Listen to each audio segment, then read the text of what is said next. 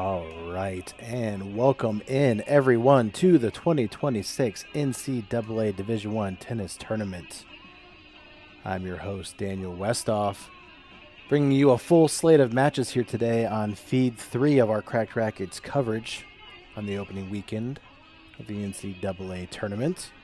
We are live across 5 different feeds this afternoon, trying to bring you as much action from across the country as the men's and women's Division I teams from around the nation are trying to make their way to Athens, Georgia, the site of our quarterfinals, semifinals, and final rounds this year. On today's slate, as you can see in front of you, we will be starting in Los Angeles, where USC is hosting the California Bears in the second round of the women's tournament. Also coming up shortly, we will be bringing in first round action from Louisiana, where the LSU Tigers are hosting Stephen F. Austin in the opening round. Just waiting on some cameras to come online, and then we will be bringing that action to you simultaneously. Scheduled for 3 o'clock was also the NC State versus UCF women's match. That has been moved back to 5 p.m. Eastern now. So we will have coverage of that here in a couple of hours. And then this evening, we've got a trio of men's second round regional finals at 4 p.m. Eastern. The Arizona men will be hosting Clemson for their shot to host the Super Regional next weekend. At 5 p.m. Eastern, 4 o'clock Central, TCU will be taking on Cornell. And we will end our coverage this evening with a 6 p.m. broadcast, or as soon as the women's match is done, of the LSU men's program, who will be taking on Pepperdine. So plenty of action here on today on Feed 3 as we focus in here on this USC Cal match here at the one double spot. It's junior Lily Fairclough, partnered with Krishna Mahindran. They are taking on the California duo of Berta Pasola-Folch and Naomi Shu.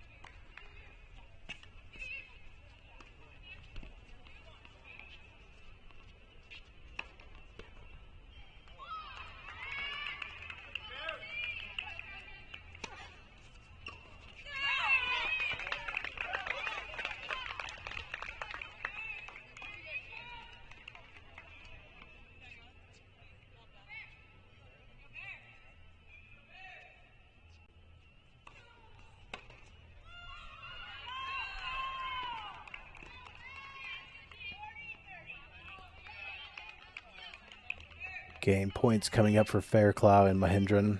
And as we see if they can hold this opening game, I want to go ahead and bring in action from Louisiana on the side of your screen. We'll get to introductions there in a moment.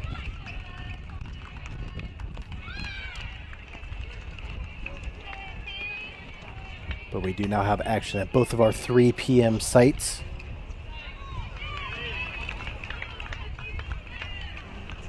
I'll fix that scoreboard here in just a moment for you for USC 40-30.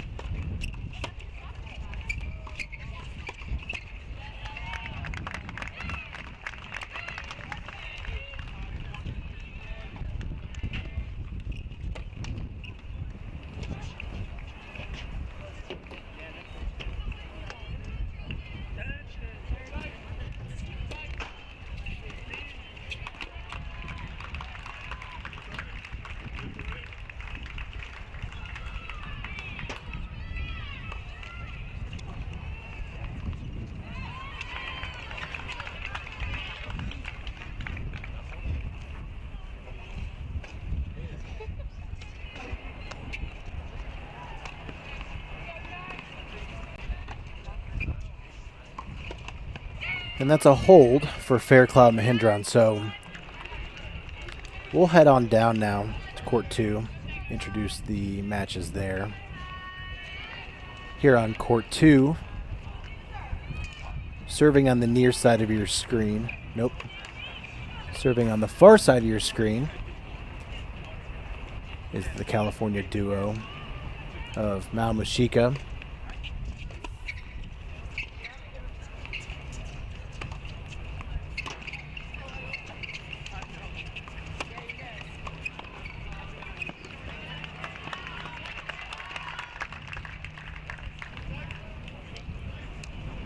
and Murthy.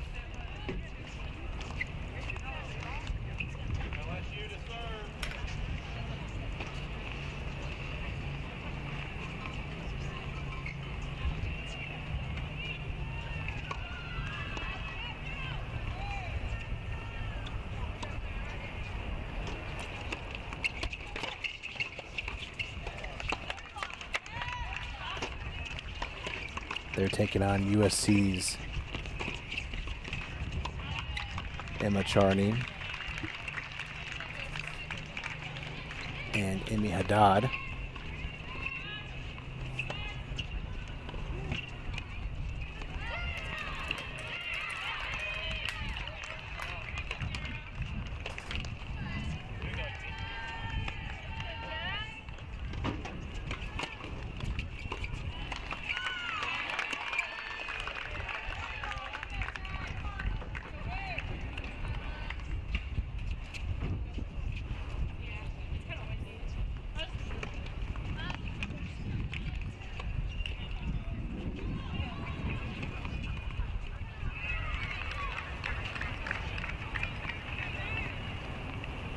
USC enters today's match 20-6 overall wet record.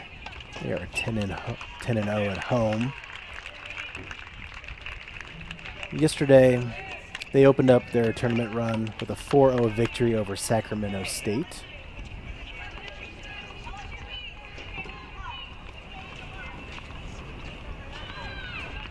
They won the doubles point and then clinched the victory with wins on courts 4, 5, and 6.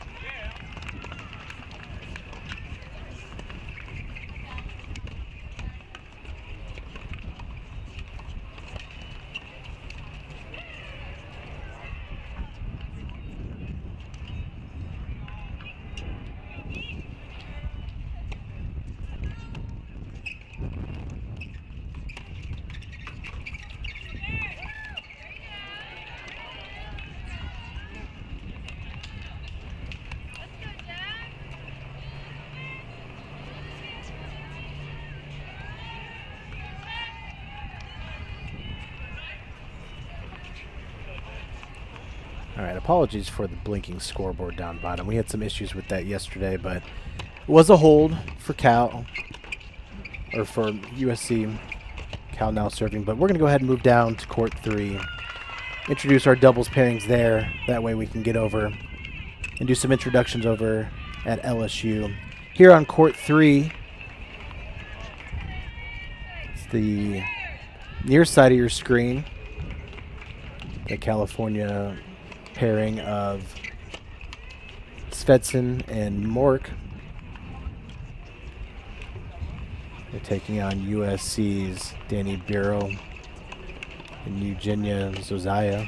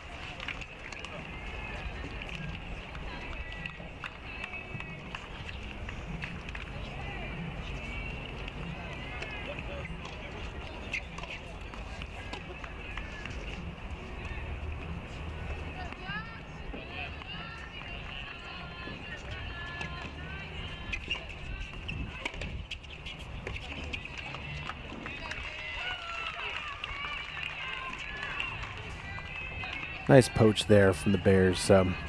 That's a hold for Cal on serve here on court 3 at 2-1. So we will shift our focus now over to LSU, where we've got a deuce deciding point here on court 1.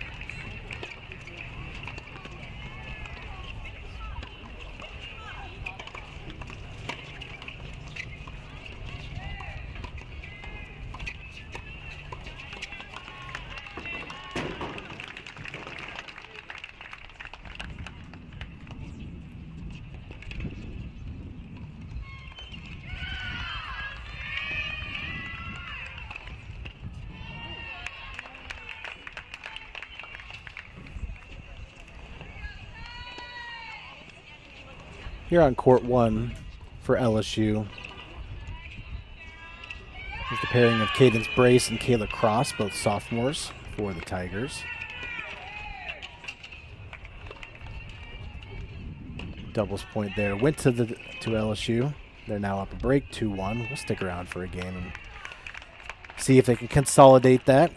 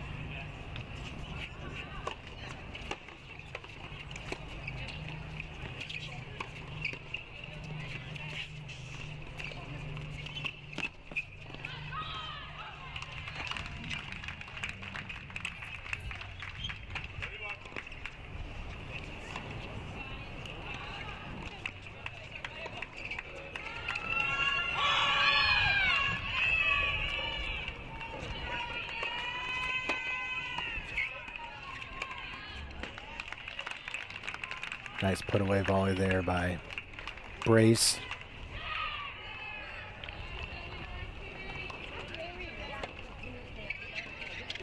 LSU entering the tournament, or today's matchup actually, is 19-9 overall. 9-3 at home.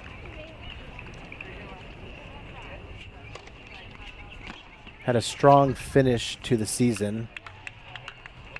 Only 8-7 in the SEC conference, but made it all the way to the championship match at the SEC tournament, where they defeated Missouri, Tennessee, Oklahoma, and Georgia on their way to the championship match, but ultimately lost to Auburn.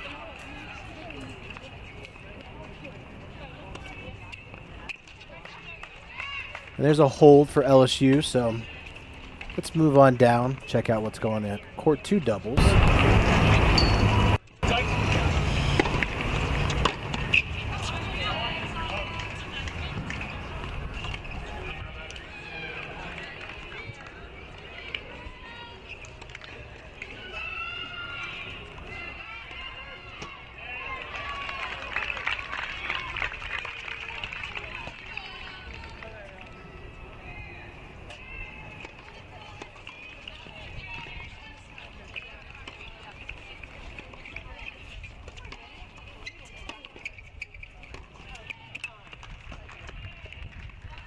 Strong start here at court 2.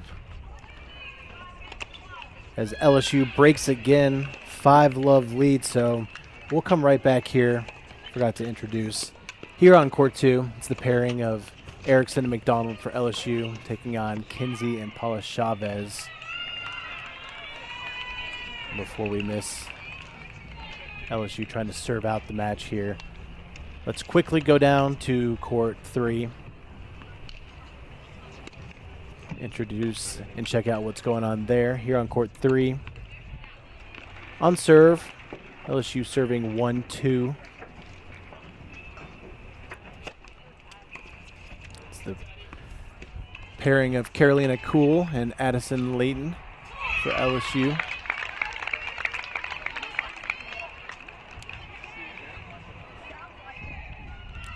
taking on Senya Mamantova and Alkmeni Yannicka Yorogu.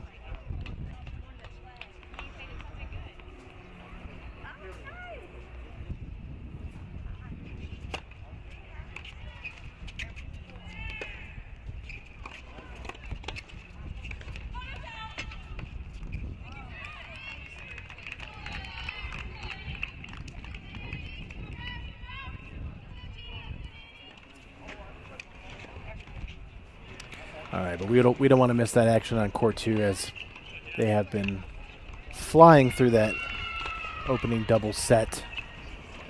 So we head back there now. And I'm going to hide that scoreboard so we don't have to interfere with play on the far side.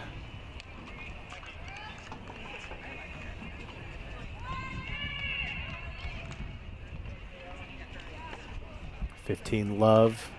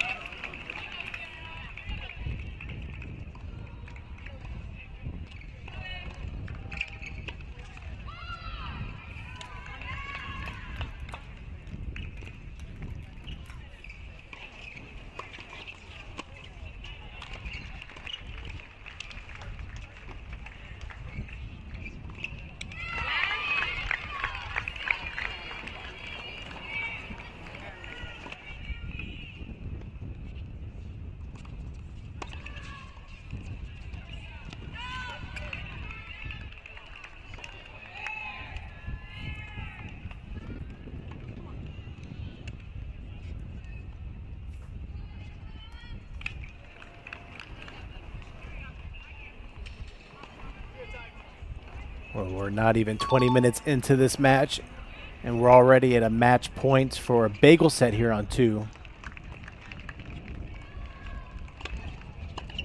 Over at USC. USC up a break on court 2 as they lead 3-1, but Cal up a break 4-1 on court 3.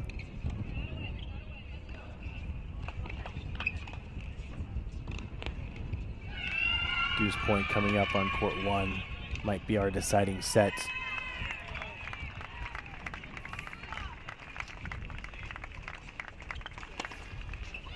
As Kenna Erickson and Ella McDonald take it 6-love, court 2. So the Tigers will be looking for just one more.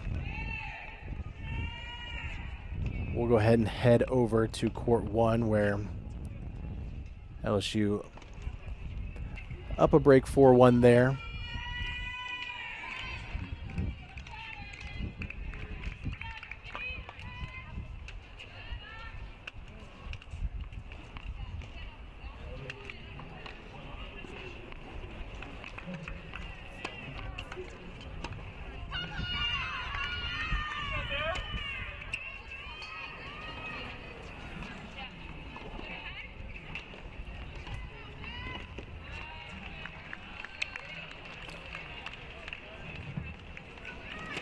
Well, for those of you who aren't as familiar with Stephen F. Austin, they come into the tournament with an 11-8 overall record, 6-3 in conference, but they are on a 5-match win streak as they won the Sutherland Conference tournament.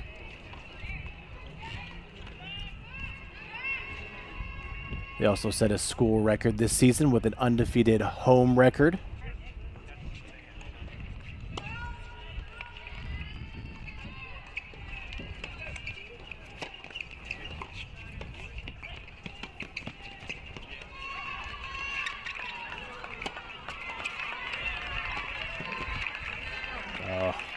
Great return there. Didn't put the volley away. And the mistake error. When you're going against a top seed like this, it's those finer details that are going to make the difference. So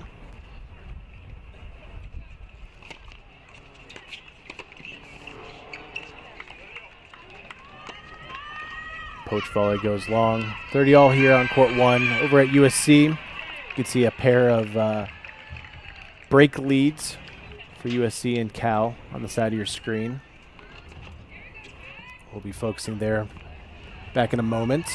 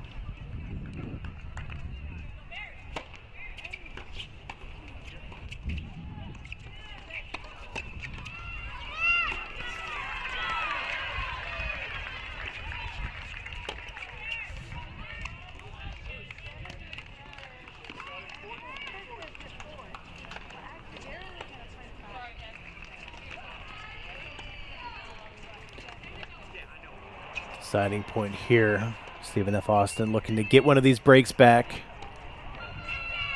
Otherwise, it'll be a tough road being down 1-5 here and already down a match with doubles 2, clinching at 6-0.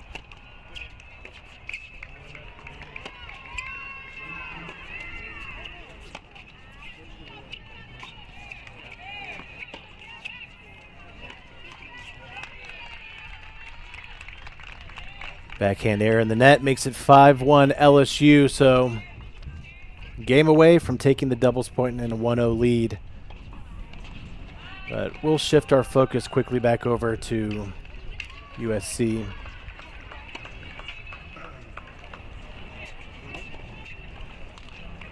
Cal up 4-1, 40-30 here on court 3 doubles. Apologize to all-white uniforms. It'll be tough to tell the difference between the teams today. I'll do my best to keep updating you all.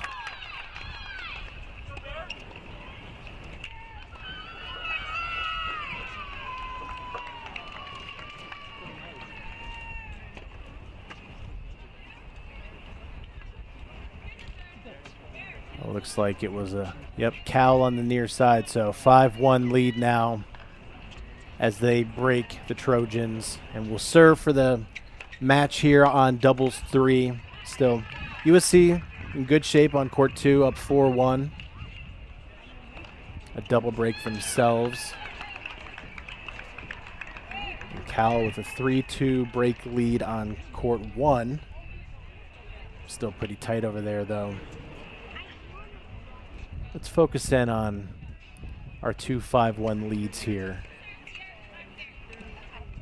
at LSU and USC.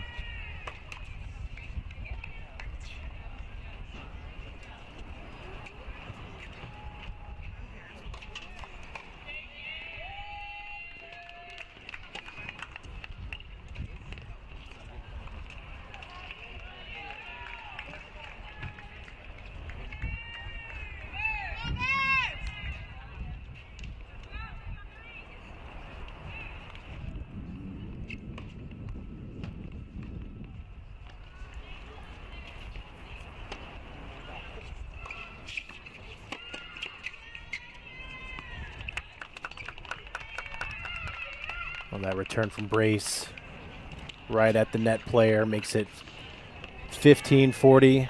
We'll go full as the Tigers have 3 match points to take the doubles.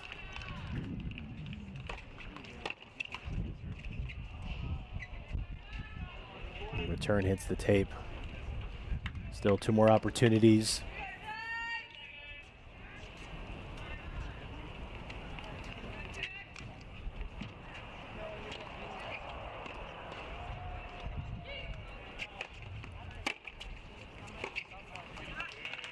And that return from brace is just too much. And the Tigers take it with wins on court 1, 6-1, and court 2, 6-love. LSU will head into the singles portion with a 1-0 lead. And we head back now to USC, where we last left them, court 3, a game away, serving for a win here. Now up 40-15 with that poach volley. They've got 3 opportunities of their own to take the first doubles match here in this second round matchup.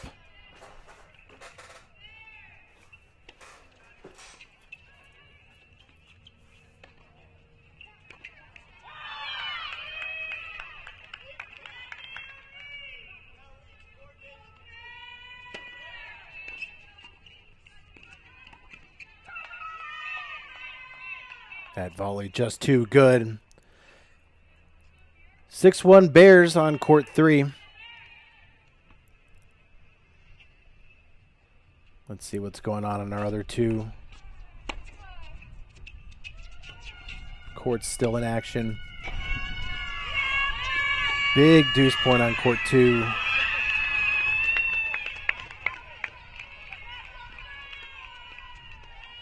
Body language, I suspect, means that went the way of USC. Indeed, it is. So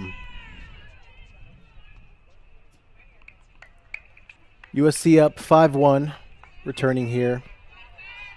A game away from evening it up in the doubles portion. But Cal with a 4-2 break lead on court 1. So they're in the pole position. USC is going to have to find a way to come back on one of these 2 courts if they don't want to give up the 1-0 lead here at home. A reminder to those of you who may be tuning in looking for the NC State Regional Final. That's the women's regional final. Originally slated to be a 3 p.m. start time. They pushed that back to 5 p.m. now, so we've got a little time until that NC State UCF regional final. Also coming up later on the men's side, Arizona, TCU, and LSU men's regional finals here on this feed.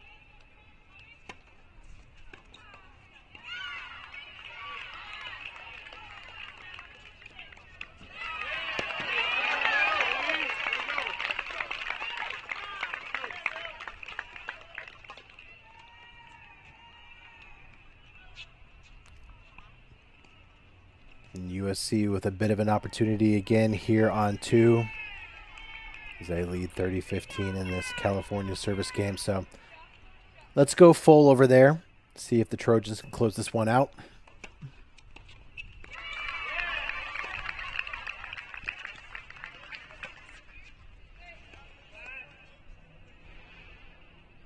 We'll replay that point as a ball from court 1 rolls onto the court.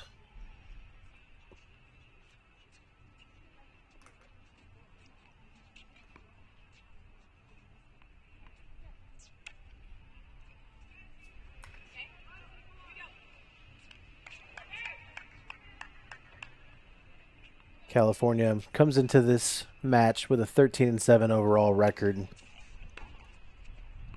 They were 8-4 in the ACC conference this year.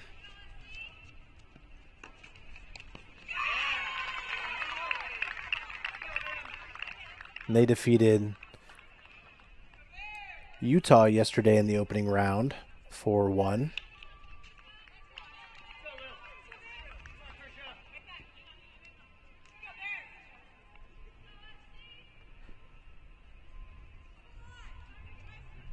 We've got match points now for USC. 3 opportunities to make court 1 the deciding court.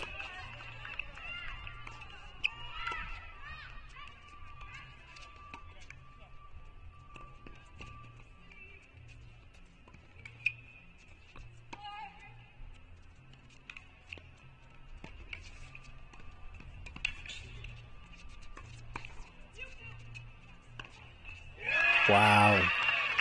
Excellent hands from Cal,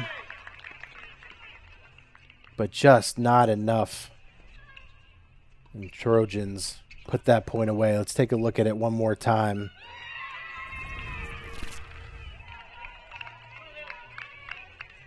Forehand winner. Evens up this doubles point.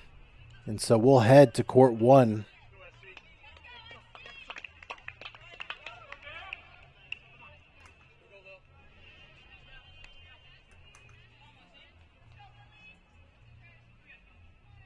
Where it's a 4-3 lead for Cal, serving 30 love.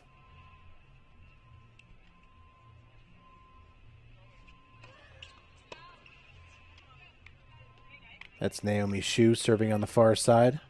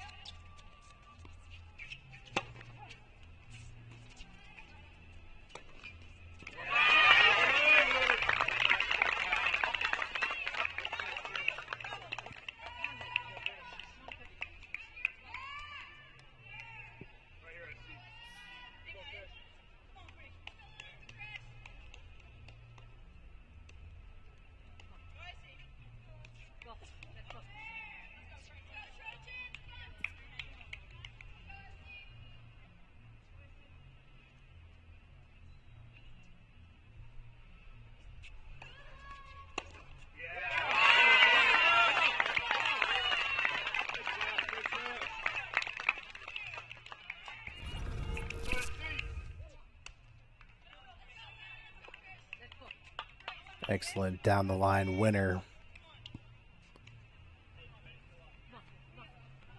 from Mahindran. Pivotal point here. USC looking for an opportunity to break back and get right back into this match.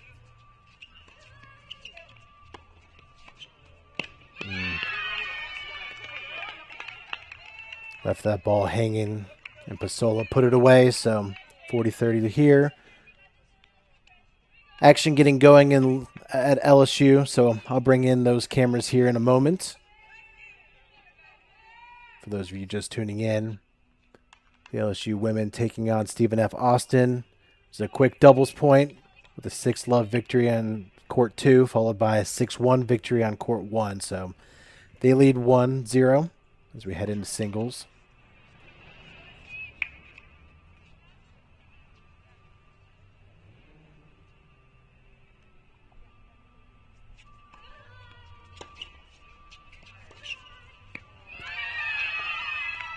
A down the line pass from Shu. Puts Cal a game away from clinching the doubles point.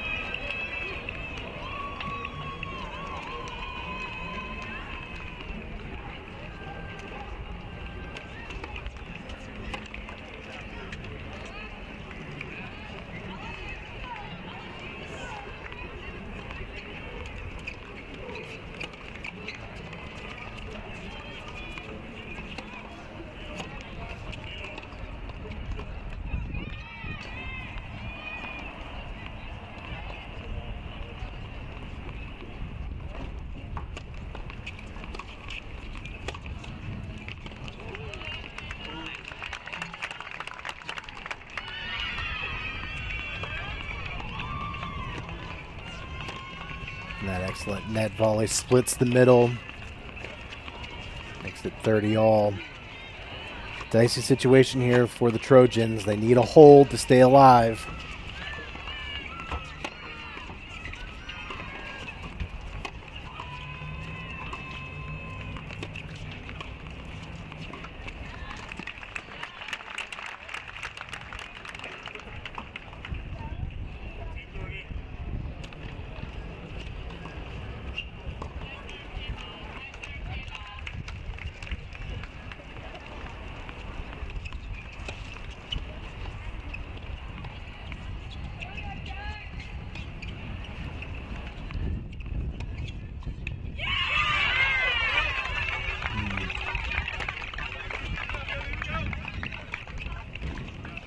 Shu misses that volley, so opportunity for Trojans to claim the fourth game and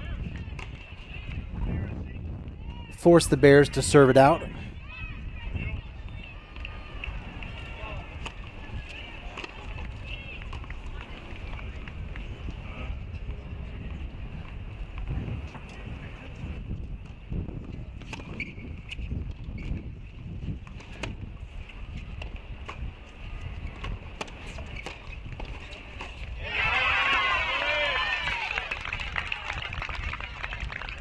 And that's a hold for USC, so they go into the changeover down 4-5 and a break.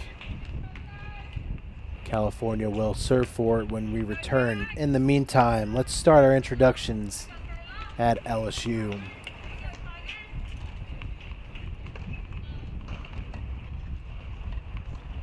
Here on court one, it's the sophomore Cadence Brace for LSU.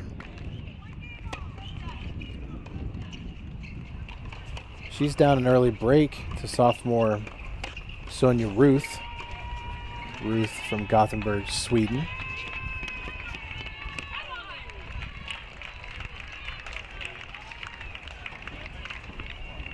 And she'll go up 2-0 here early on in the first set, so strong start by Stephen F. Austin here in the singles portion. We'll get back to our introduction shortly, but we shift our focus back now to LA, where California serves up 5-4, looking to clinch the doubles point.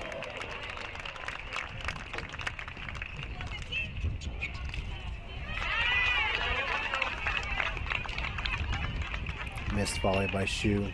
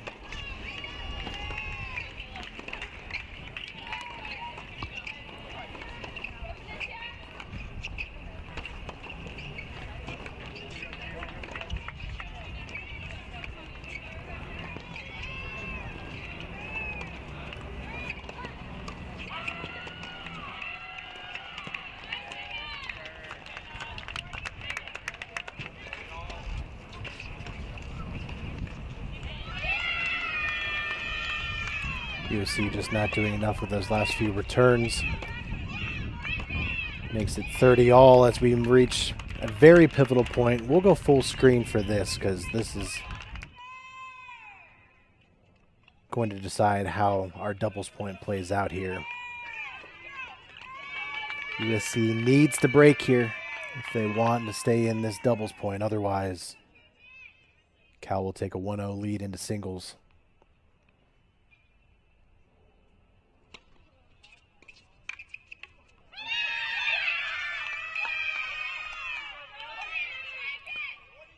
Ball out of bounds off the tape. Sets up match point for Pasola and Shu.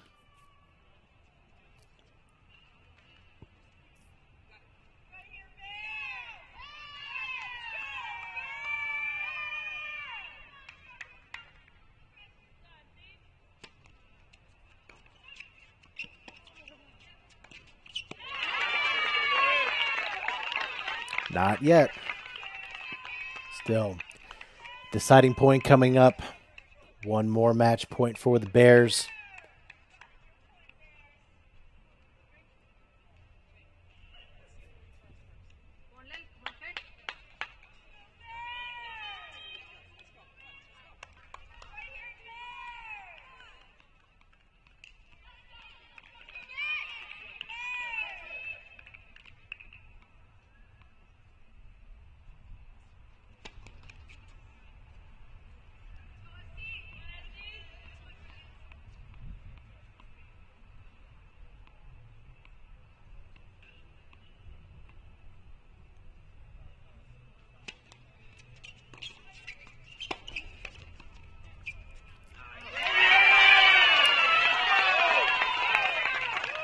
And the Trojans break. So 5-all. We extend on court 1. Back on serve.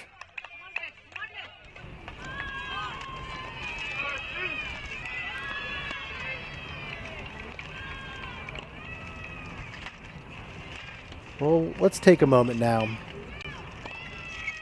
We'll introduce our matchup here on court 2. Apologies for the double screen there. Here on court 2 at LSU.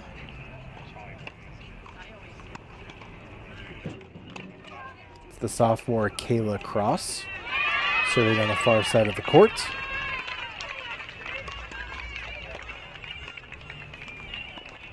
She's taking on senior Felicia Back.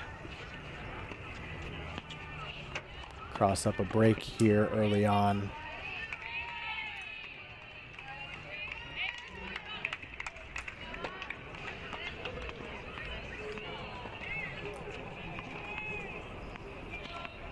As I look across the board here at these early results from the singles in Louisiana.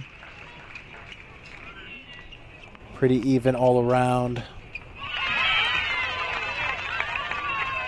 Stephen F. Austin still up a break on court 1. But Cadence Brace with a 30-love lead in Sonia's service game has an opportunity there to get back on serve. LSU up a break 2-1 here on 2. We're on serve on 3 and 5. But LSU has breaks down on 4 and 6 with 2-1 and 3-1 leads there. So still very, very early on. Plenty of time to go. We'll switch over quickly, show you court 3 singles here. Here on court 3. The sophomore Ella McDonald for LSU. Serving on the far side. Serving on the near side. Apologies. Got 2 matches with same color uniforms, so won't be the last time I make that mistake today. But serving here on the near side, it's sophomore Ella McDonald.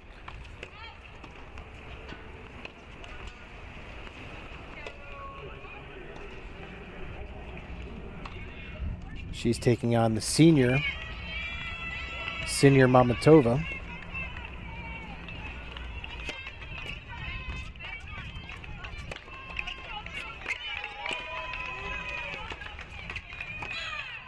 Nice hands from McDonald, but Mamatova puts that away. Up 30-15 now, looking to break back. I think I need to make a correction one more time. Stephen F. Austin serving here on the near side.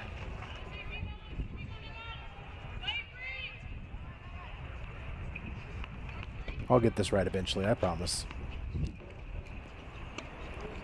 So those are your matchups at the 2 and 3 singles lines as we shift our focus back over now to this finals doubles match at USC. Pivotal moment here.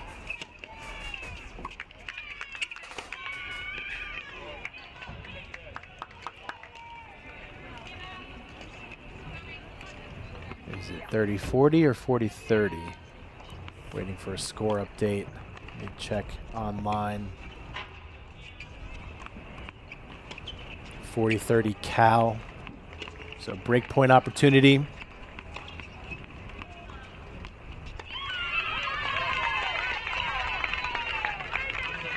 Not able to get that volley over the net, which sets up a deuce point.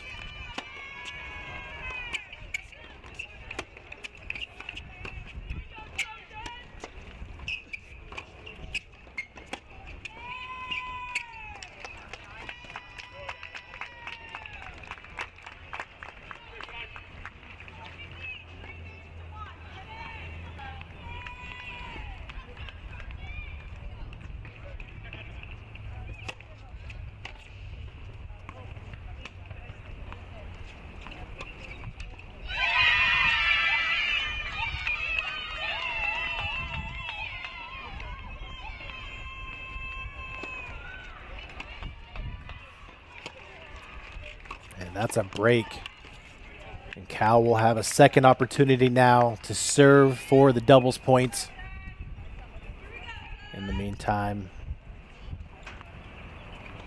over at court 4 at LSU.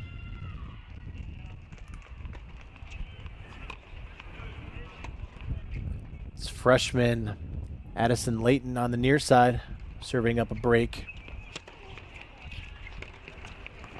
to the sophomore from Lima, Peru, Antonella Taco.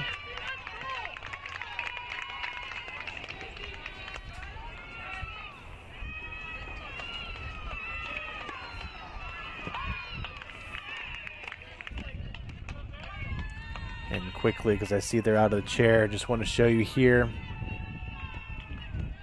Court 5 singles at LSU. Freshman Carolina Cole taking on Stephen F. Austin's Ana Paula Chavez, a junior. Not sure why the score is not showing. I'll get you an update there shortly, but racing back over to USC. Trojans need to find another break in order to stay alive and send us to a tie break.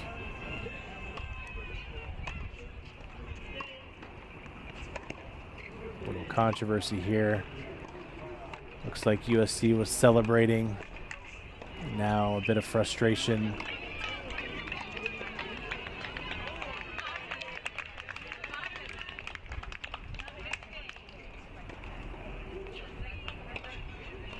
Mahindran returning down love 15.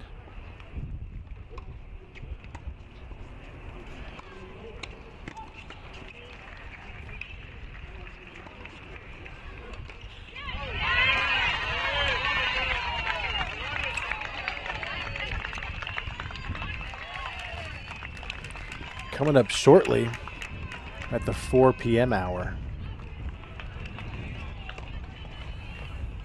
We'll be bringing in our first men's match of the day on this feed. Arizona hosting Clemson.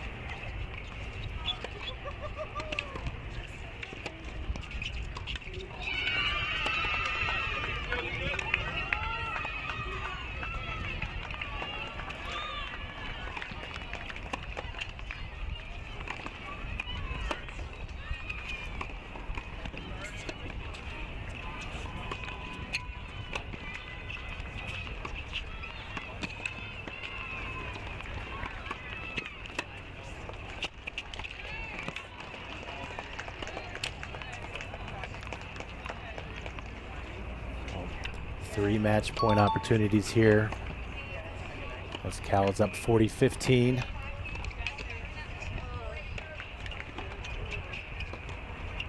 Oh, man. Had the put away volley. It was a tricky one, that high backhand. One of the toughest shots in tennis. And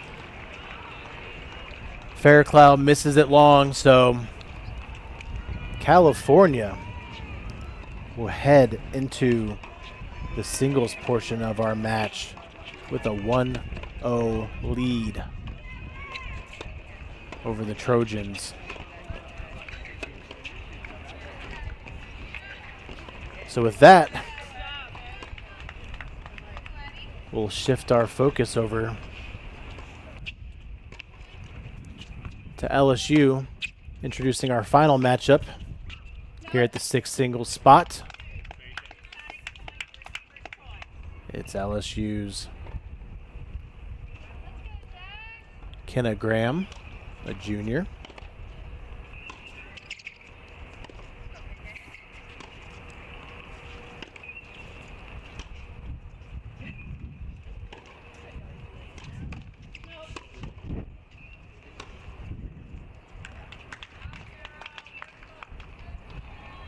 She's taking on Avery Kinsey, also a junior. And this deuce point, oh, apologies, not a match point. It's a set point.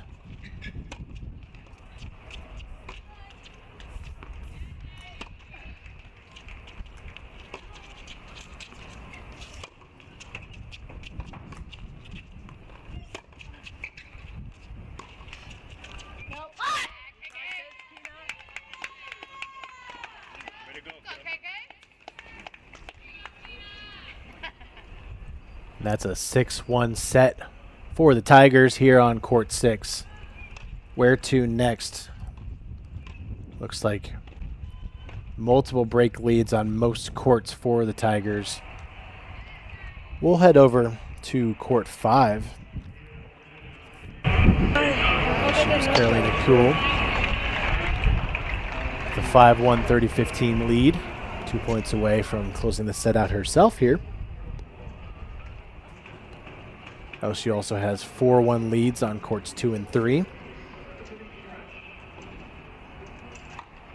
A 3-1 lead on court 4. But Stephen F. Austin still has a break lead, up 3-2 on court 1. It's their best showing of the day so far here in the singles portion.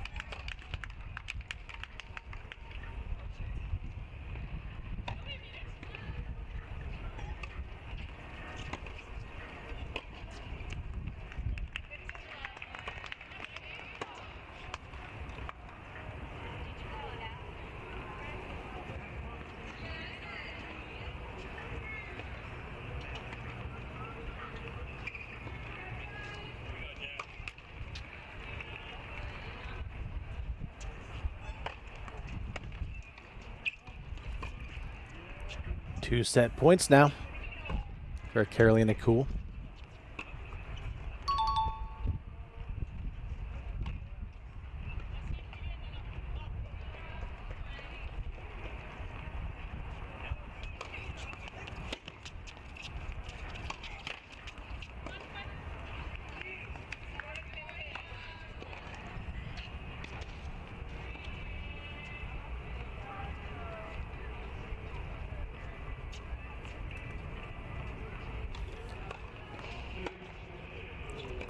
Deuce point. Still one more opportunity for the Tigers to take a set here on 5. Ooh. Also serving for the set on 2. We've got play going quickly here.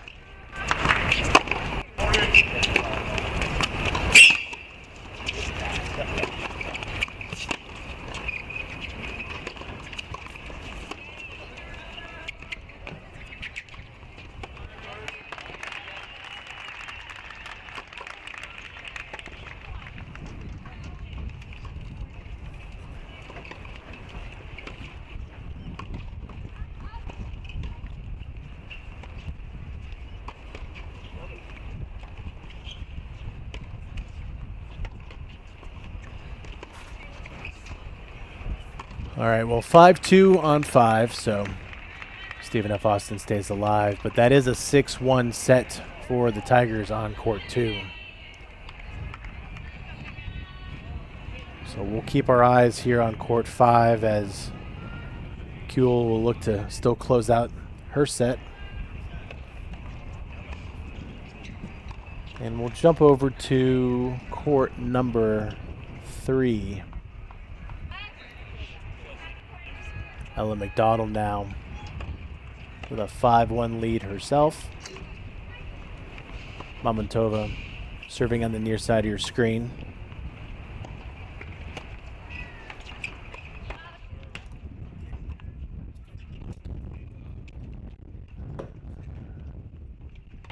As we watch this court 3 action, shortly I'll be bringing back action at USC, where the Bears lead 1-0, heading into singles.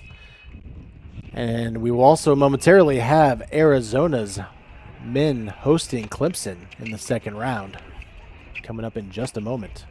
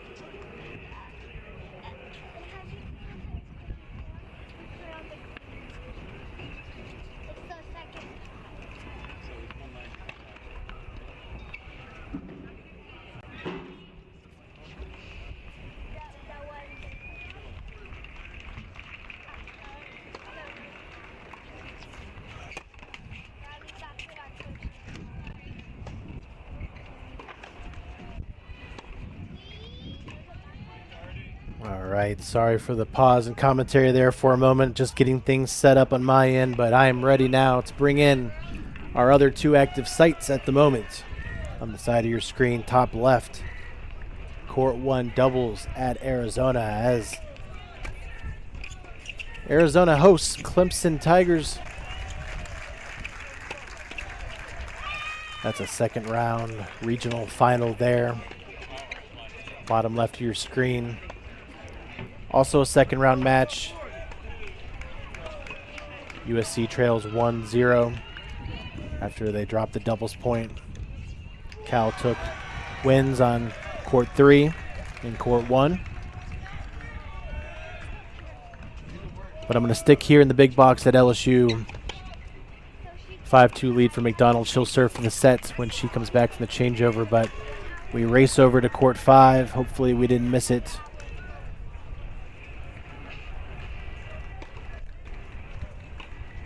We indeed did. Carolina Kuhl takes a 6-2 first set. And now we rush right over to court 4. Addison Layton up 40-30.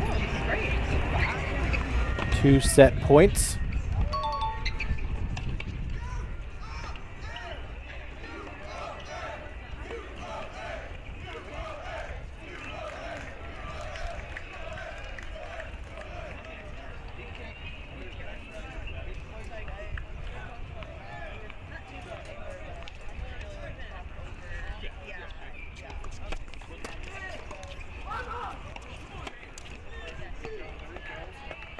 Nice serve +1 from Taco. Still deuce point, set point for Layton. Tigers currently have 3 first sets. From courts 2, 5, and 6. This would give them a commanding 4th first set and the doubles point in their back pocket, as well as a 5-2 lead on court 3 that we were watching earlier. And on court 1, Cadence Brace has turned around her break deficit. Things are back now on serve. She leads 4-3 in the first set.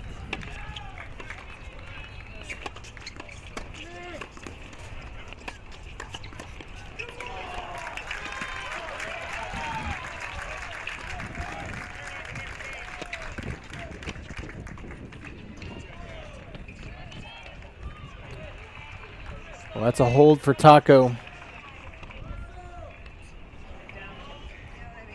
Still, Stephen F. Austin in a precarious position now, down 3 first sets, and breaks on courts 3 and 4. Want to get to our other sites, but still got to stick here at LSU because the matches are flying. Ella McDonald up 5-2, 30 love now, 2 points away from an opening first set.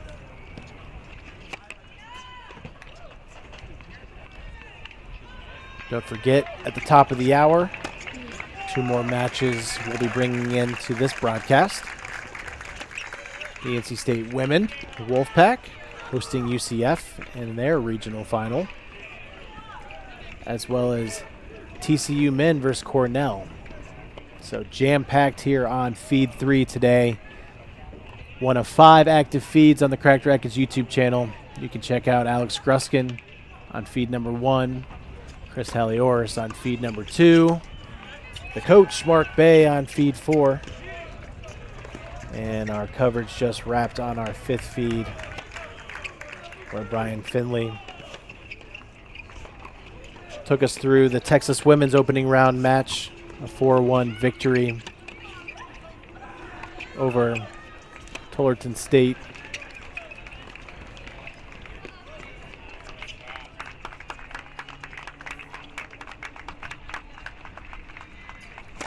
That half volley gives McDonald 3 set points.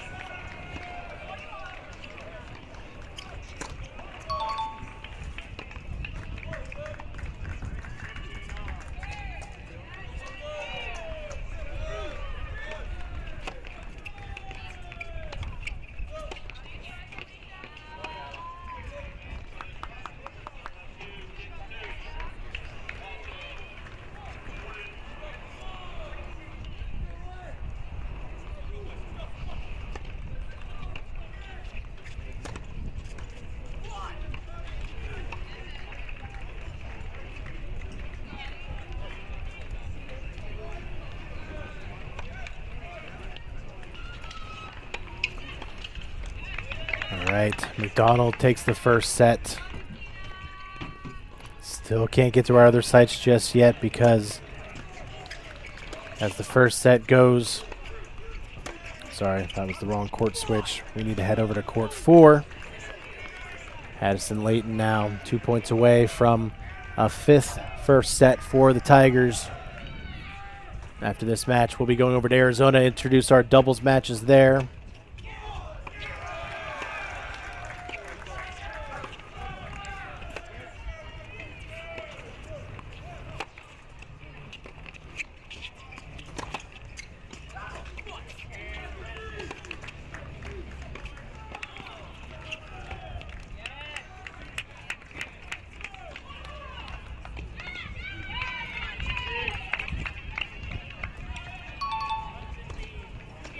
40 love for set points.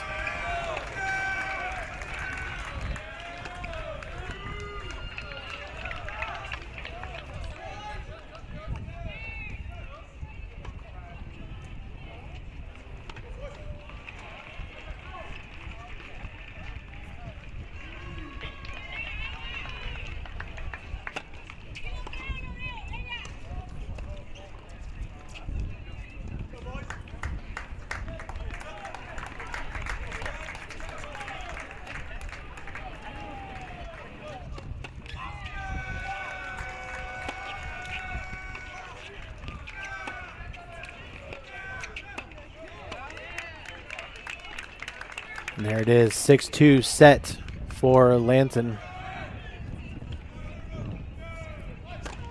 So that's 5 first sets.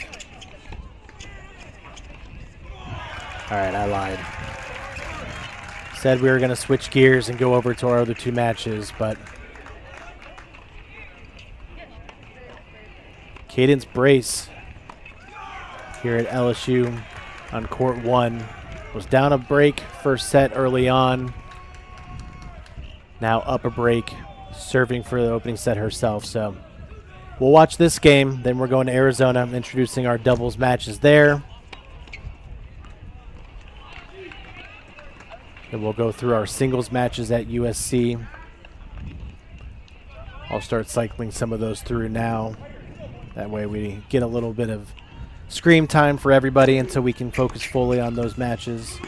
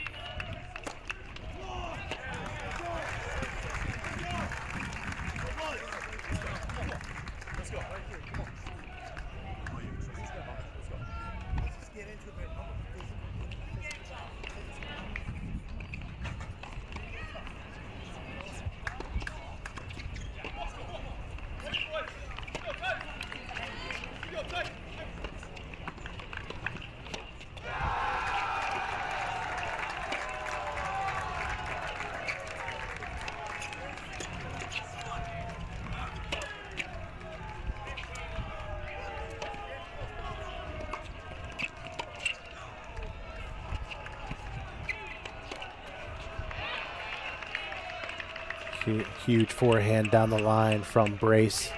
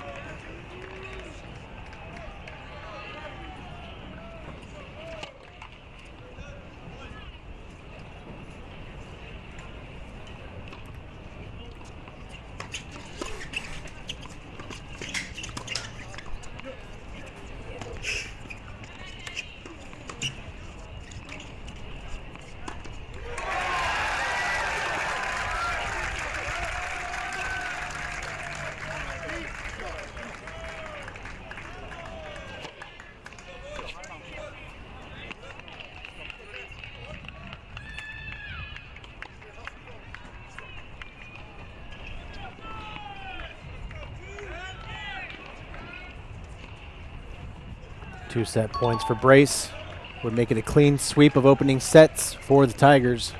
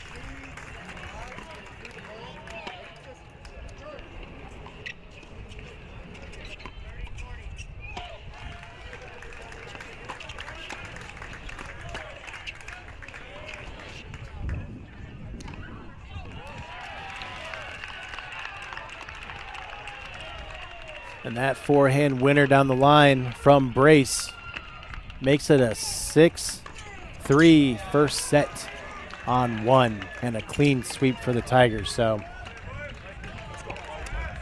they're in a commanding position here in the opening round. 6-3 here on 1. 6-1, 1-2 on 2. They got 4-0 and 3-0 second set leads on 5 and 6. So we'll be back here shortly, but in the meantime, we have not introduced them yet. So we now move over to Arizona, where the Arizona men host Clemson in this second round matchup here on court 1. Doubles. It's the pairing of Philip Gustafsson and Gleb Sekachoff for Arizona. They're taking on Clemson's Noah Vukadin and Victor Markov. Quickly, just so we can introduce everybody, and then I'll fix that scoreboard position there. At the two doubles position, currently 3-all. On the near side of your screen, it's the pairing of Jay Friend and Alexander Rosen. They're taking on Henrik Bladelis and Marco Mesorevic. Frozen camera. I'll get that fixed here in a moment. Hopefully that doesn't mean all cameras are down. Let's go down and check on 3. Yes, we do have a camera on 3.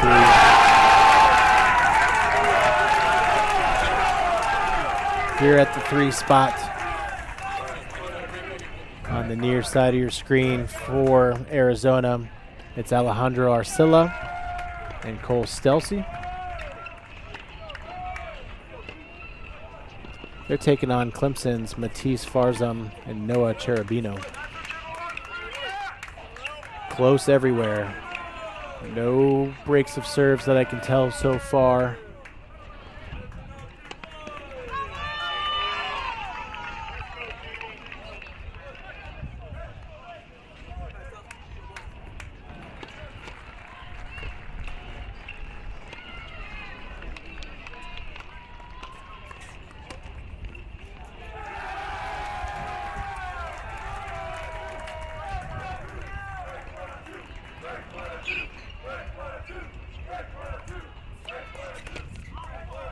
That chanting leads me to believe that there was a break on 2.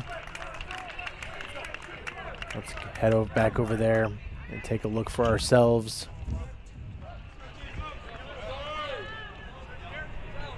Timing might have played out. We might get to see the break.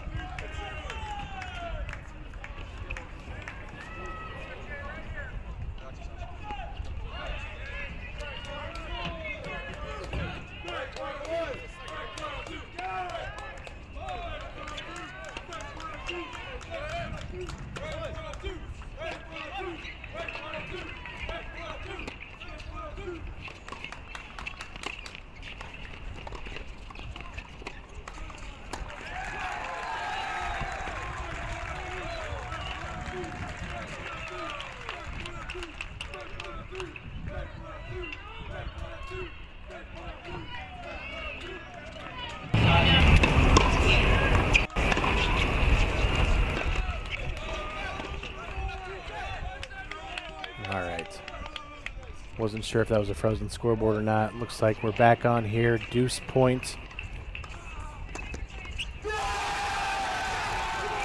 And Arizona gets the break on court 2. They lead 4-3 heading into the changeover as we head back to court 1 doubles.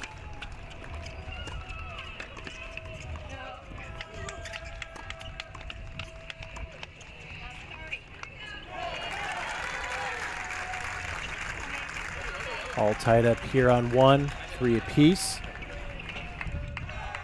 And it looks like Arizona with break leads on 2 and 3. Wildcats lead 4-3 up a break on 2 that we just saw. And down on 3, Alejandra Arcilla and Cole Stelsey. They're up 4-2 in their doubles match. As you see top left of your screen, LSU closing in on their first singles point of the match. 6-1, 5-0, 30-love lead. As Graham gets to that drop shot, puts the volley away. Let's put her in the big screen as she has match points now to put the Tigers up 2-0.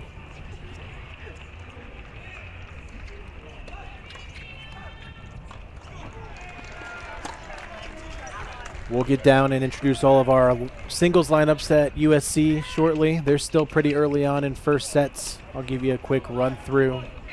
3-2 USC on 1, 3-1 Cal on 2, 3-0 USC on 3, 3-1 USC on 4, 2-1 USC on 5, and a 3-1 lead for Cal on 6.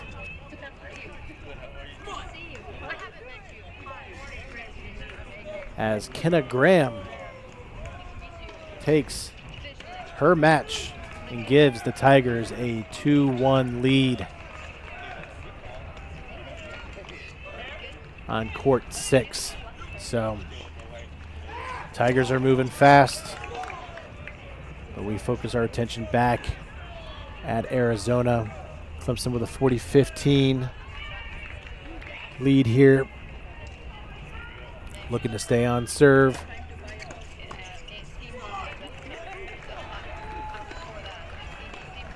And they do so as we jump down now to court 3 doubles.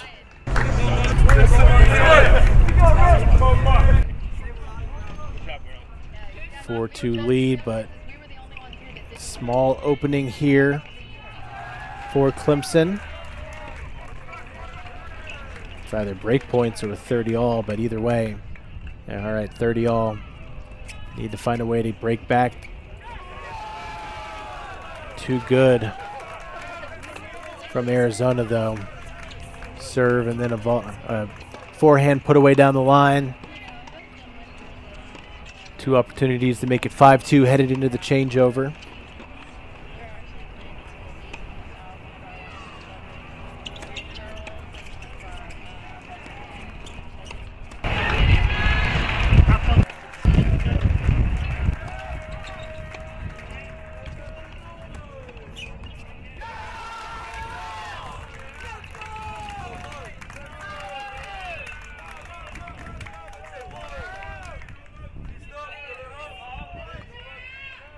And Arizona holds, so they're a game away from the doubles match on court 3. We'll jump back over to 2, the other court where they have a break lead. Arizona up 5-3. Clemson serving to stay in the match. As you can see top left of your screen, Carolina Kuhl. 6-2, 4-love lead. She's our next closest to the finish line.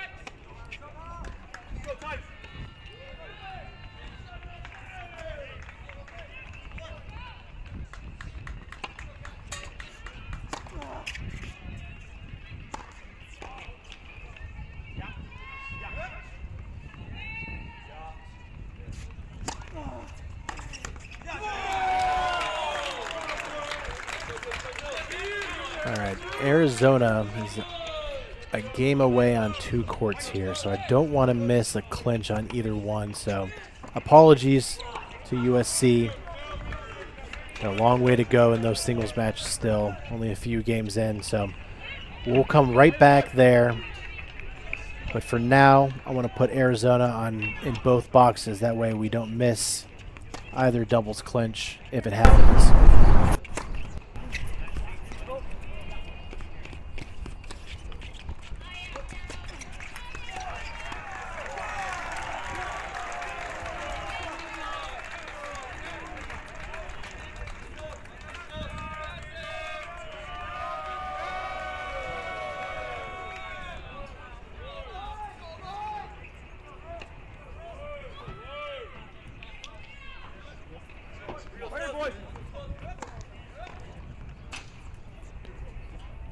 Top left of your screen, Kuhl did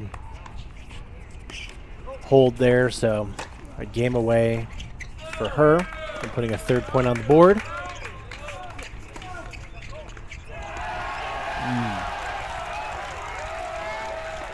That forehand from Rosen right at the feet of Clemson gives them match point opportunities.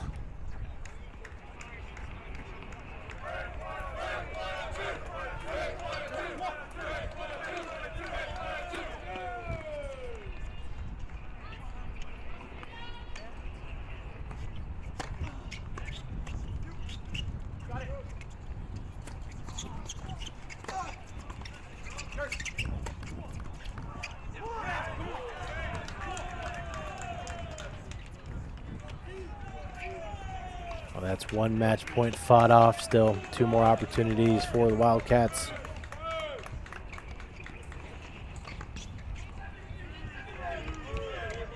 Clemson up 40-15 on court 3. Also, as I check in on court 1, looks like it's 4-all still. Tight one there.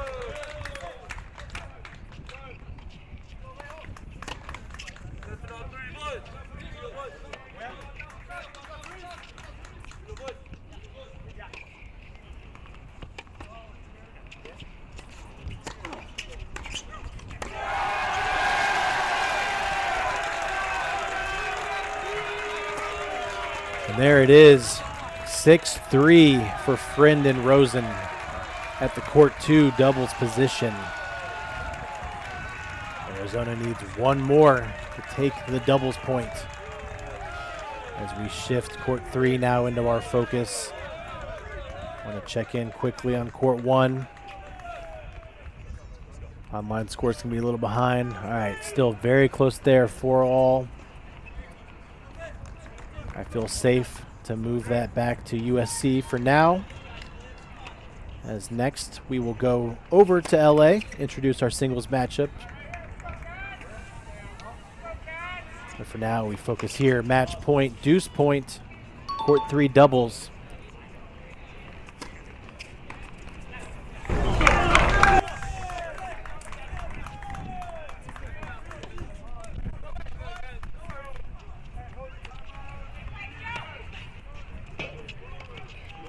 All right, match point fought off. Still Arcilla. Opportunity to serve it out here, up 5-3 in a break.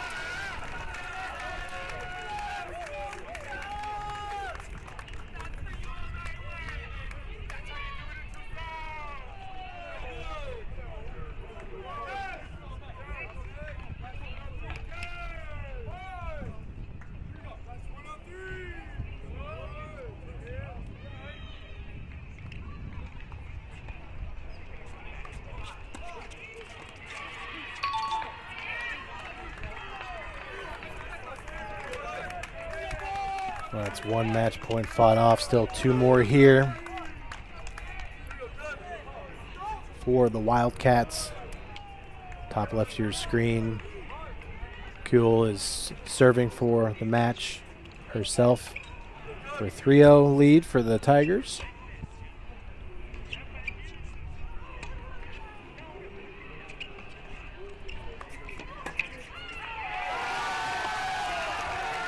And there it is.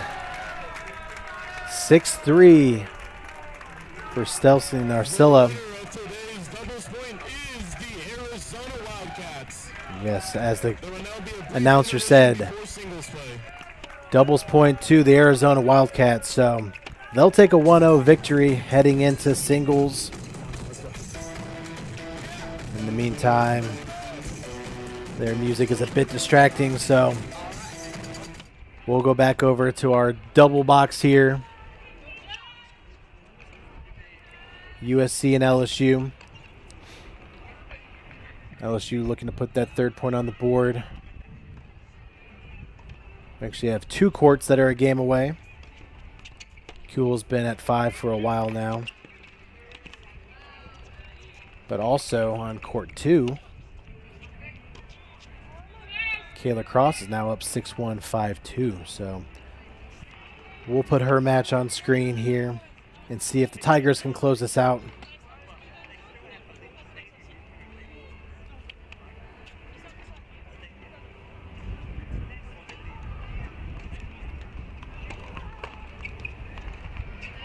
All right, you know what? Closing moments of the LSU match. We're going to go double box. All LSU, and then we will give USC's the ample amount of time for introductions as the single sets start to first set start to wind down.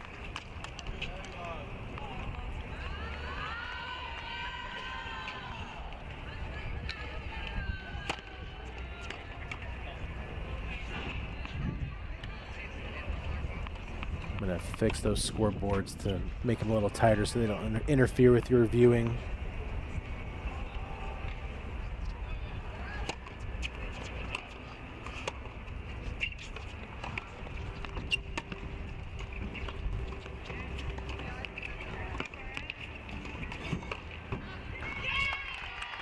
Oh, wow. What a lob by Kayla Cross. Sets up match points for her as on the left side of your screen. Carolina Kuhl gets it done. 6-2, 6-1. Puts the third point on the board.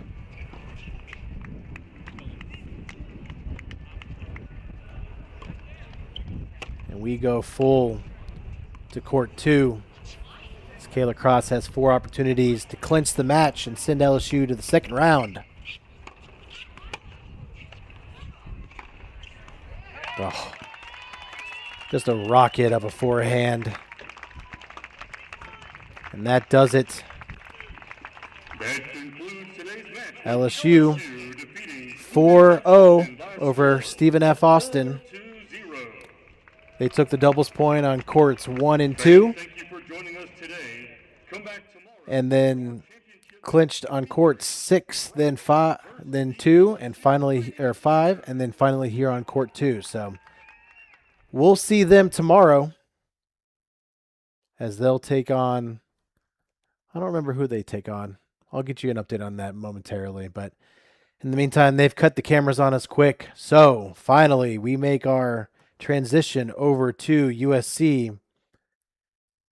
Let me see if anyone is close to first set. No, I see 4s across the board all over the place. So we'll take this opportunity to start on court 1 singles and give everybody their due attention here at the top spot. A reminder, California took the doubles point on courts 1 and 3. They lead 1-0. Here on court 1. Again, these all-white uniforms. Hard to tell who's on each side. I see USC coach walking up to the camera. That must mean USC on the near side. So here on the near side, serving Jana Hosum.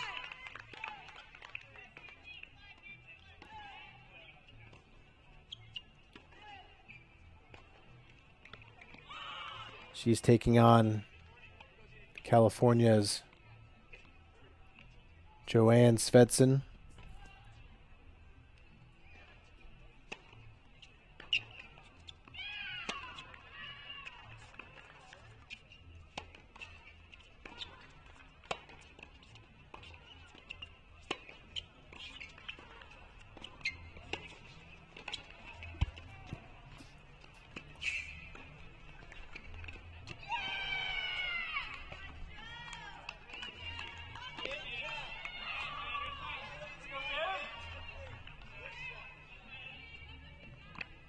Is that a break? Is our scoreboard behind? Yep. Looks like break there for Svensson. So up 5-3. She'll serve for the set. Going to do these intros kind of quickly. And then we'll focus in on who's closing in on sets. We'll head over to court 2.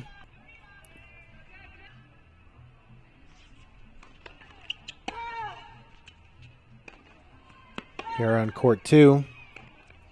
On the near side of your screen,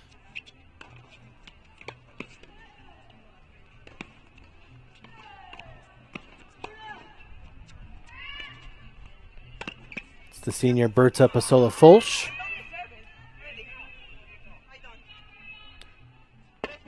She's taking on Eugenia Zuzaya, freshman from Spain.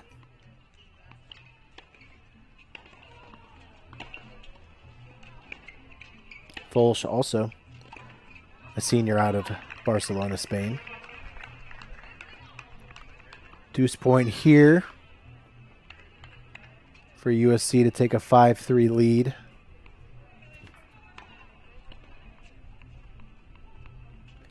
And as these sets close in on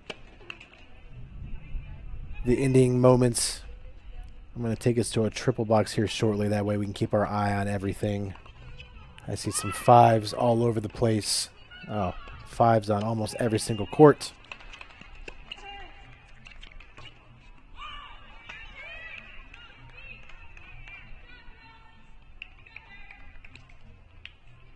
All right, so 4 all here. As we head to 3, I'll put us in a triple box. So 5-1 lead here.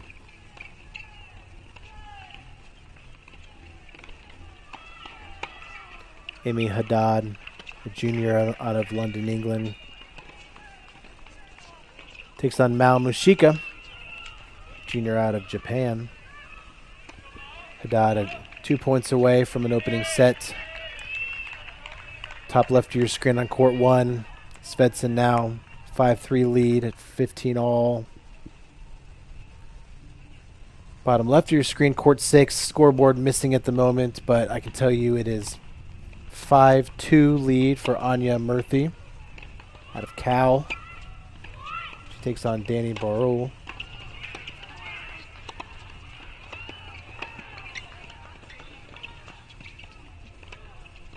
We've also got a 5-1 lead on court 5, 30 all. It's close everywhere. I'll put 5 on the screen.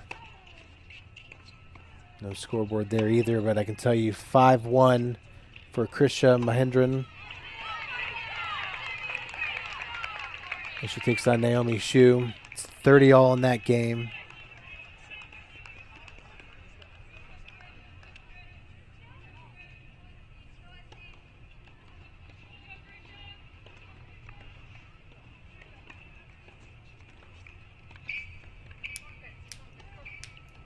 It might be a deuce point here on court 3.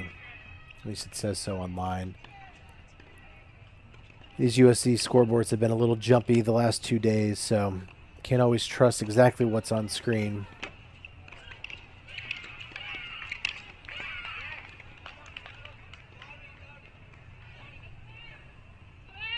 Let me see if I can switch over to another data source.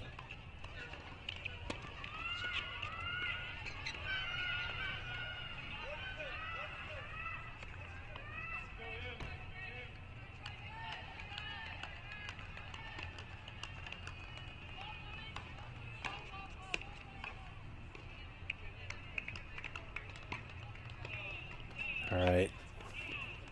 Those scores, I'll make them a little easier to read here in a moment, but those scores are accurate. So 5-2. We jump over to court 5.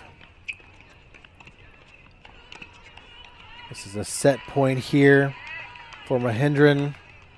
She takes it 6-1. So first set on the board for USC. We jump now over to court 1. 2 set points for Cal.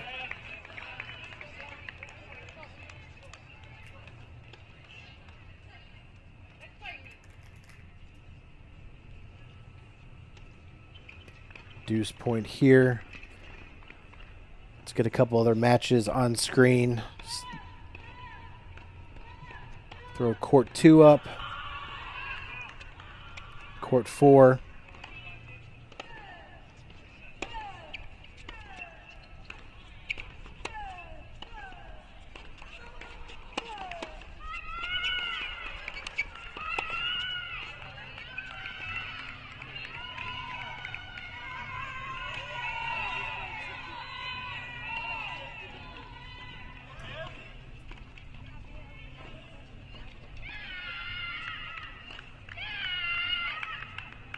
That's a first set for Cal on 1, so a set apiece.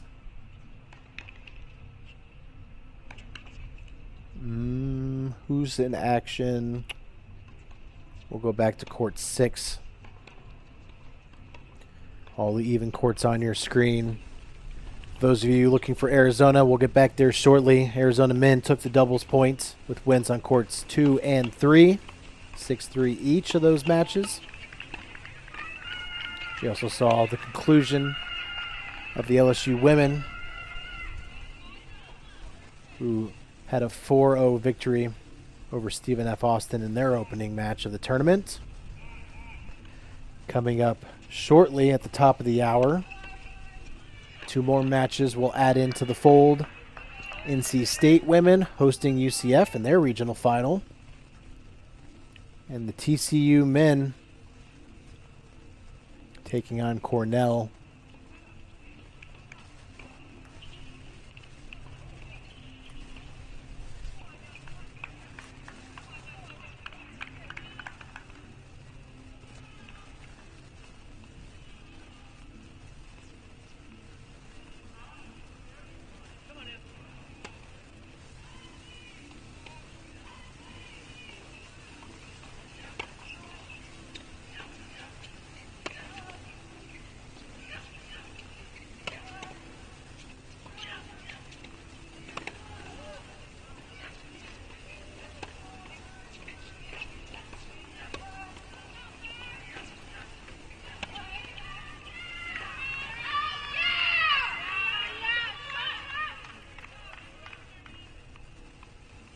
All right, there we go. That should be a little easier to read the scoreboards now.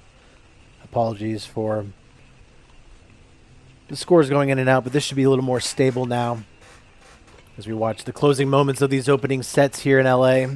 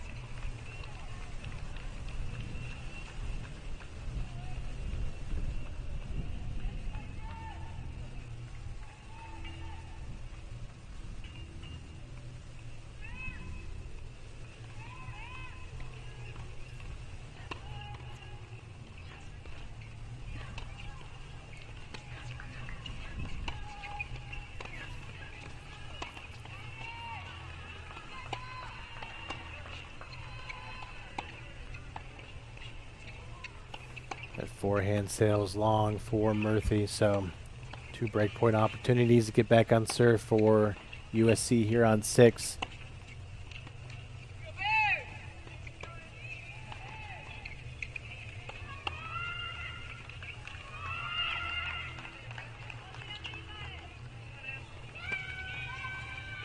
I think we might have missed another first set. I know we saw 2. It was on 1 and 3, I believe. We got first sets, California on 1, and 2 first sets for USC on 3 and 5 now. So looks like that's a break for USC on 6. So Burrell stays alive. We'll serve to extend the set. We'll shift our focus over now to court 2.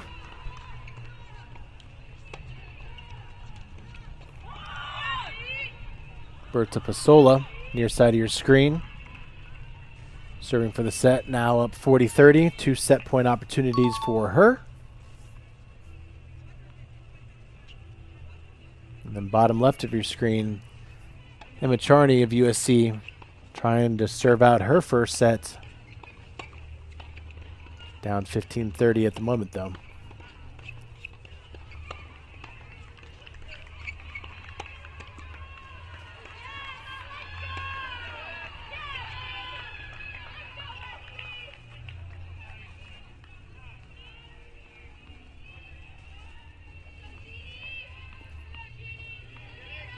Well, that's one fought off deuce point here. One more opportunity for Pasola.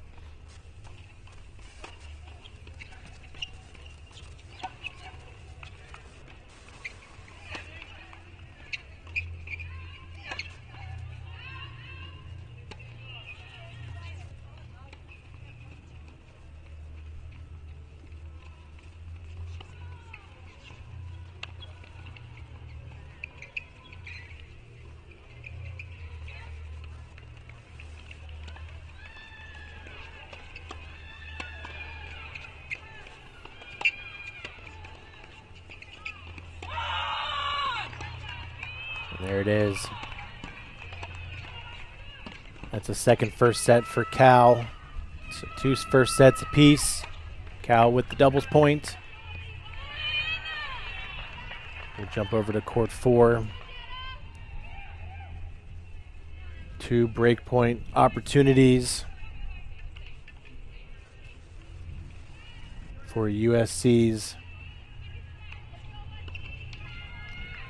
Lowerk.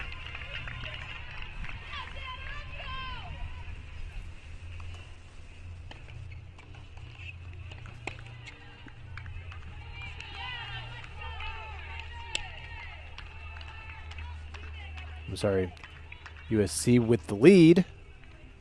That's 2 breakpoint opportunities for Calsmorg. Deuce point here. Means it's a set point for Emma Charney.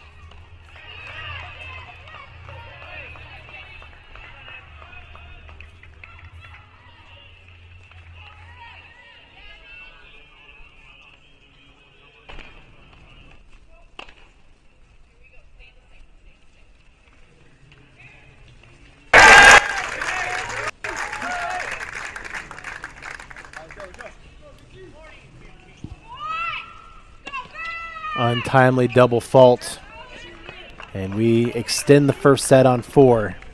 So we'll jump over real quick to court 6, our other last first set here. We'll see if Anya Murthy can find a way to break here. Otherwise, we'll have 2 extended first sets, and we will get back to Arizona, introduce the matches there. Soon to come, NC State women, TCU men, second round matches.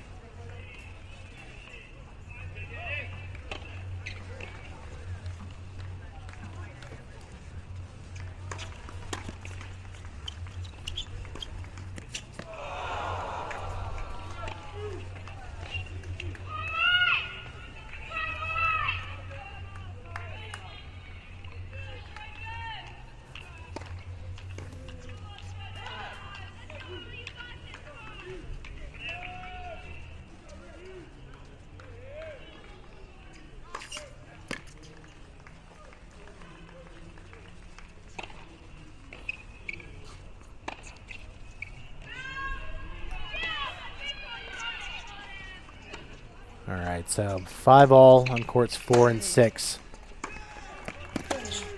So just to recap where we're at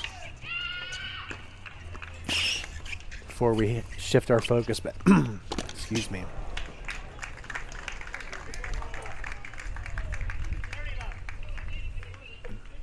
As we get ready to shift our focus back over to Tucson. California took doubles points. They took 2 first sets on courts 1 and 2. USC with 2 first sets of their own on 3 and 5. Courts 4 and 6 at the moment seem to be the swing. USC would like to take them both in order to find a pathway. So we'll keep an eye here. But before things get too crazy, in about 10 minutes when we bring in our other 2 sites, I want to take this opportunity to introduce the matches over at Arizona. Singles just now getting started early on here. We start out here on court 1. It's the matchup of Jay Friend of Arizona. He's taking on Victor Markov, Clemson.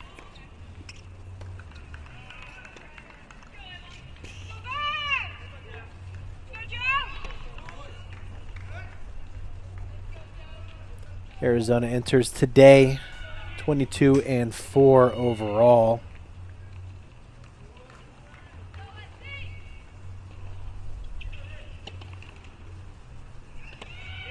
Currently your number 8 seed in the tournament. Obviously that scoreboard is wrong because we are in a changeover, so rather than watching no tennis, we'll come back, finish our introductions there, but in the meantime, we'll continue on down to court 2 singles.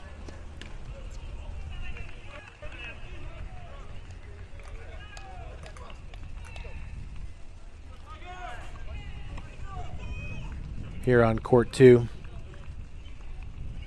on the near side of your screen is Philip Gustafsson. He's taking on Clemson's Noah Vukadin. They're currently tied up 1 apiece. I think that serving indicator is incorrect. Unless we've got some frozen scoreboards, maybe.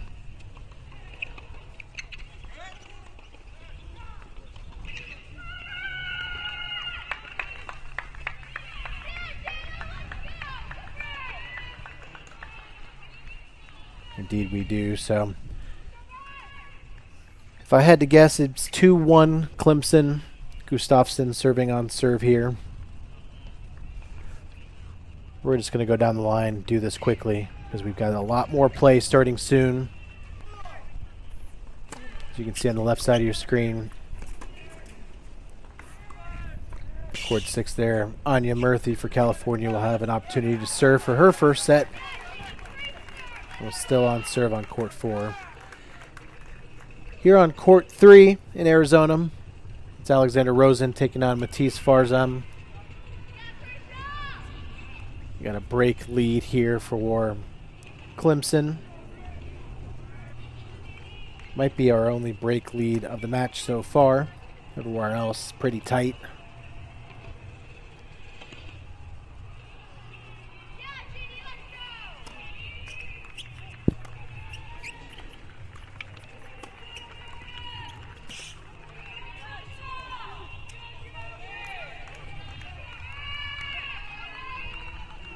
Jump on down to court 4 now.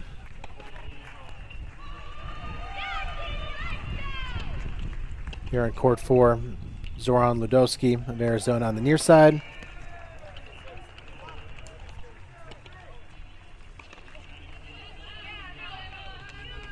Taking on Henrik Bladeless. Looks like Bladeless is up 2-1.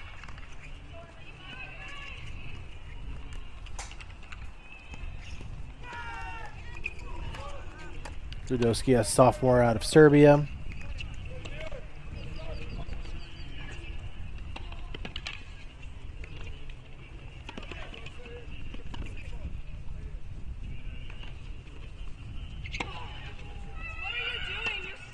Bladeless is a Swedish freshman.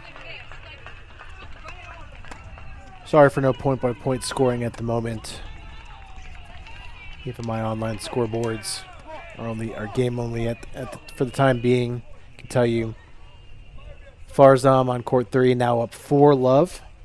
So it's a double break lead for him. We'll jump on down now to court 5. Here on court 5.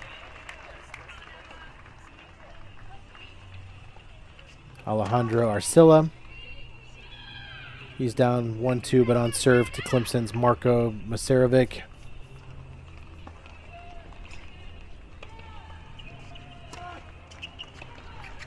Masarevic, a junior.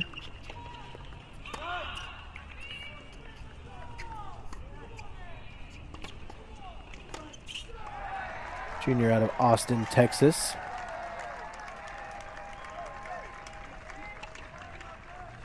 And Arcilla, a freshman from Columbia. From the Rafa Nadal Academy, actually.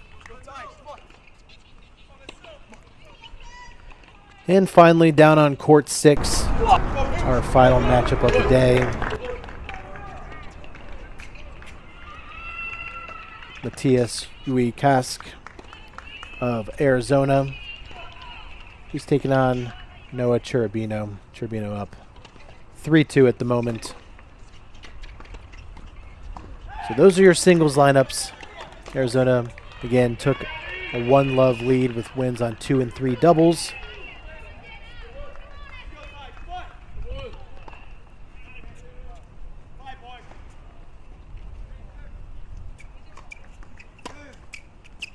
As we jump over quickly here on court 6, did we miss it? We might have.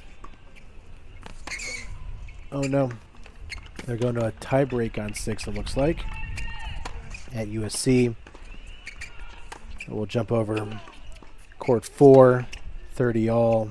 Big point here. Cal looking to take a third first set, creating a pathway to a victory.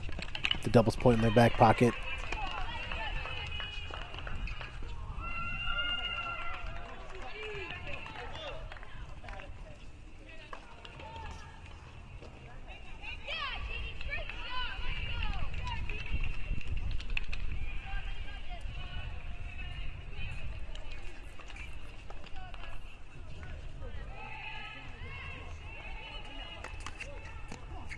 Two break points here for Cal to take the opening set.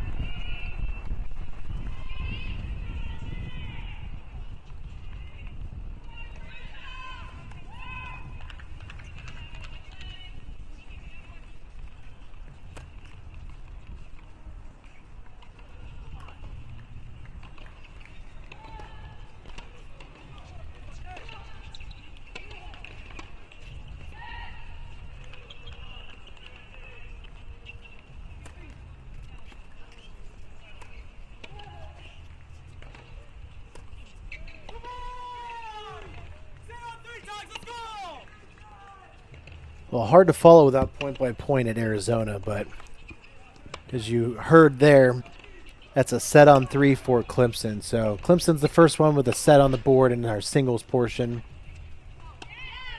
Matisse Farzam with a 6-0 first set over Alexander Rosen.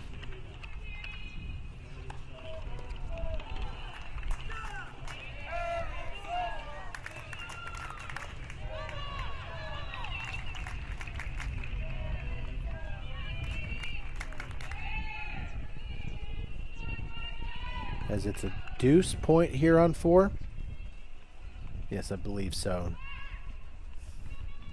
Deuce point, set point for Millie Mjork.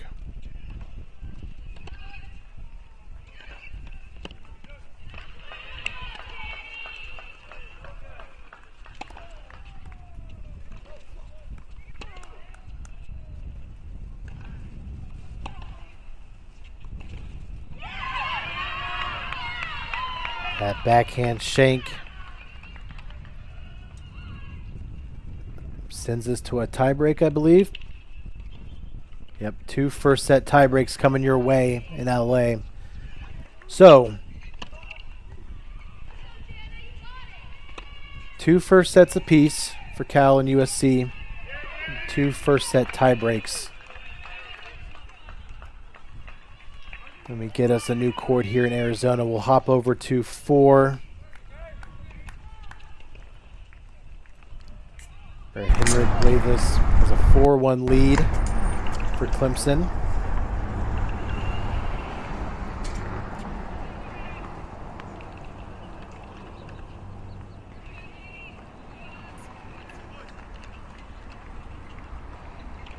And I'm going to prepare. As soon as one of these first sets ends here, we'll bring in our TCU men's match into one of our boxes, as well as NC State women.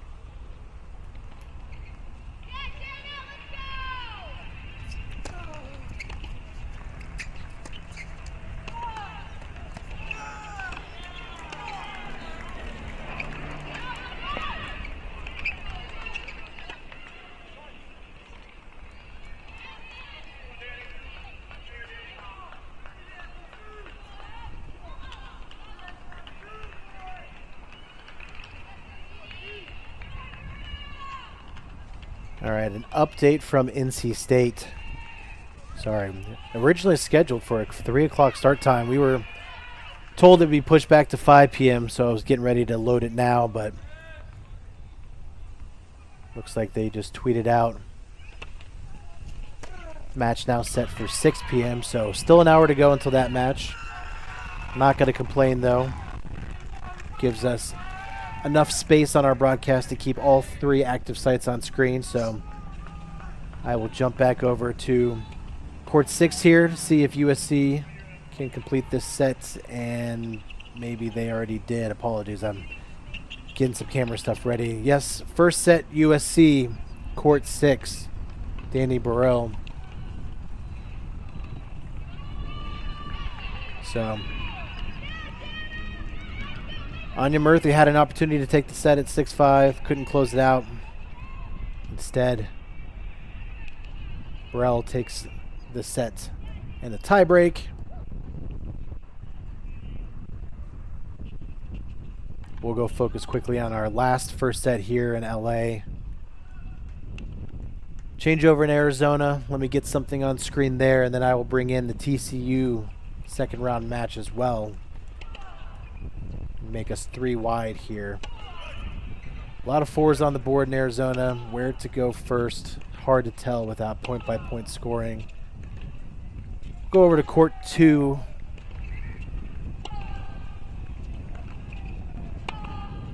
Where Noah Vukaden has a 4-2 lead over Philip Gustafsson.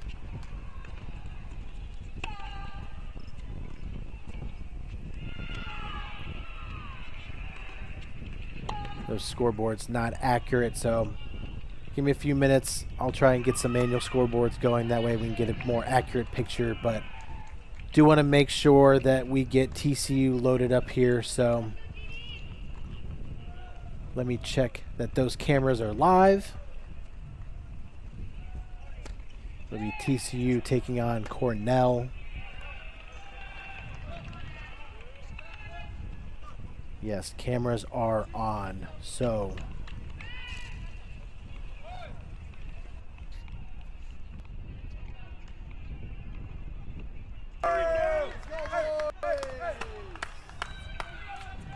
go. TCU now in the picture.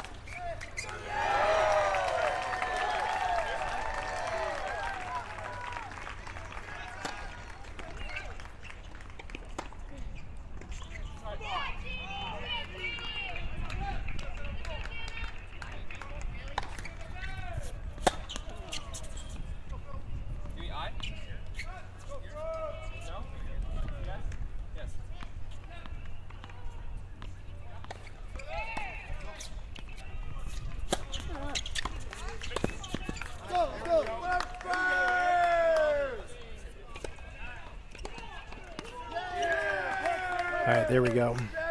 More accurate scoreboards for Arizona now on your screen. I'm going to take us over for the Arizona box. 2-court 1. Jay Friend up 5-4. Can't tell if that's a break lead or not. Looks like he is serving. So Jay Friend serving for the first set on court 1. Tiebreak here at USC on court 4. We'll watch the end of this. And then introduce our doubles lineups at TCU.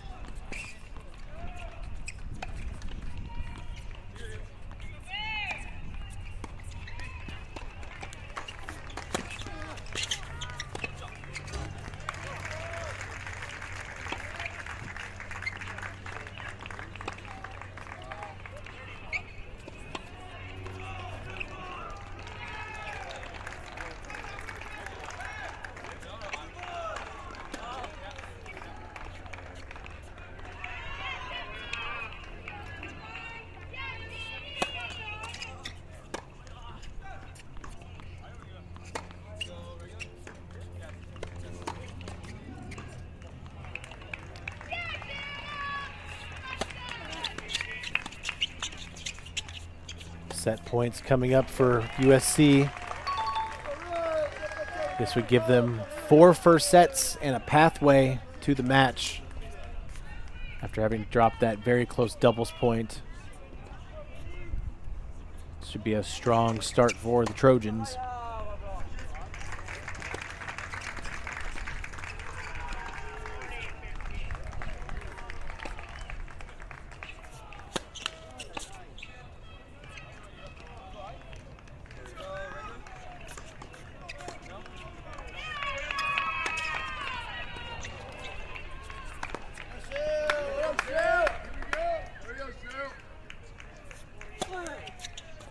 She took a stab at it, but Cal's Millie Muir unable to take that volley at her feet. She drops the tie break 7-2. And with that, USC 4 first sets. So, all right. Some sets closing in Arizona. Still hard to really tell exactly where we are without point-by-point scoring.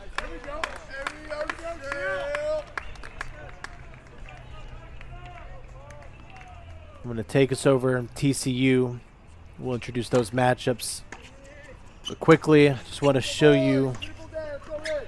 Give me one moment to do the updates.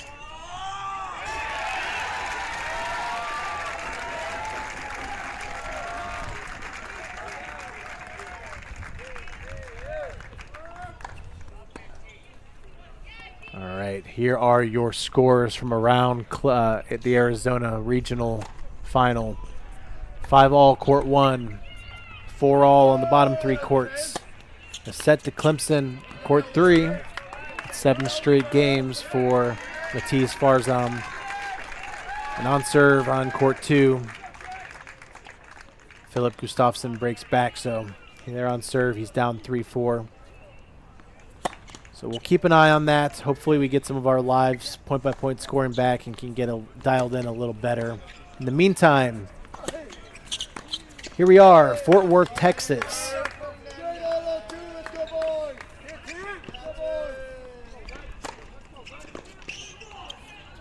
It's your number 6 seed, TCU, taking on Cornell out of the Ivy League. Here at the 1-double spot. The veteran Duncan Chan paired with Roland De Revel.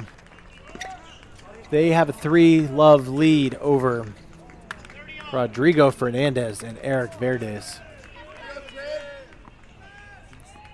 Watch a couple points here, introduce the rest. I can tell you we're tied 2-all on the court 2 doubles. TCU with another 3-0 lead at court 3, so break leads for the Horned Frogs on 1 and 3. They're in the pole position for the doubles point at the moment. Cornell gonna need to find a way to get back into one of those matches.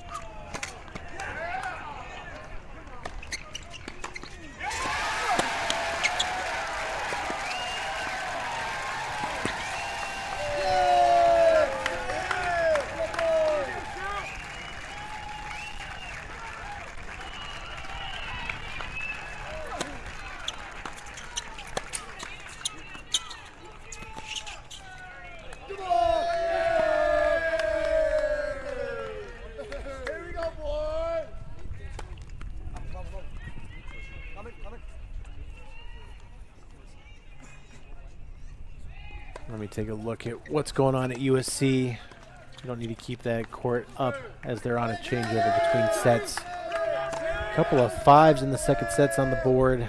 Let's go over to court number 1. After dropping the first set 6-3, John Ahosum now up 5-1.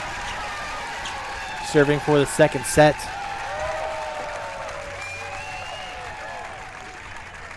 USC with a 5-0 lead in the second set on court 2. So after dropping those first sets there, I found a way back on each of those courts. And on court 5, Krisha Mahindran, 6-1, 4-1, 40-30.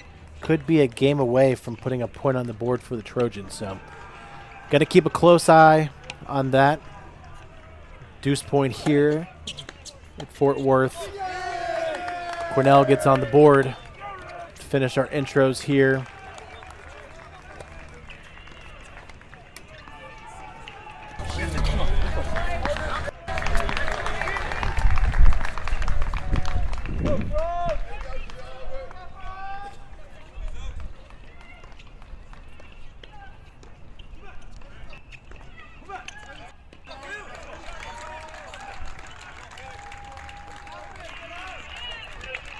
All right, we caught him in a changeover on court 2. Wanted to make sure we had some cameras up on the side for important moments at those sites.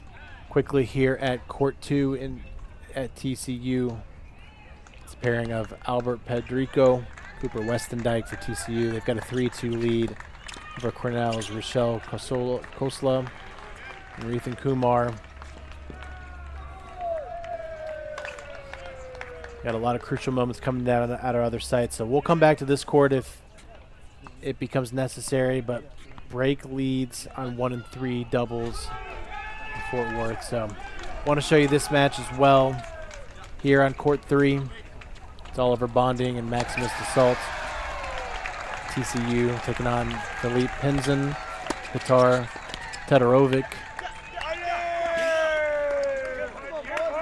Turn off that scoreboard, or at least push it to the left a little bit. That way you get a better view of the court.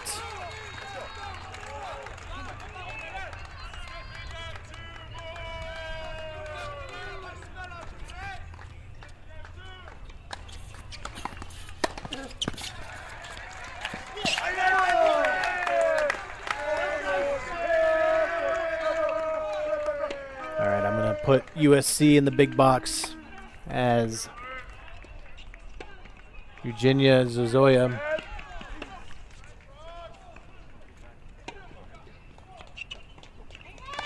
is now a point away from the second set.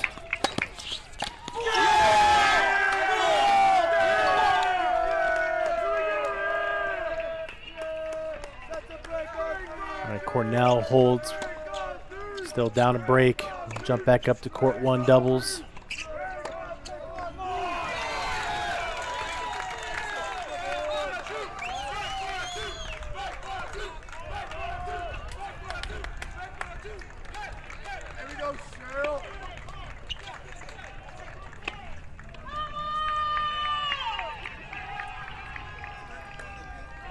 And there it is, second set, USC. Zozoya evens it up here.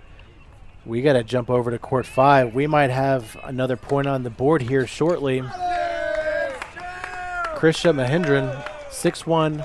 Oops, sorry, I went to court 5 at Arizona. Meant to go to court 5 at USC.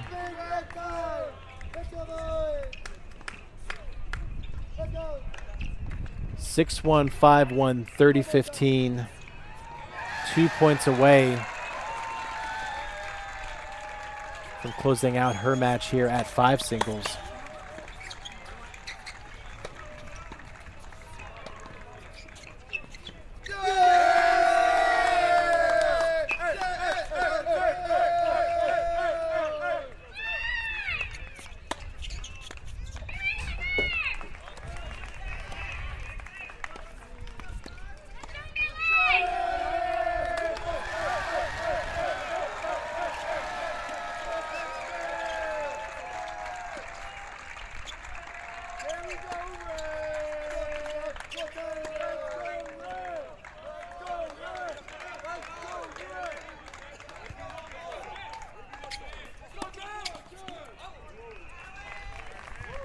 Well, that cheer that you may have heard in the background a moment ago, apologies, we missed it. Hard to tell exactly where we are in each game in Arizona without point by point, but first set to Jay Friend on court 1, 7-5 over Victor Markov. It's a set on the board for Arizona. So that's 1 set apiece. Here on court 2, Noah Vukadin up a break, serving for a second first set, but it's match points here for Mahindran here at USC.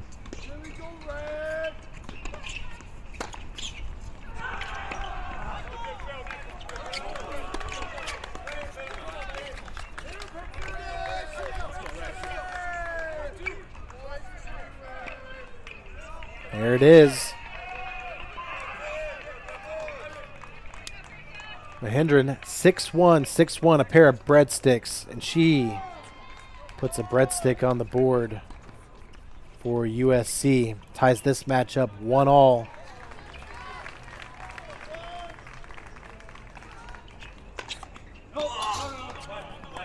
And while we were watching that, Jana Hassam closed out her second set on court 1, 6-2. So USC has taken at least a set on every single court.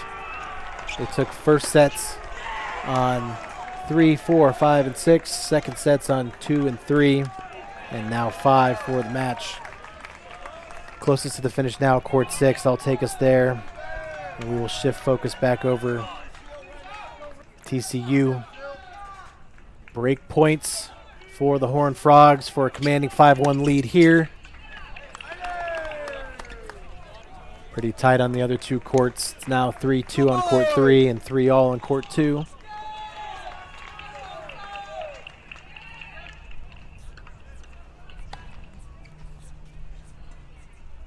And that was an opening first set for Noah Vukadin. He takes it 6-3 at Arizona. That's a first set Noah Vukadin for Clemson at the Arizona site. But Arizona punches right back. First set, Zoran Ludowski on court 4. Takes it 7-5. We'll jump on down to court 5 where Alejandro Arcila leads 6-5.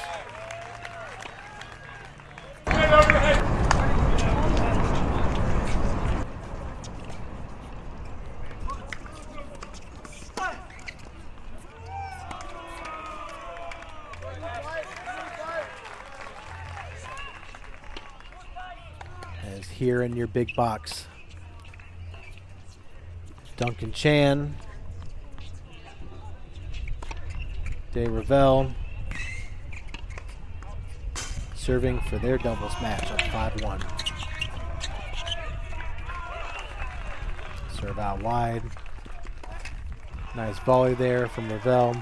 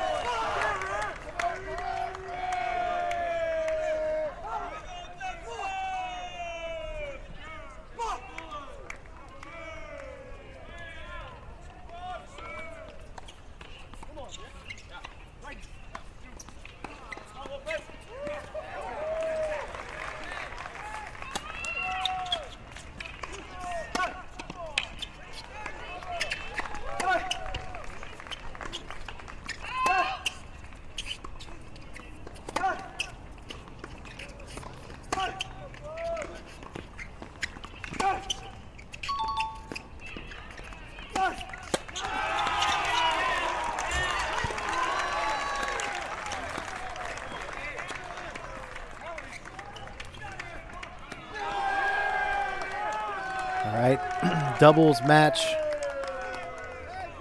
TCU, court 1, 6-1. Needs one more to put a point on the board. Ooh, I'm sorry. Forgot to reset that TCU score line. It is not 4 love. It is 0-0. You just started this match, but we'll hop back down to court 3. Where there was a break lead. We'll check in and see. Is it on serve? Yep, back on serve now. Break points for Cornell, actually. And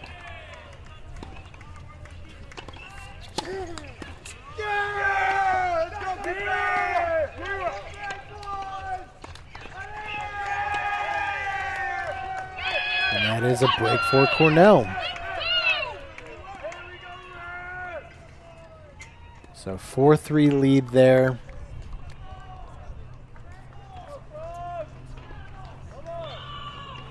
On serve here, 3-4 Cornell down. Let's make sure we get important matches on the screen on our side. All right, last first set at Arizona, heading there now. Court 6 singles.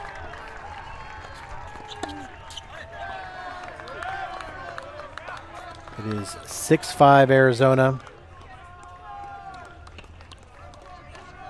While we were focusing on TCU, a couple of other first sets off the board. I'll give you the rundown, top to bottom. Actually, instead of just telling you the rundown, I'll show you the rundown. Give me a moment. I'm doing some of this manually in the background since our scoreboards have been down at that site.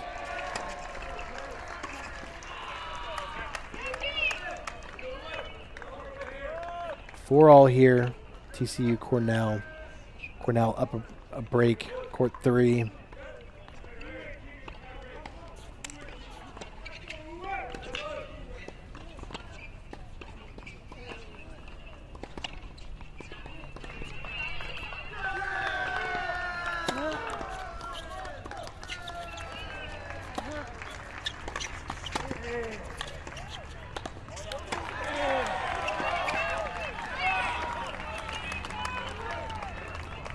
Here's the breakdown of where we're at in Arizona. Arizona takes first sets on 1, 4, and 5. All of those extended 7-5 set victories. Clemson with a pair of first sets at the 2 and 3 spots. Arizona, as it looks like in the top left corner, on serve. Court 6, so Clemson really like to extend that to a tie break.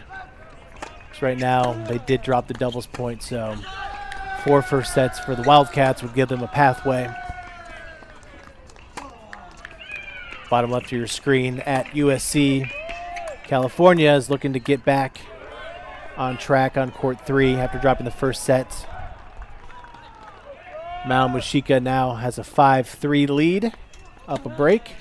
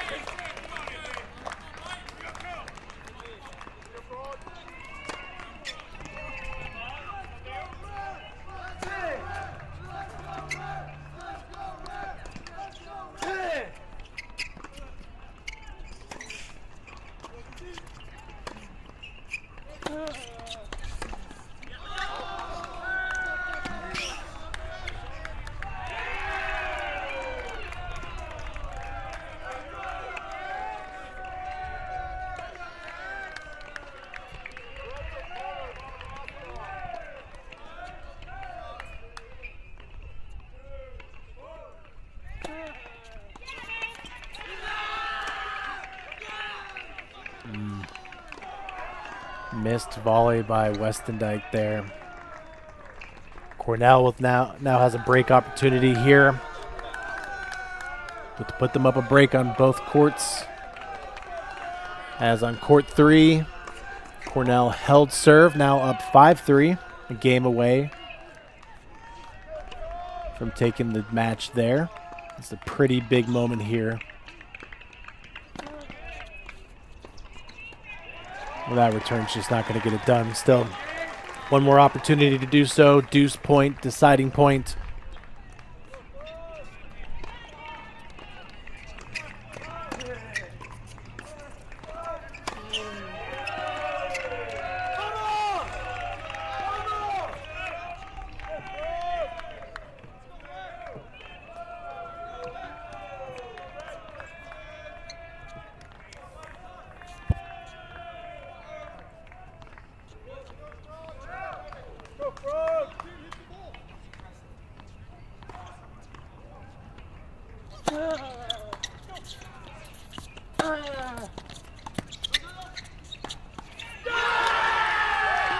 Another missed volley from Westendike. And Cornell now has breaks on both remaining courts as we head back down to Court 3. Cornell leads 5-3 here.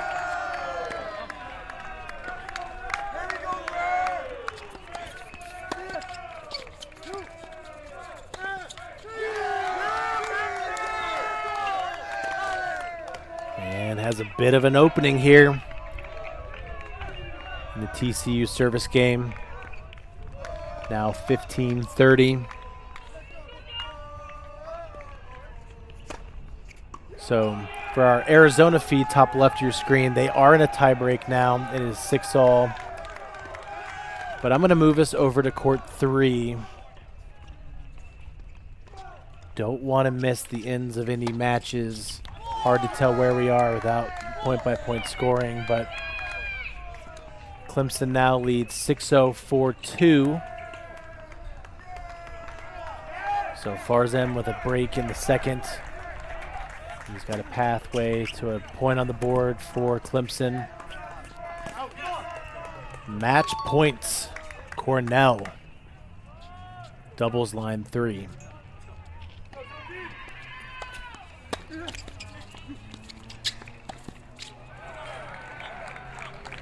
Oh, split the middle. Just a hair long. Still 2 more opportunities to take this match on 3. Set point, bottom left of your screen for Mushika.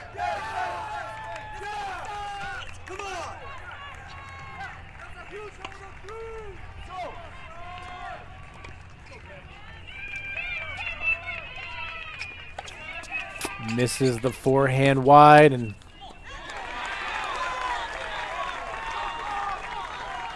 Haddad breaks back. 5-4 down there, court 3. Deuce point.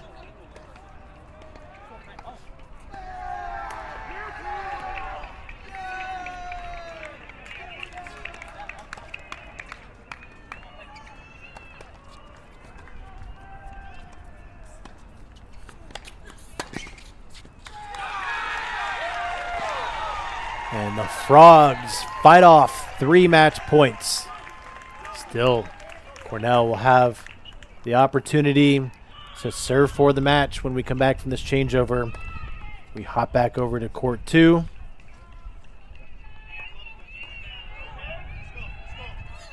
Just in time. Match points, Cornell. Too good of a return from Weston Dyke. Still, 40-love lead becomes 40-15. 3 more chances.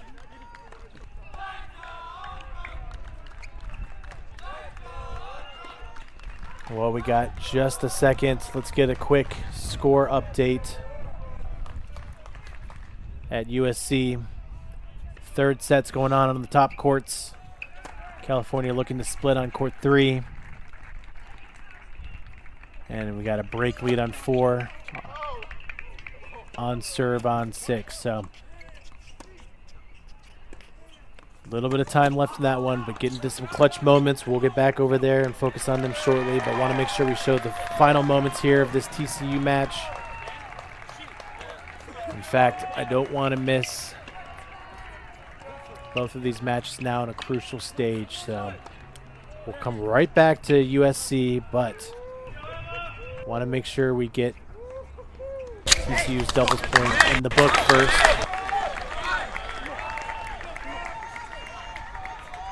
TCU fought off 3 match points on court 3. 2 match points now on court 2 on Cornell's serve.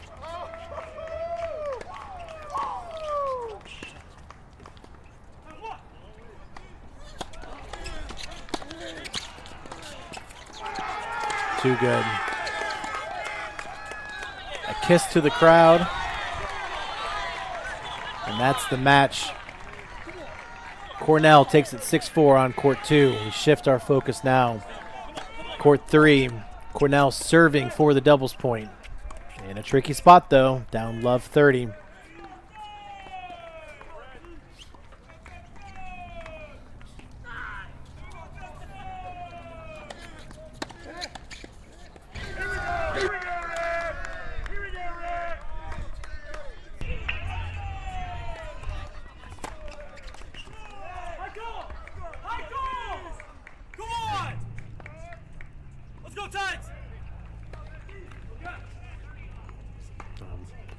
You can see top left, USC now back on your screen. Mushika dropped her serve, serving for the second set, but opportunities again. Up 30-love in the service game of Haddad. USC big leads courts 1 and 4. 3-0 in the third set for Hassam. 4-0 in the second set for Charney. And a break lead on court 6 for Burrell. Cornell's dug out of the little hole that they had in this service game. It's now 30-all. Pivotal point here.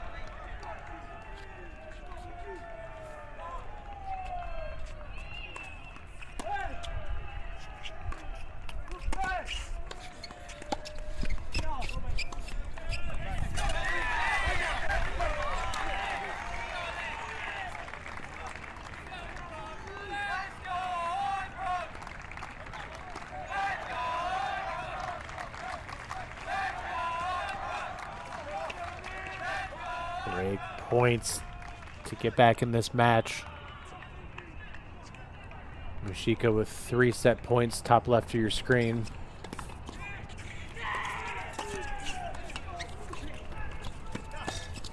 Oh, net tape unlucky. TCU, after fighting off 3 match points in their own service game at 5-3, breaks back, makes it 5-all. So our final set here, we're going to overtime. Over at USC, Mushika trying to force a third set. 3 more opportunities to do so.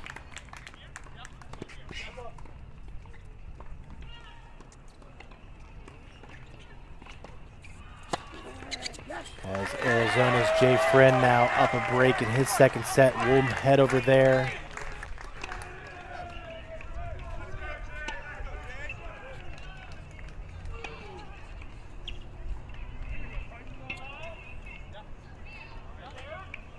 And there it is, Mushika.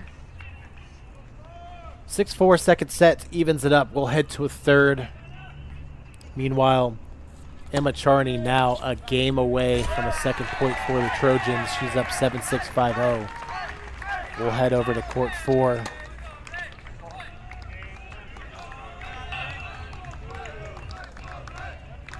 As they head to a changeover.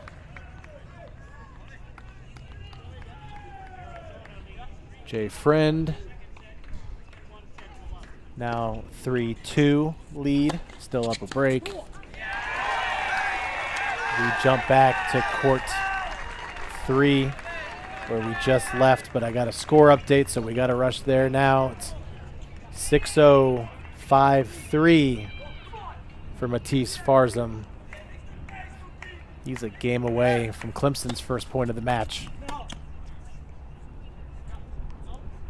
As bottom left of your screen, TCU looking like an easy service game of their own.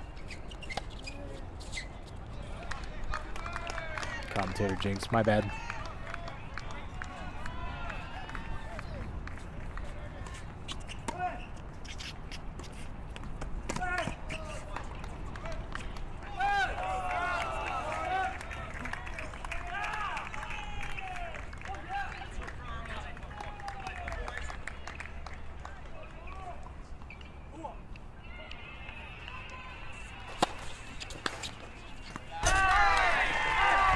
Hold for TCU.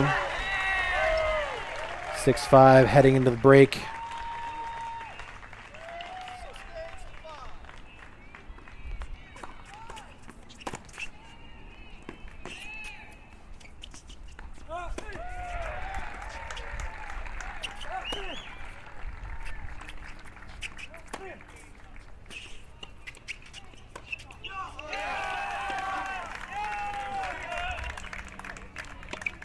All right, well, that's a hold for Alexander Rosen.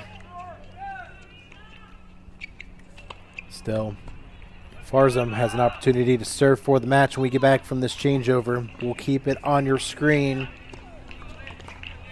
But Emma Charney has an opportunity here to put a point on the board herself.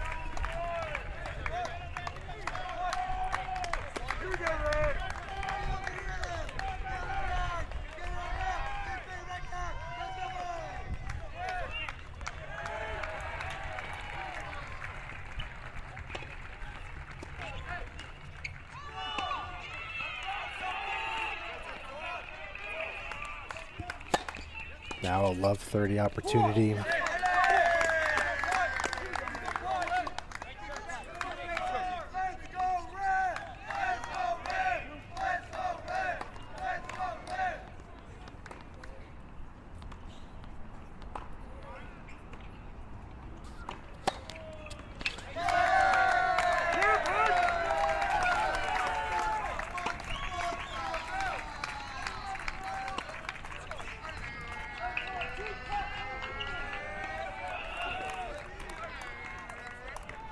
Match points now. 4 of them coming for Emma Charney to give USC their first lead of the match.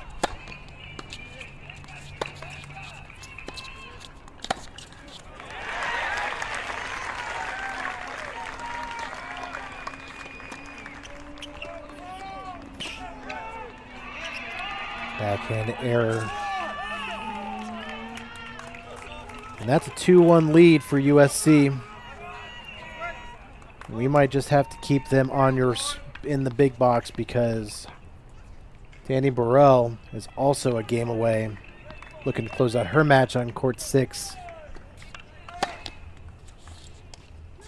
3 points away. Trying to keep a close eye. Top left of your screen. Clemson's Matisse Farzam serving for the match. Cornell, bottom left of your screen, trying to stay in this doubles point. 30-all opportunity for the Frogs to pounce.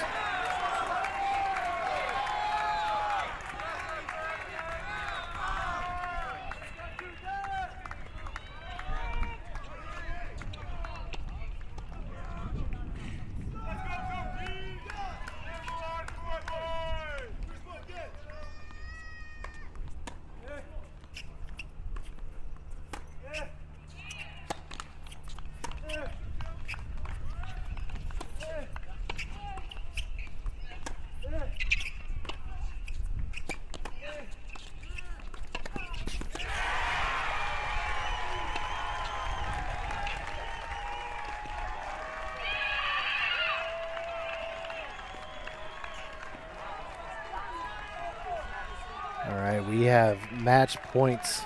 TCU, 2 of them coming.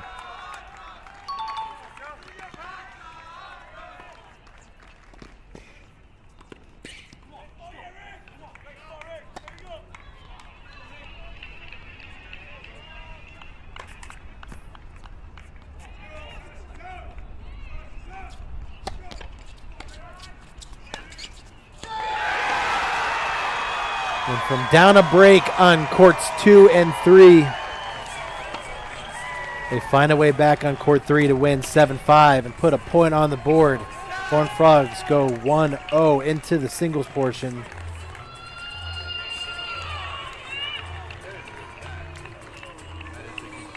And we'll be back there soon. In the meantime, I want to bring double box of USC coming. Closing in on some final moments here. Break point on court 6 here. USC trying to serve it out. Also have a 4-0 lead in the third set on court 1, so crunch time here for the Trojans. And we're still trying to watch court 3 at Clemson. At Arizona. In fact, let's put them in the big box until we know that. That's the cheer of a break back, if I had to guess.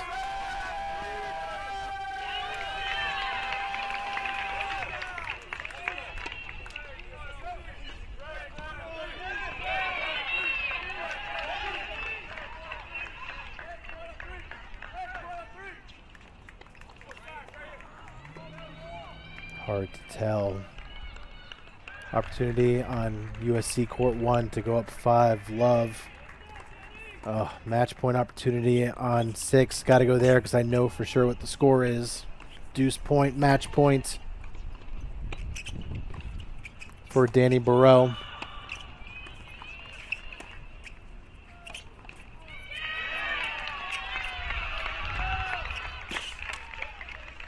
It is now 5-all on court 3.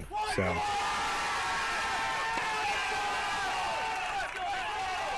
at Arizona.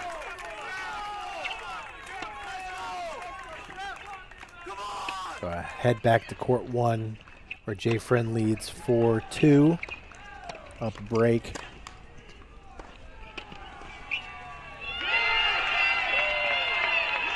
And that's the match. Court 6, Danny Burrell, 7-6, 6-2. Makes it 3-1 USC. And they can close this one out. Head to the Super Regional. If Jana Hassam can close this out. 5-0 lead on court 1. Elsewhere at USC, 3-2 in the second set for USC's Zazoya over Pasola. Very early on court 3. 1-0 lead for Mushika of Cal.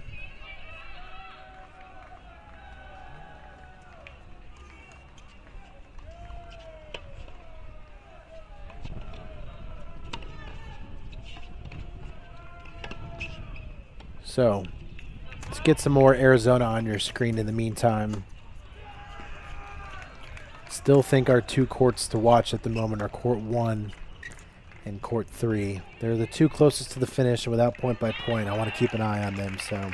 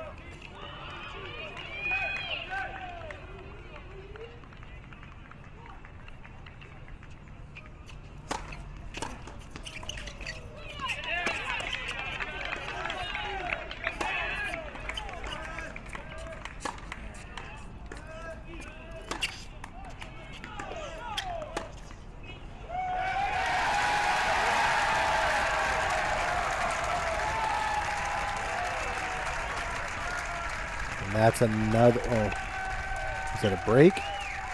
Either way, that's a 5-2 lead for Jay Friend. He's a game away from putting the second point up for Arizona Wildcats.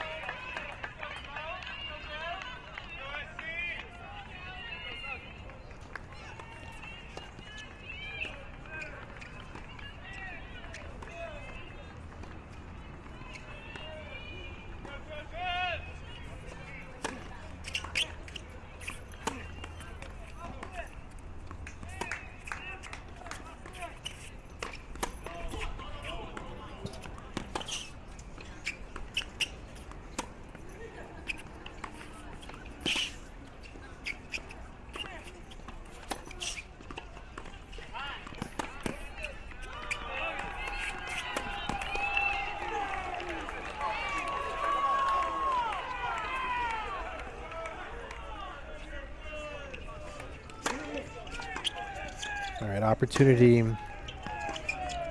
for Svetsson to hold. Want to take a look at Jay Friend serving for the match. If we get a match point at USC, we'll go right back to putting him in the big box.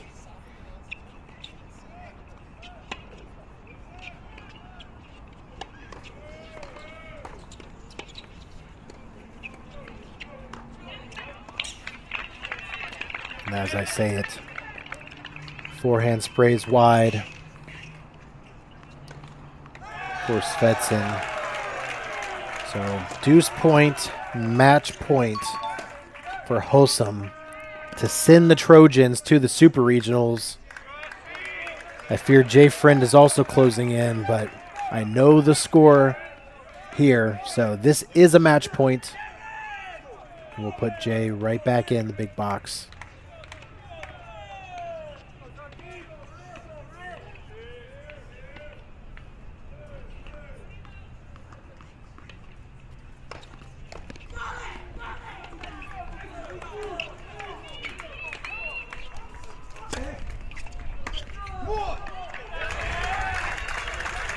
All right. So Svetsson gets on the board, 5-1.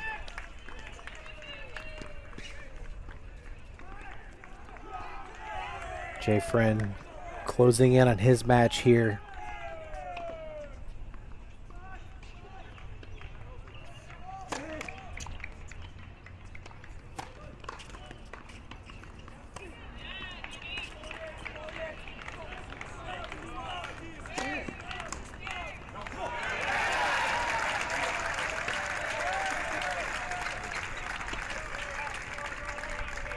Here's a quick look at, wrong site I wanted to show you all.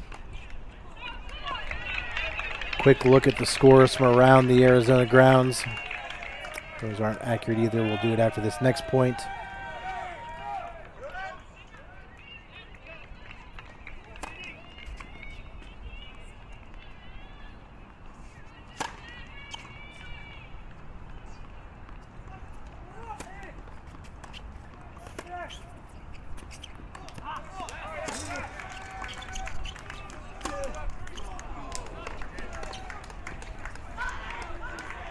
So, Arizona, first sets on 1, 4, 5, and 6. Took it in a tiebreak now.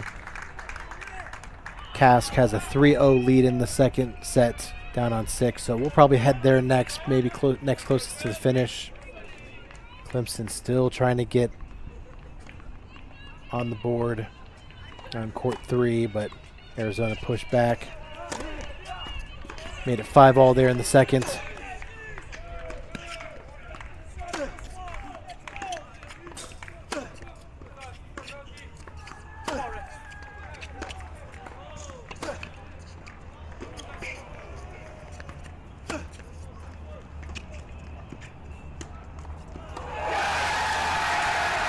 Net court winner.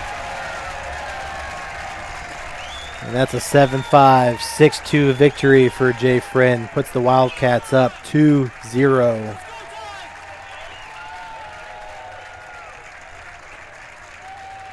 Jay Friend doing Jay Friend things.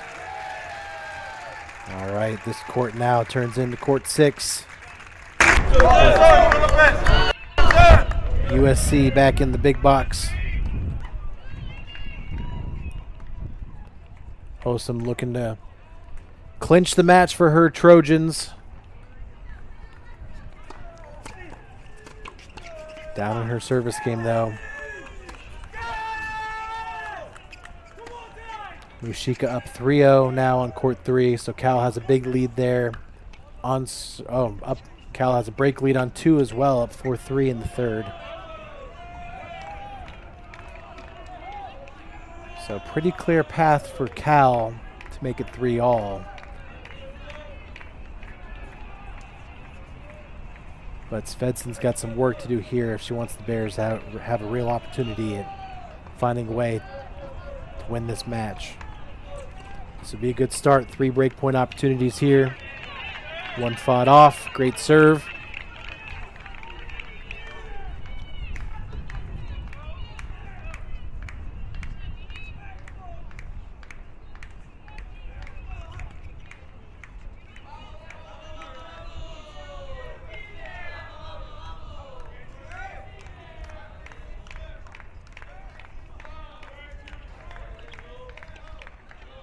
Well, apologies, just got a score update.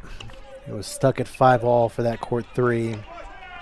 I had a suspicion with all that movement on that court down there, but Clemson puts the first point on the board. They get a 6-0, 7-5 victory from Matisse Farzam, court 3 singles. Nice flick of the wrist there from Posum. Makes it deuce. Deciding point, match point. We go full screen for the moment.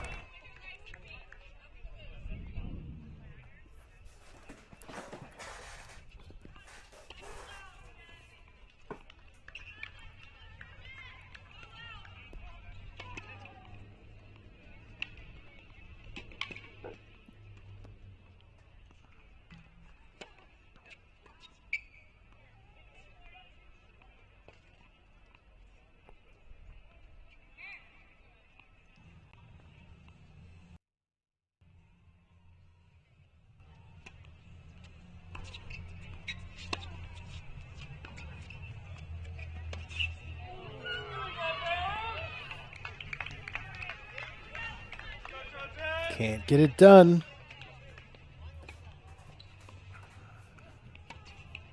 Svetsson fights back, gets back one of the 2 breaks she needs. Still a lot of work to go. She'll serve at 2-5 when we return.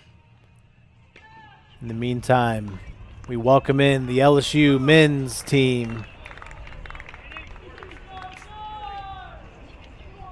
They are not taking on Stephen F. Austin. I will get that corrected here shortly. They take on Pepperdine.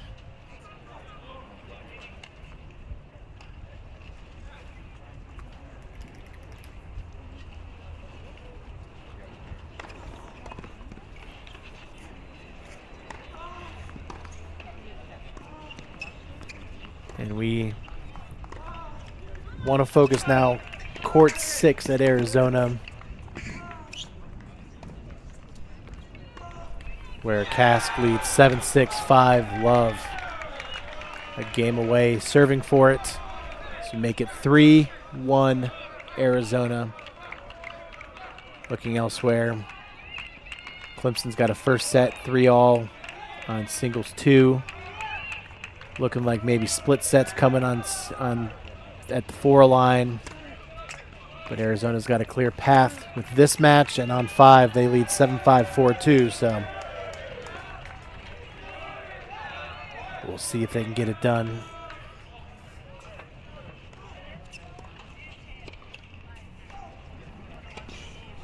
Also starting shortly, NC State women taking on UCF. Final pre-match moments happening now. First serves coming soon. We will get them loaded onto your screen very quickly.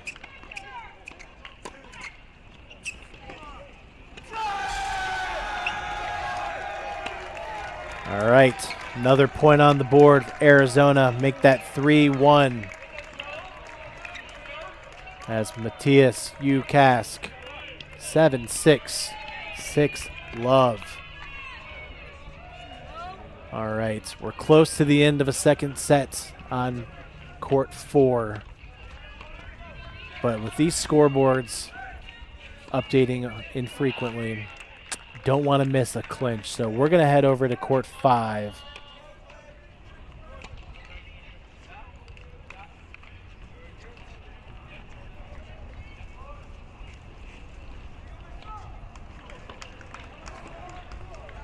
Where Arizona's Alejandro Arcilla leads 7-5, 4-2 over Marko Mesarovic. Looks like we're just coming out of a changeover. So is it 4-3 or 5-2? I'll let you know as soon as the scores update online.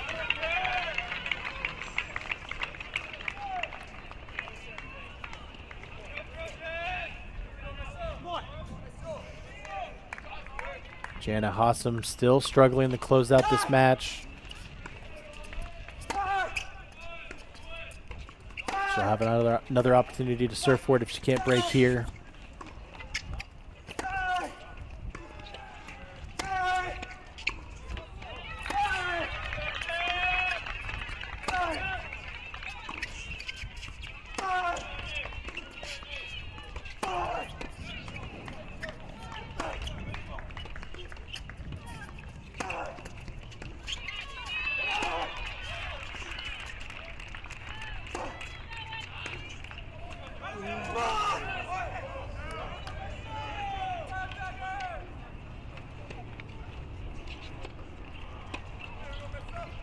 Scylla didn't like the call, but chair umpire agrees. Just a little long.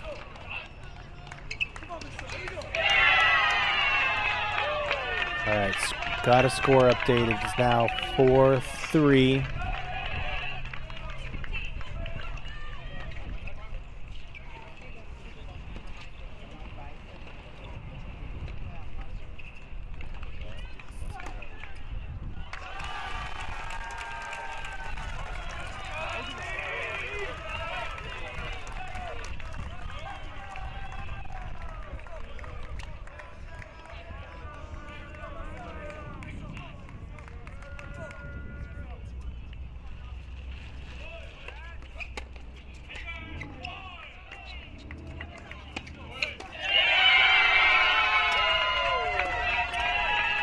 Oh, I apologize.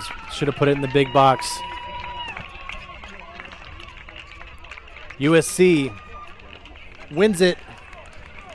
That's a 3-6, 6-2, 6-2 victory on court 1 singles to go along with victories on courts 4, 5, and 6 at the bottom of the lineup, coming up huge after dropping the doubles point to Cal.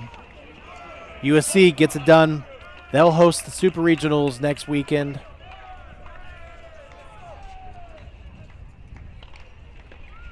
Perfect timing, too, because we've got another match getting ready to start. So I'm going to zoom us in on Arizona and LSU. Trying to keep an eye on Arizona, seeing if Arcilla can close it out there. Opening moments here of the doubles portion of LSU men hosting Pepperdine. Give me just a moment and we'll get the NC State women host site into our third box.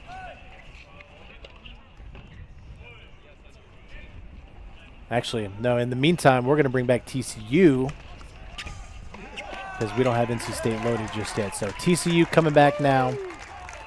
We'll get NC State in as soon as possible.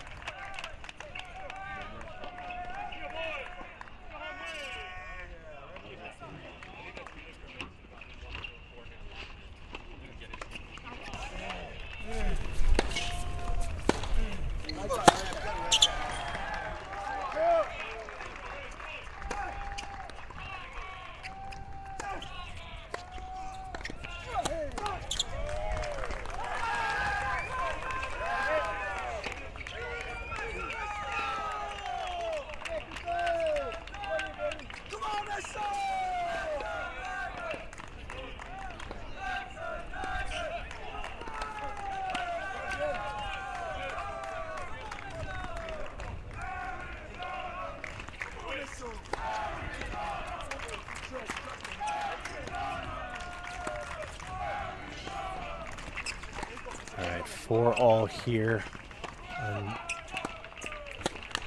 court 5 at Arizona. So Marko Masarevic breaks back.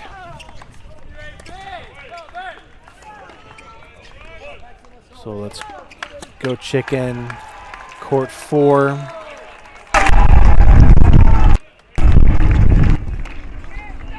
Clemson trying to break back here. Sorry, Clemson trying to even things up with the second set.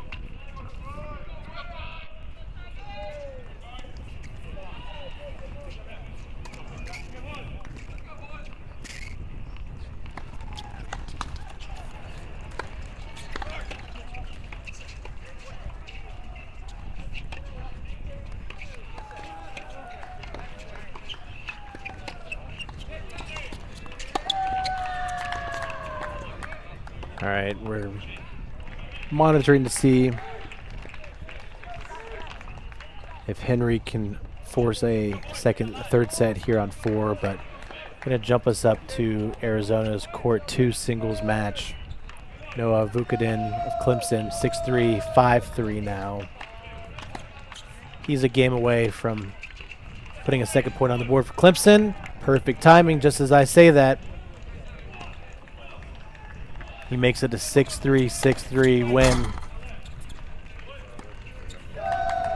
Making our score 3-2. 2 matches to go. Show you those scores on screen real quick. Only 2 matches remaining. 4 and 5 singles at Arizona. Clemson fighting to make it a third set on 4. Arizona had a break lead early in the second set on 5. But Masarevic was able to break back. We'll head down there now. Court 5 singles coming your way. In the meantime, while we're keeping an eye on this, let's do a quick introduction. Doubles, LSU men hosting the Pepperdine Waves.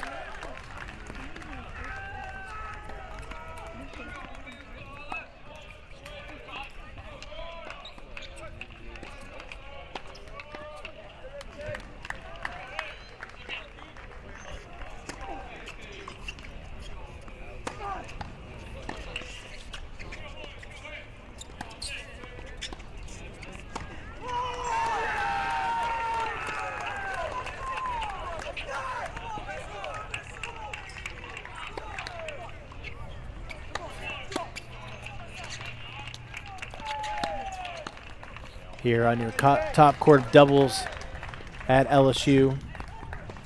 Let me first fix that scoreboard so it stops interfering with our viewing experience.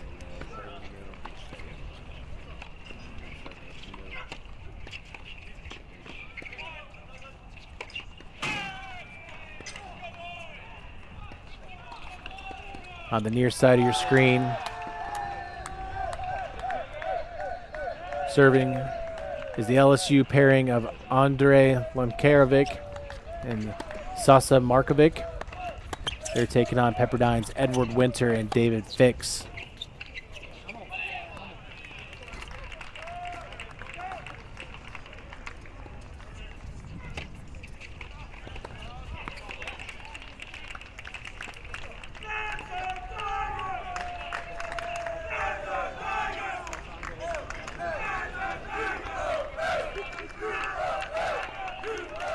Quick update, Arizona Court 5, Clemson now up 5-4.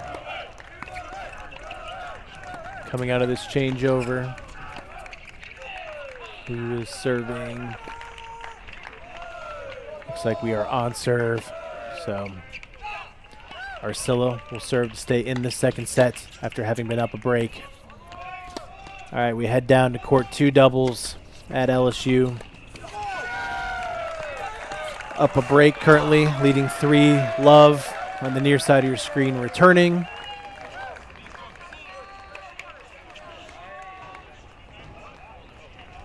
It's the pairing of Eric Arushian and Matias Ponce de Leon. They're taking on Pepperdine's Las Portnor and Gustavo Almeida. 3 break opportunities here to take a commanding 4-0 lead.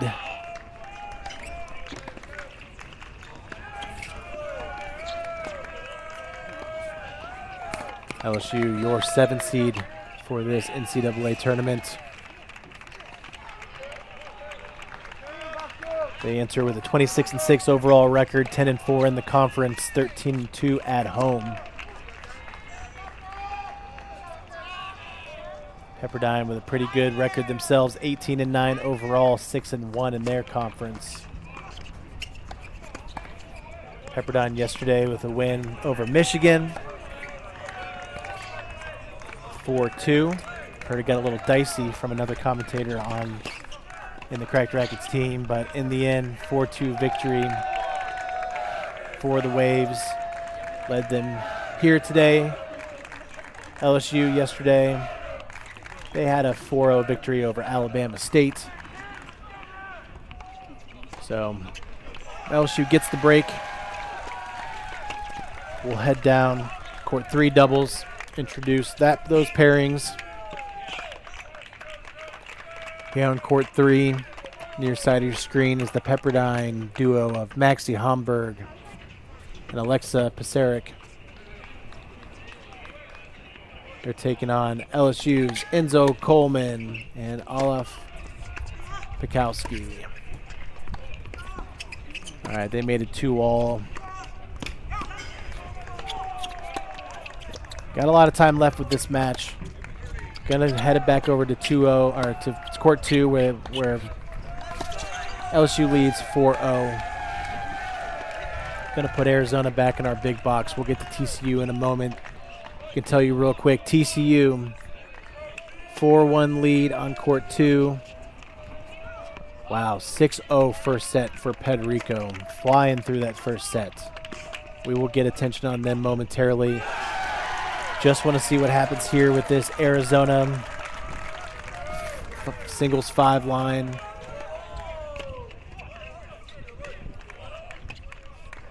Actually, I changed my mind. While we were focusing on introducing LSU and Pepperdine, Zoran Ludowski for Arizona takes a 6-5 lead. So we will head over there, court 4.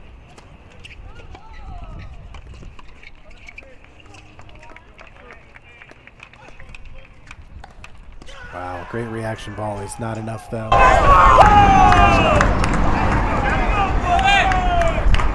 All right, scoreboard isn't accurate. Give me a moment to update that since I have to do it manually.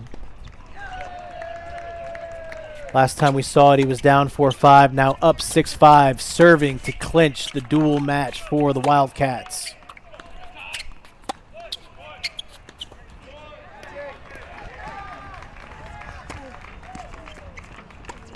Meantime, at TCU, want to put Pedrico on your screen.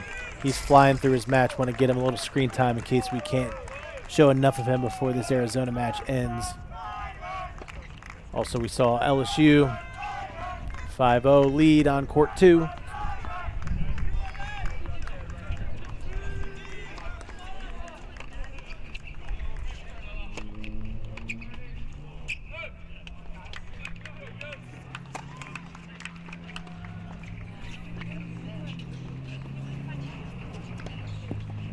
For those of you looking for the NC State UCF match, I've got it loaded, ready to go. I'll have it up momentarily.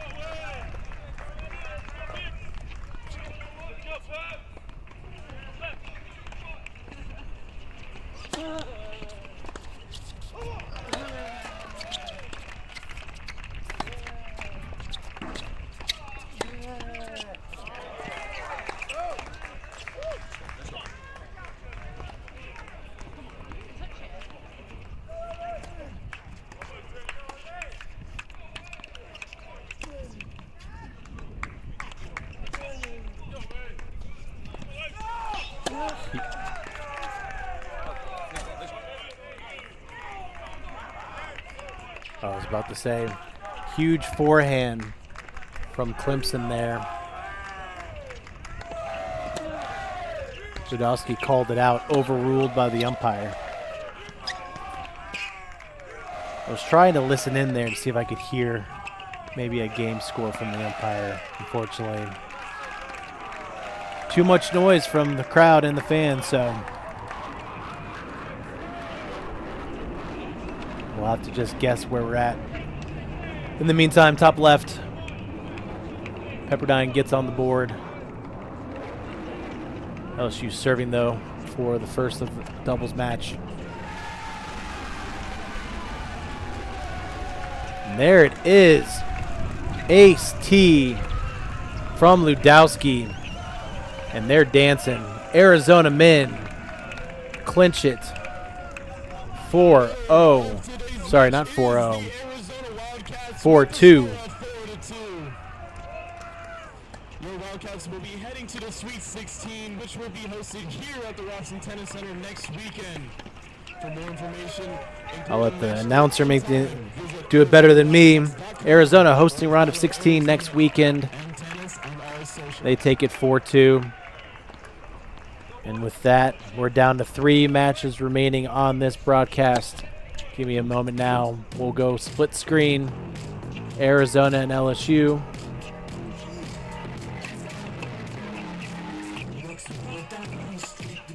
Even though I love those tunes, I had the wrong camera up.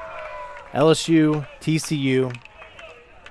Give me a moment. We'll get NC State in, and then we'll get through some introductions. We've got a lot of introducing to do. In the meantime, match point, left side of your screen.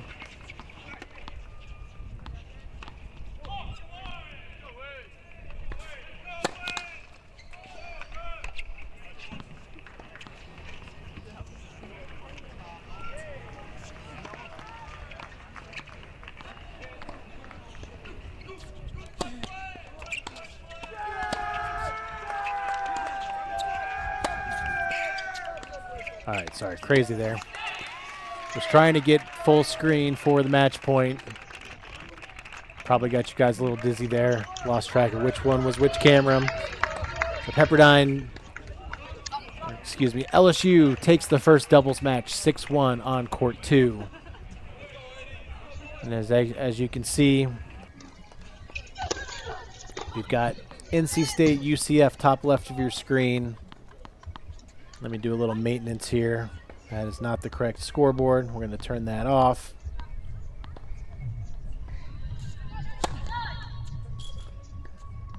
And at LSU, we're going to load a different court. Let me just take a moment to see what our score is. 3-2 Pepperdine court 1, 4-2 Pepperdine court 3. So we will head to 3 where Pepperdine has a break lead.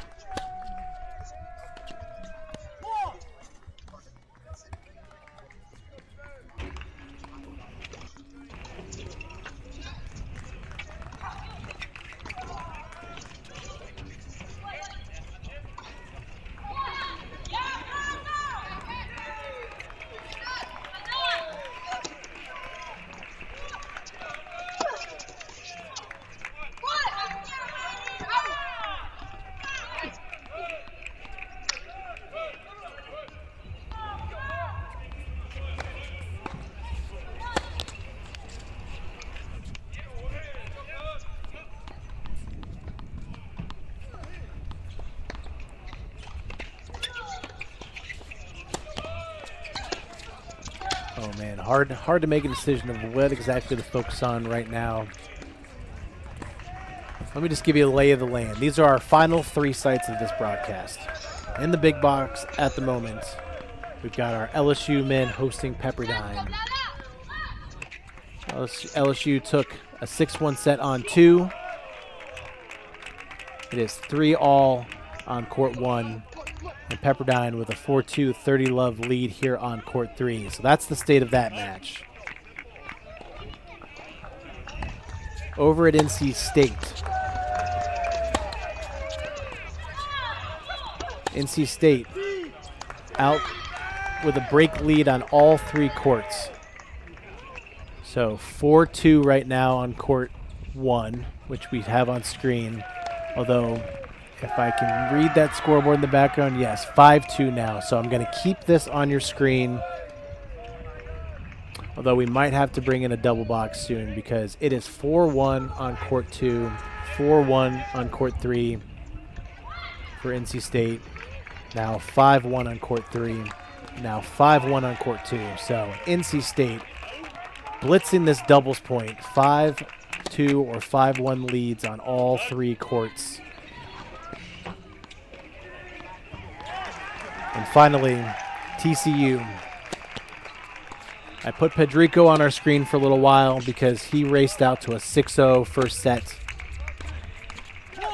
After that point, it's now 1-all in the second. I can also show you TCU with a first set on court 2. De Ravel, 6-1 over Eric Verdes. TCU also with the first set on court 6. Roger Pasquale, 6-1 over Amin Sharma. So that's 3 first sets for TCU. TCU also leads 5-4. Nope. Yep, I just went to the wrong court. TCU leads 5-4 on court 4.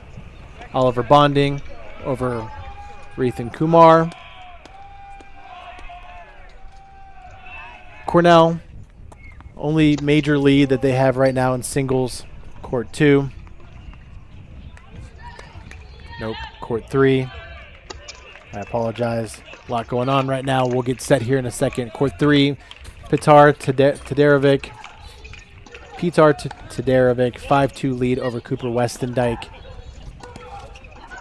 And then finally on court 1 singles, 4-3 lead for Rodrigo Fernandez over Duncan Chan. Although, yes, looks like that's on serve. Nope. He does have a break lead over Duncan Chan, but Chan with a couple of break points. So, TCU in firm control of this match, but Cornell not out of it. Definitely in and on a couple of these courts.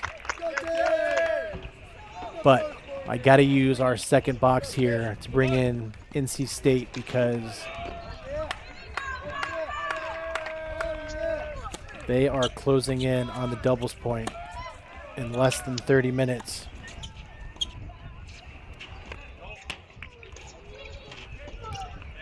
I'm going to make this box NC State doubles 3. I'll try and get some scoreboards on screen shortly.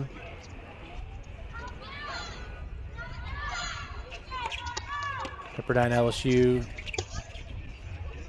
back on serve.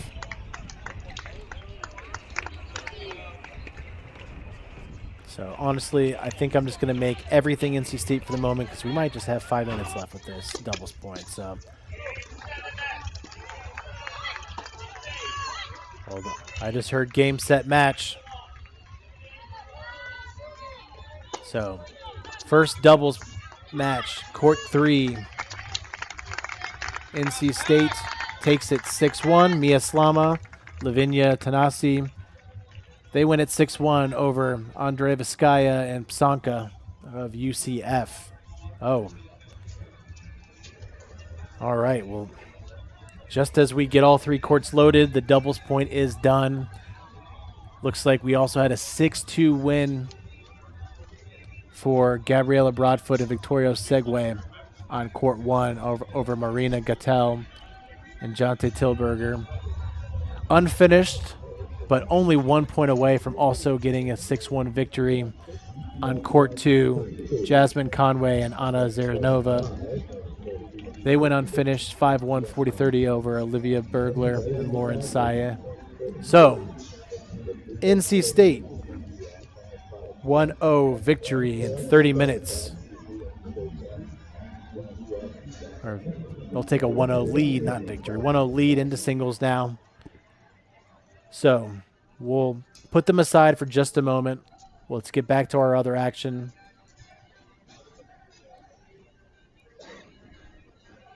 Heading back to Pepperdine. Heading back to LSU, hosting Pepperdine.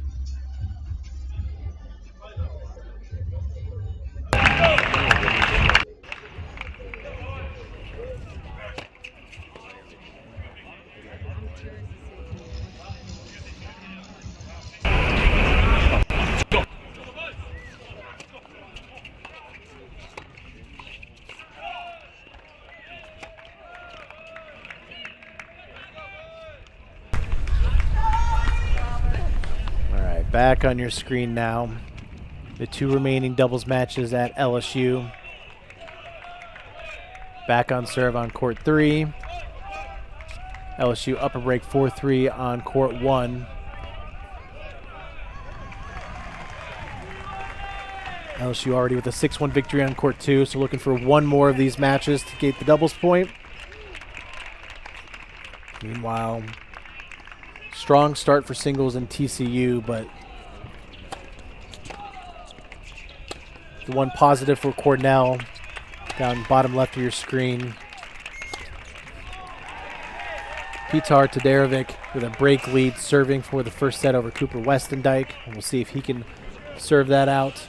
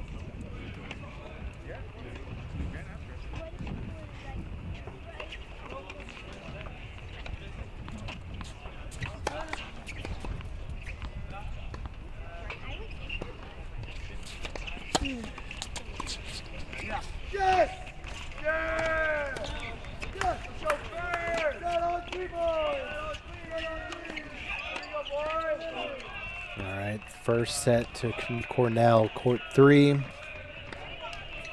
Todorovic over Cooper Westendijk. So set on the board for Cornell, but 4 first sets for TCU on 2, 4, 5, and 6.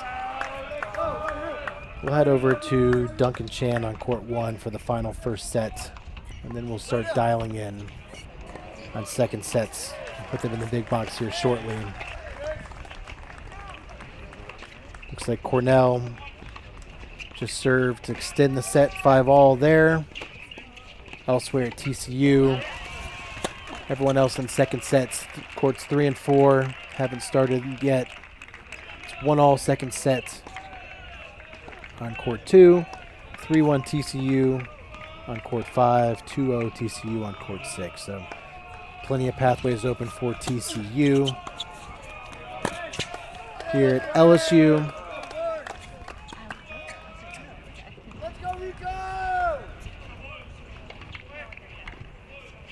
Pepperdine looking to break. Small opening there, top left of your screen, 30-15. That would give them one match. They need both of these, though.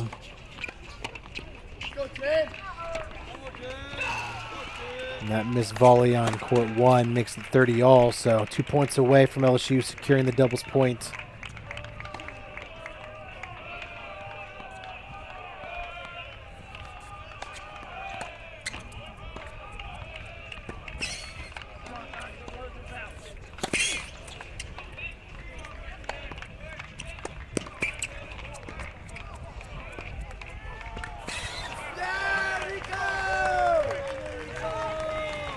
Match point, court 3. 3 opportunities for Pepperdine. Ace down the tee, gets rid of one of them.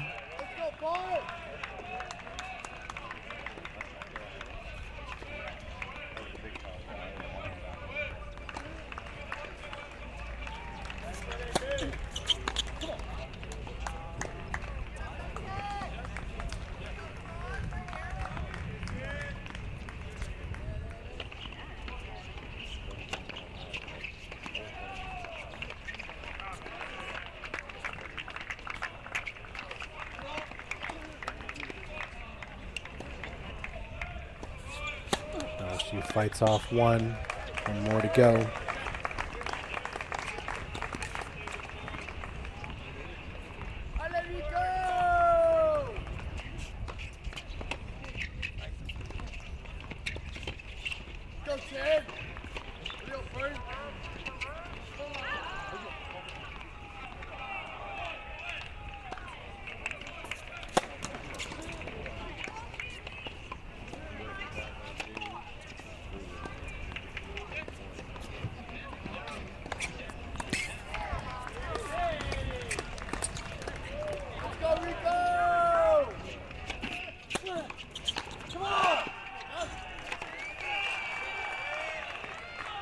Well, apologies for that play site summary popping up there.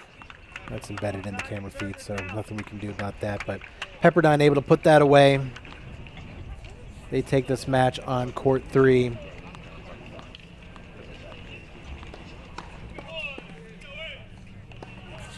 We will focus our attention on court 1, where LSU will serve for the doubles point.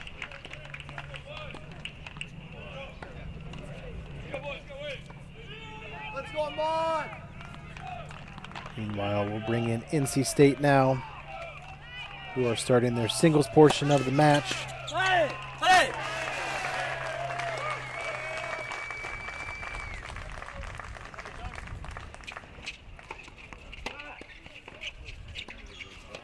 That's it, OB!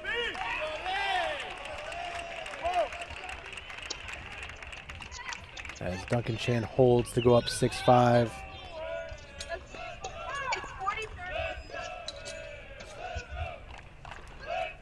Keeping an eye on the online scores.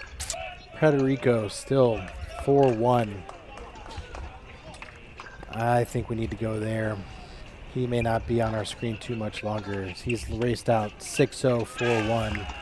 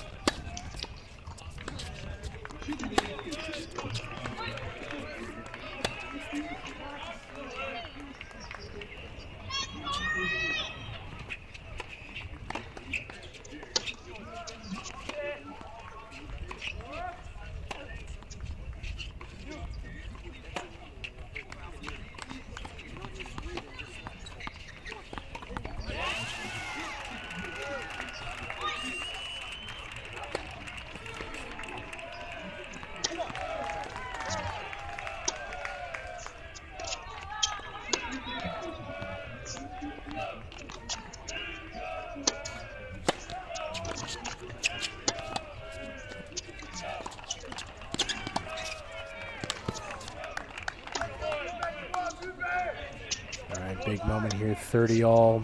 LSU looking to close out this doubles point. Pepperdine needs a break here to stay in it.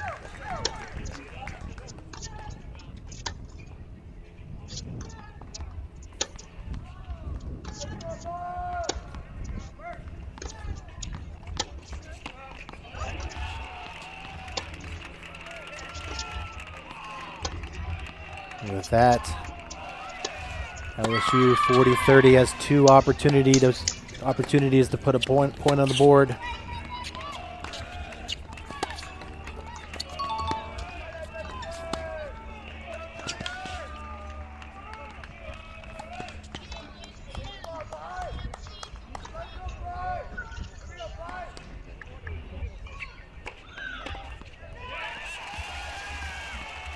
And there it is, LSU 6-4 takes it on court one.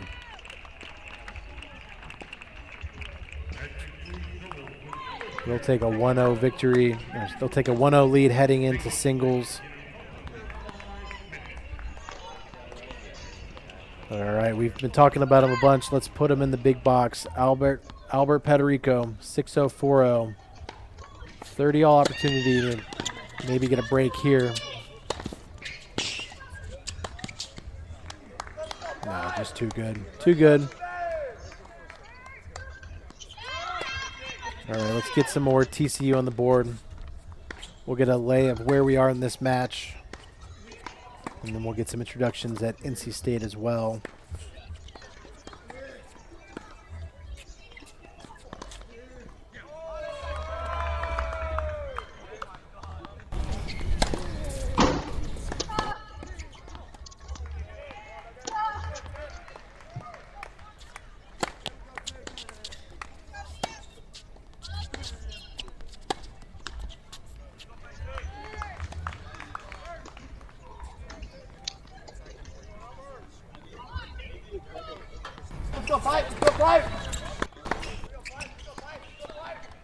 All right, deuce point here.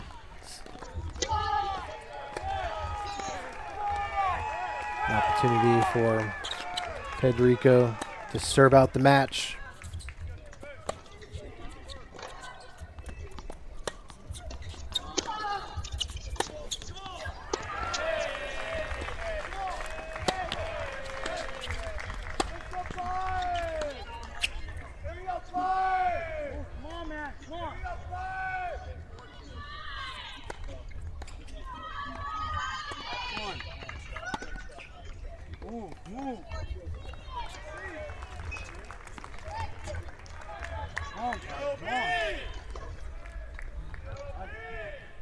Well, that's a hold for Philippe Pinzon. Still down to break the second set. Pederico has been blitzing through this match. So we'll keep him on our screen, but want to put Duncan Chan now in the big box as he's in a tie break. Give TCU their fifth first set.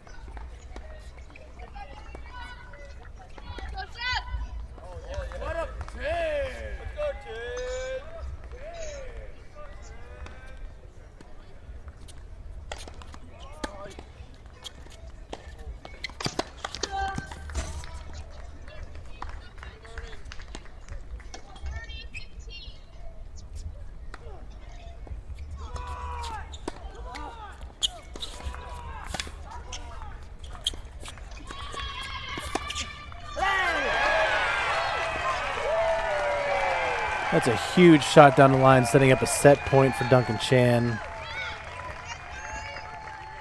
Pedrico 2 points away, bottom left of your screen from the match.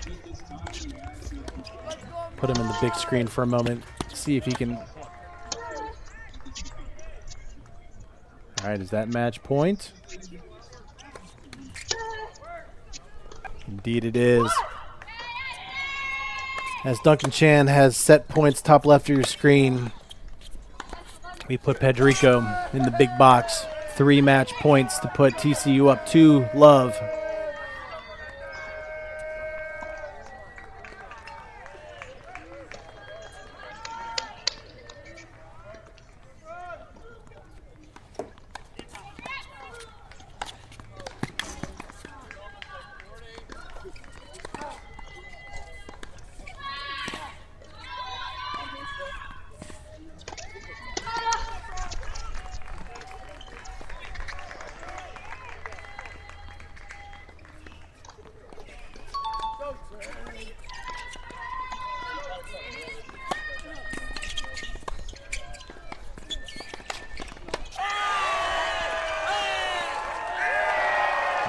a set to Duncan Chan.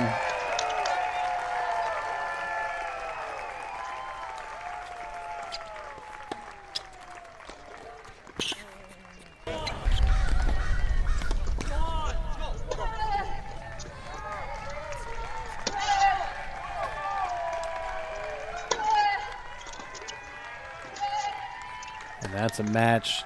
TCU, Albert Pedrico, 6-0, 6-2. Makes it 2-love TCU. We'll bring back Pepperdine and LSU in just a moment. Over here, court 6. Roger Pascal up 6-1, 4-3.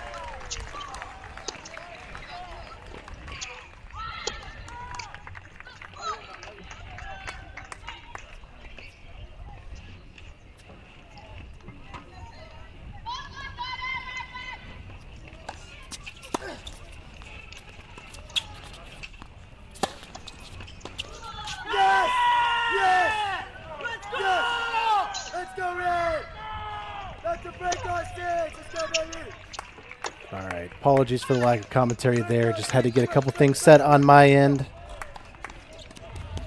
But we are locked in here. All three final sites of this feed are on screen for the day. We are in the singles portion now of all three. So we will have them on screen for the remainder of the broadcast. Let me give you a quick rundown of where we are in each match. In the big box right now, TCU leads Cornell 2-love after taking the doubles point. They got a win at 5 singles from Albert Pedrico just a couple minutes ago, 6-0, 6-2. Here on your screen, Roger Pasquale up 6-1 for all. However, Going to take us over to court 4, where Oliver Bonding leads 6-4 for Love. Make that 4-1. They're on a changeover. But that gives me an opportunity to finish out the rest of this update for the TCU site. We saw earlier Duncan Chan took the first set 7-6 in a tiebreak. They have not started that second set yet, according to my online scoring. TCU did take 5 first sets, though. The only first set that went the way of Cornell was on court 3. Todorovic had a 6-3 set over Cooper Westendijk. They are now tied 2-all in the second set. The other second set we didn't mention yet on court 2. De Revel leads 6-1, 3-2. So TCU in firm control of this match. Not exactly sure what's the biggest lead, but for now, or which one to focus on exactly. But this is our biggest lead here on our screen. So we will leave Bonding as our TCU match to focus on for the moment, as I head over now to NC State.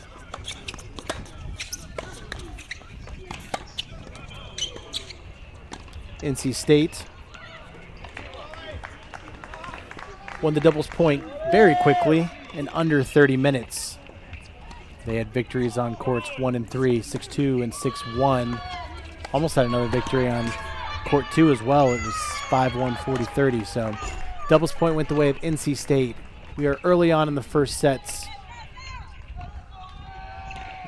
If I get an opportunity, I'll go through and introduce all the players in a little bit. Too much action going on right now, so I'm just going to walk you through the scores right now and put the most relevant matches on our screens as they close in the first sets.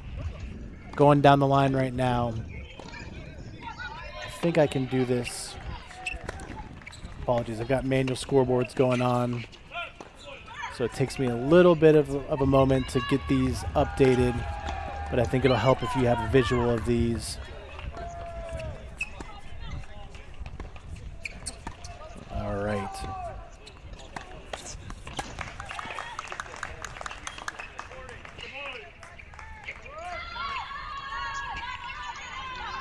Here's the state of our NC State match. 2-1 NC State on the top court. Actually, these online scores are a little behind. So these are based on online scores, although I do see the scoreboard in the background.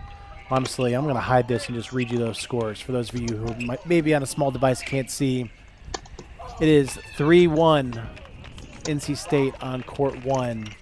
It is 5-0 NC State on court 2. So we will stay here. It is the closest to finishing the first set. Court 3, we are tied at 3-all. But we have NC State leads on the bottom 3 courts. Break leads on 4 and 5. Both courts are at 4-1 NC State. And court 6, it is 3-2 on serve. Looks like UCF has 2 opportunities to hold, make it 3-all. So this is your furthest match along. Currently Love 30. So Olivia Bergler has a little opportunity here to get into this first set as she serves, trying to get a breadstick on the board. And our last and final match of this hour, it is LSU hosting Pepperdine. LSU with a 1-0 lead. They took the doubles matches on courts 1 and 2. Pepperdine did take the match 6-4 on court 3. That gave them the 1-0 lead. Right now, very early in first sets. No more than 2 games for anyone. It is tied 1-all now here on court 1. LSU leads 2-1 on courts 2 and 4. Pepperdine leads 2-1 on courts 3 and 5. And we are tied at 1-all on court 6. So we will put this match onto the side screen for now. We got plenty of time left to check that out. But we got a crucial moment coming up here at TCU. Oliver Bonding, 6-4, 5-1. 2 points away from a 3rd point on the board.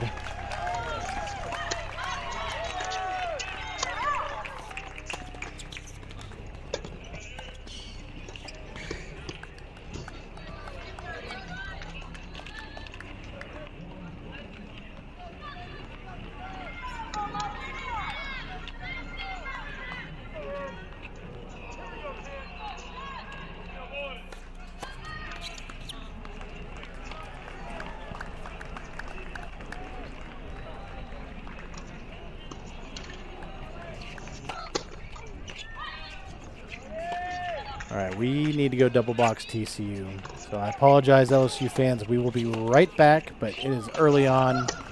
We might have a TCU victory here in moments,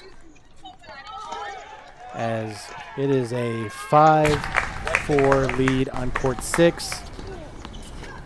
So put that in the big box. Quadruple match points for Roger Pasquale.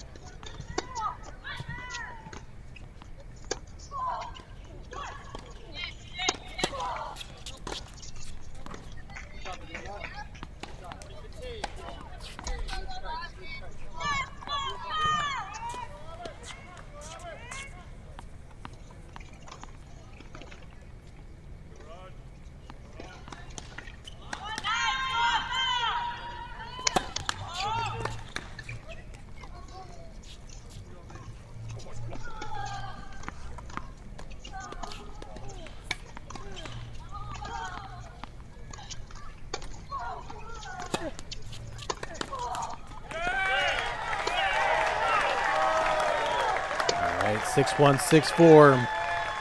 Pasquale makes it 3-love TCU. And now focus shifts back to court 4, where Oliver Bonding has the opportunity to send the Frogs to the Sweet 16.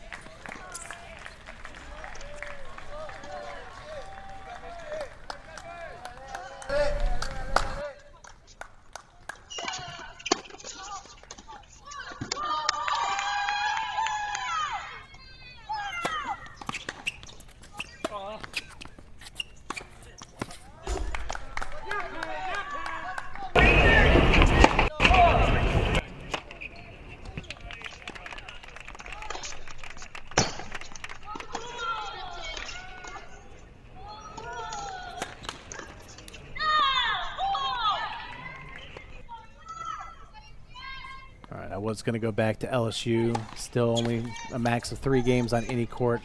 Want to get a second camera on NC State, who's got a 5-1 lead on court 5 as well.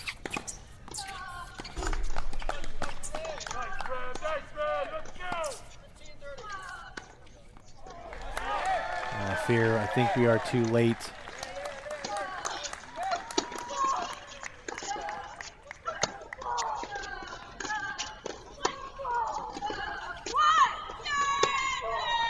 And that is a 6-1 first set for Victoria Segway, court 5. Wolfpack. All gas, no brakes. All right, keeping an eye on Bonding. Oh, never mind. We'll keep it. It's 30-all, 2 points away. So he stays in the big box, still monitoring court 2. It's now 5-1.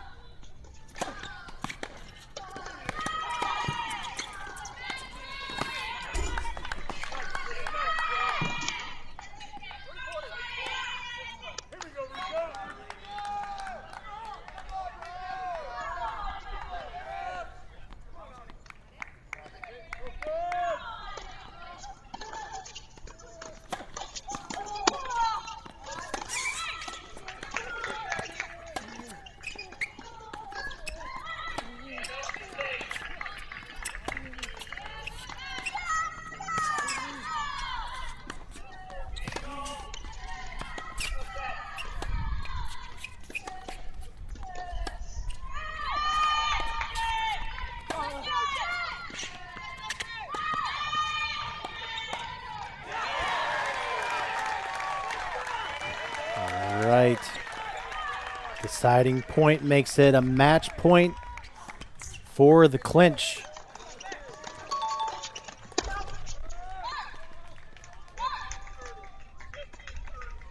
If he doesn't get it done, De Ravel is now up 5-3 on his court.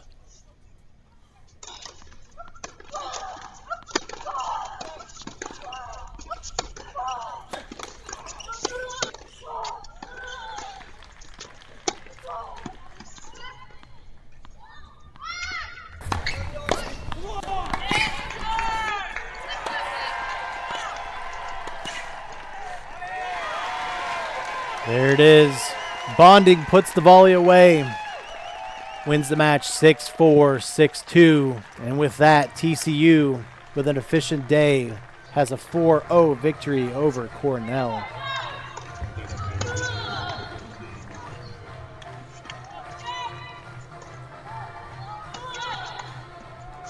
All right, and with that, we're down to just 2 more sites. That was a deuce point here on court 2. NC State drops 2 games. Can't close out the set just yet. Olivia Bergler gets a wedge into this first set.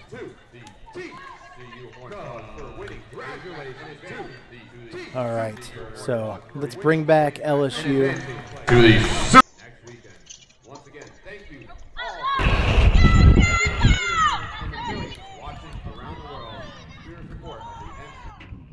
And I'm going to get 2 boxes of NC State on the screen because we're a bit further along here. NC State really pouncing on UCF.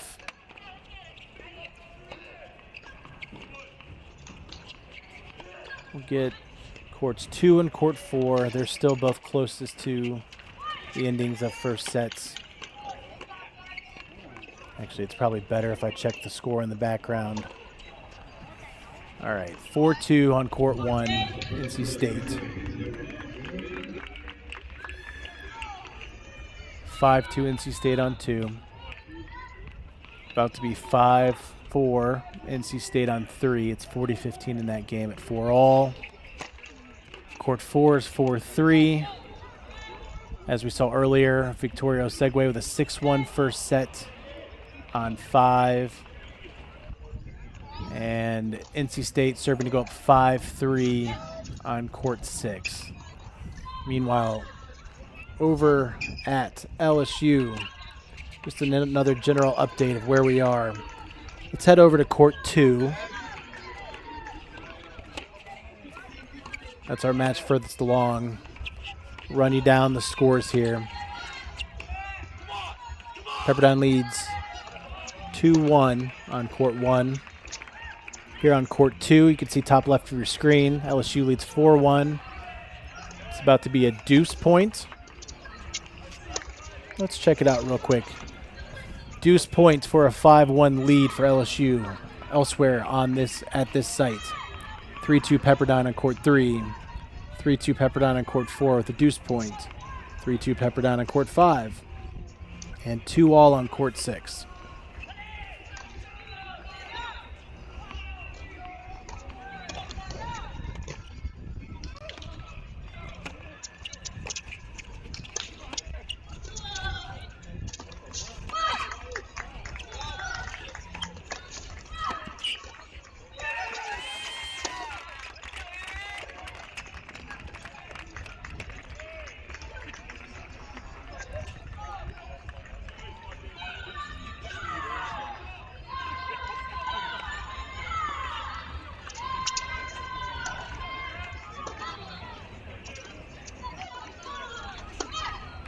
So 5-1 for LSU here.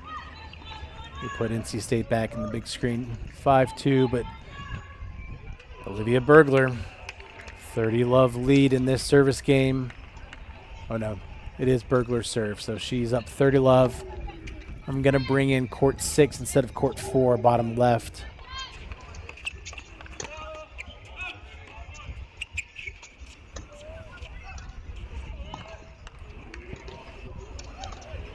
That's because Jasmine Conway has a 5-3, 15-love lead.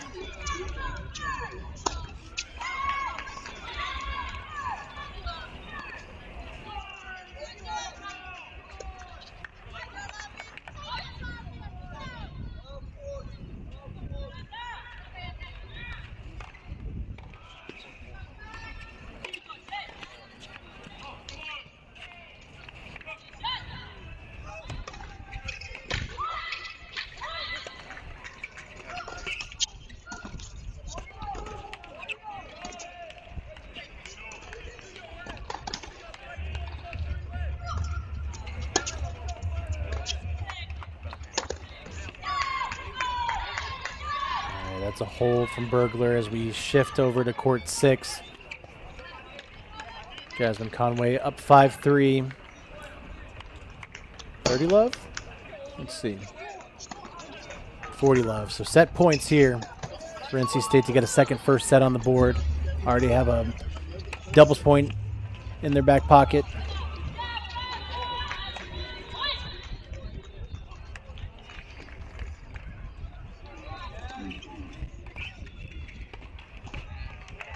And that is first set, NC State, court 6.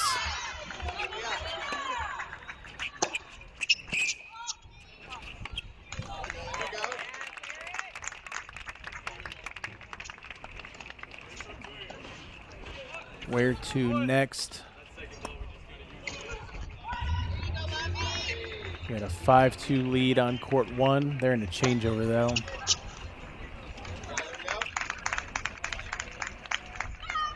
UCF leads 5-4 on court 3. NC State another 5-3 lead on court 4. Let's go. We'll put 4 back in the box, bottom left box for now.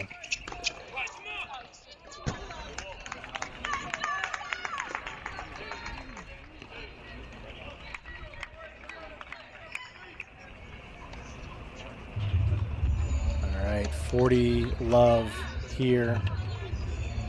NC State, court 2.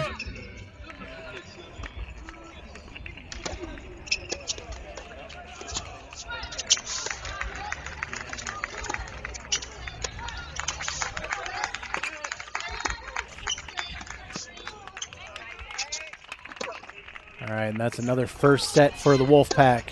They take it 6-3 on court 2. So 3 first sets, NC State.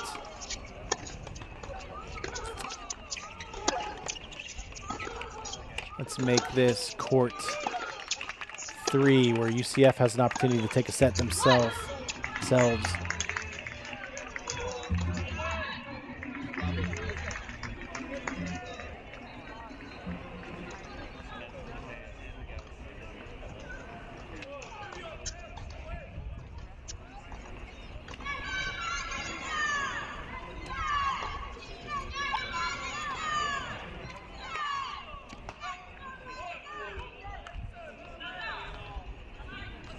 Just in time to catch a set point for Marina Gattel.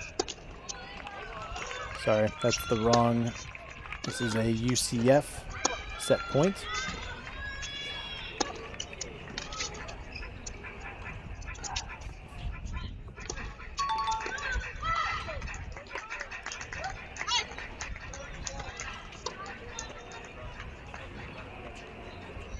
And as we're focused here, top left of your screen.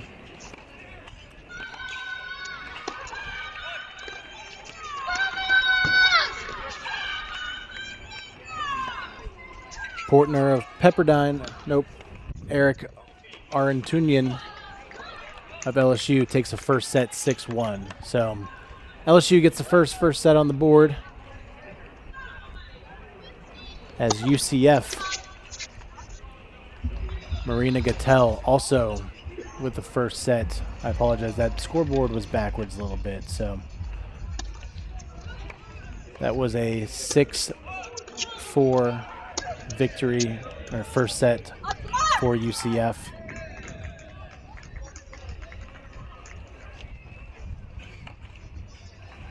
There we go.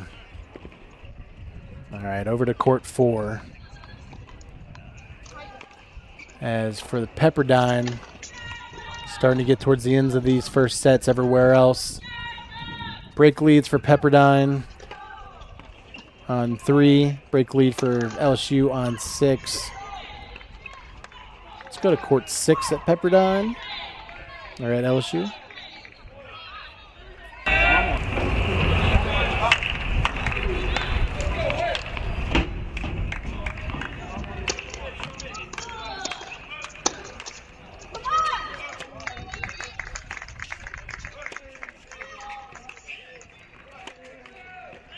That's another first set for NC State.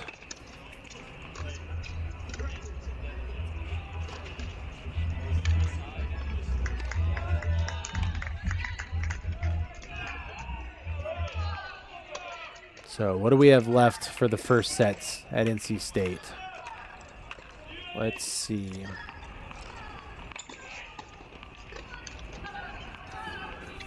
Looking at the board. Ooh, I don't have time to recap. We need to go to court 1.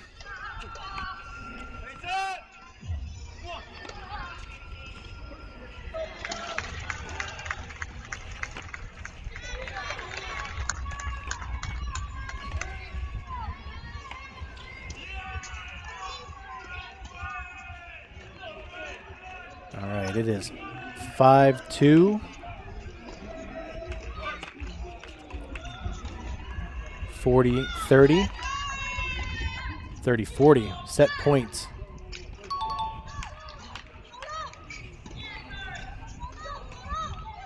For Mia Slama.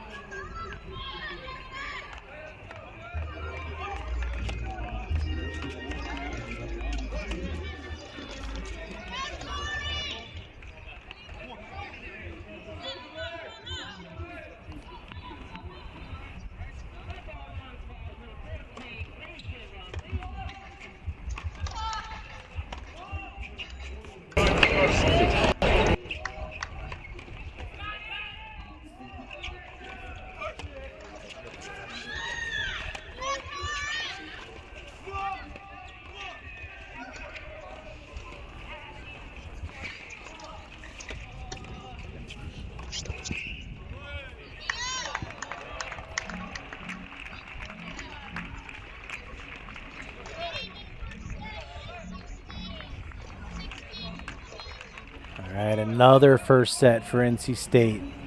6-2 here on court 1. I believe that is all the first set. So, after our first wave of sets are completed here at NC State, the Wolfpack take 5 first sets and the doubles point. UCF has a mountain to climb if they want to get back in this thing. All right, let's move over back to LSU here on court 3.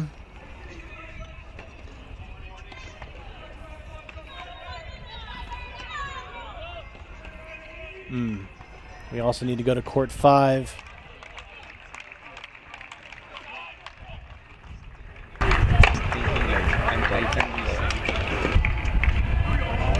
Court 5's going in the big screen as it is quadruple set point for Alicio Vasquez. Nope. This is Pepperdine set points, Maxi Homburg. It would help if I got those scoreboards back out on screen.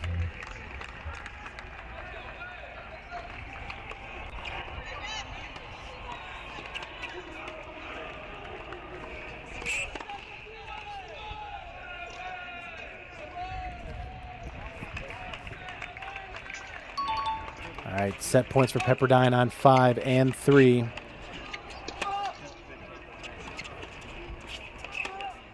And Paseric of Pepperdine takes it 6-2 on court 3. So that is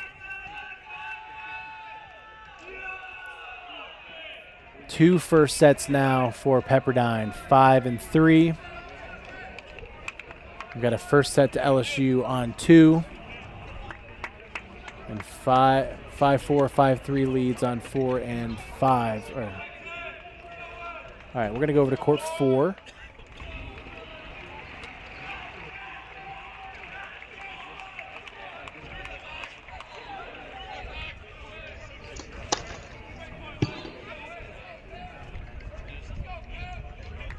When we get out of this changeover, Almeida will be up 5-4, serving here momentarily.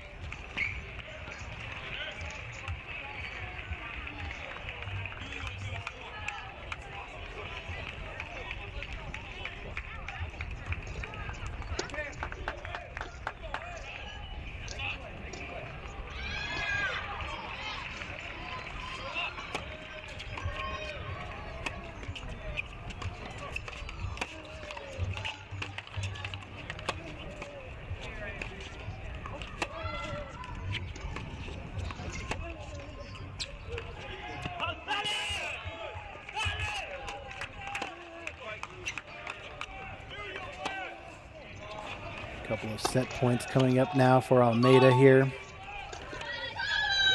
As LSU looks to have an opportunity for some sets points.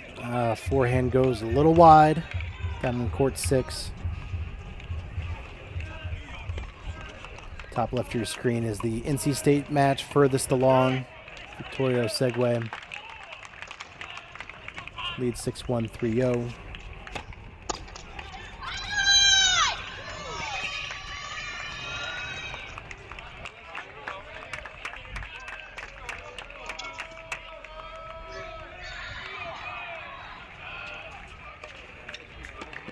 All right, deuce point coming up here.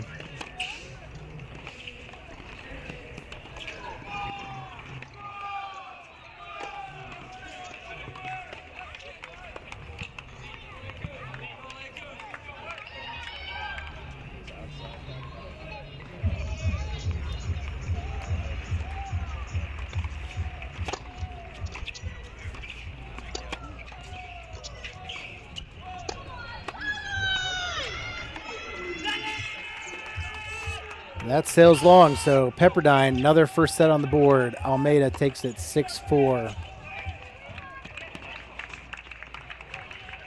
That's now 3 first sets for the Waves on courts 3, 4, and 5. LSU has a first set on 2, with 1 and 6 being our last first sets at LSU. So let's go over to 1. We got 6 bottom left of your screen. You can see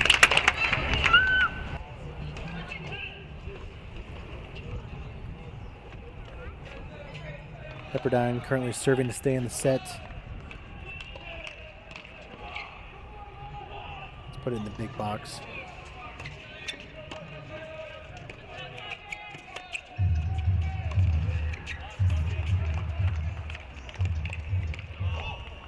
Tricky drop shot there, makes it a deuce point. Set point for LSU to get a second first set on the board.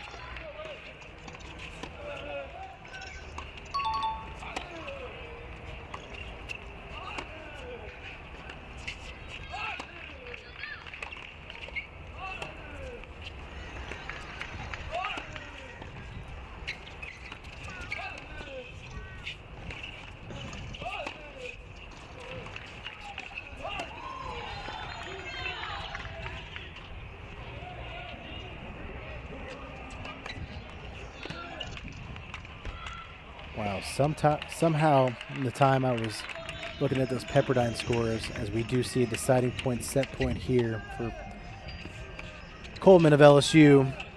Victoria Osegwe, 6-1, 5-0.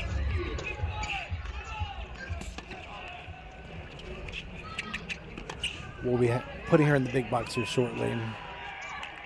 All right, that's a hold for Pepperdine. Let's get over there, do some point-by-point scoring for us. We can follow along here.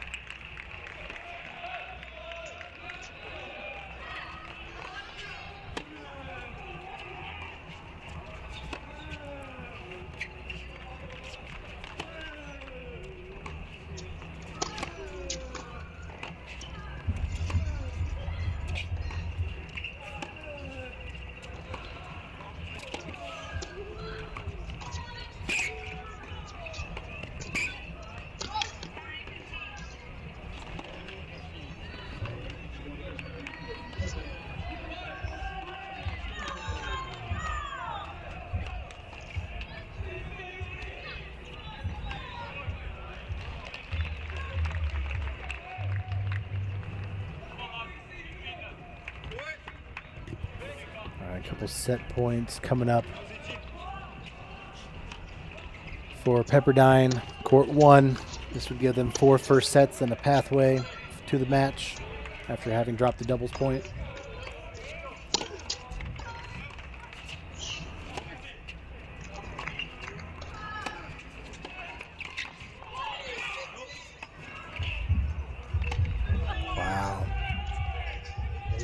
What a get from Pikowski, or from Winters. Pikowski sends that overhead wide, and that's a 4th first set for Pepperdine. So Pepperdine has a path.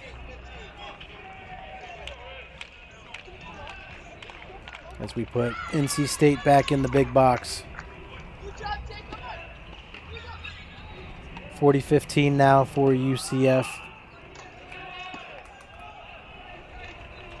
Jade Pasanka trying to get on the board here.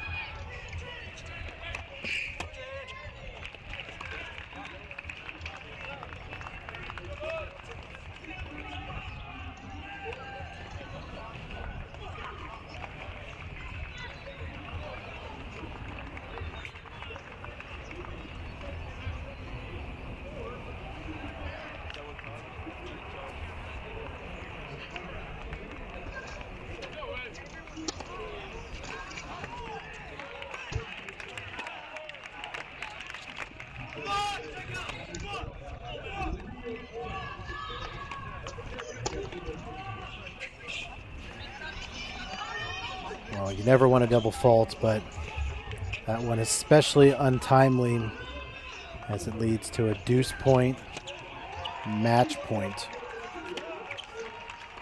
for Osegwe.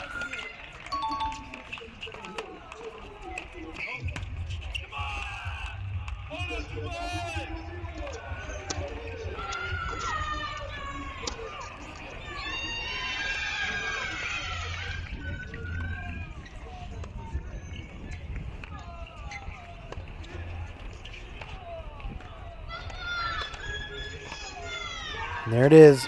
Victoria Osegwe, 6-1, 6-love. Makes it 2-0 Wolfpack.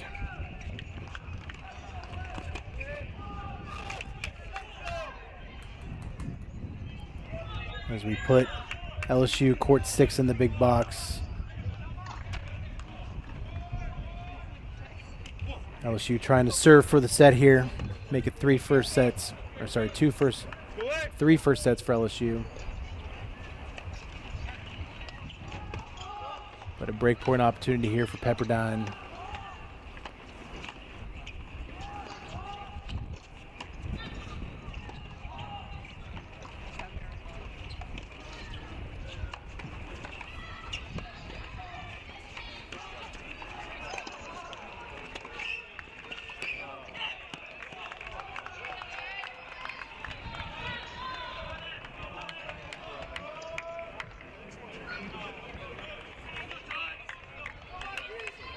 Deuce point, set point.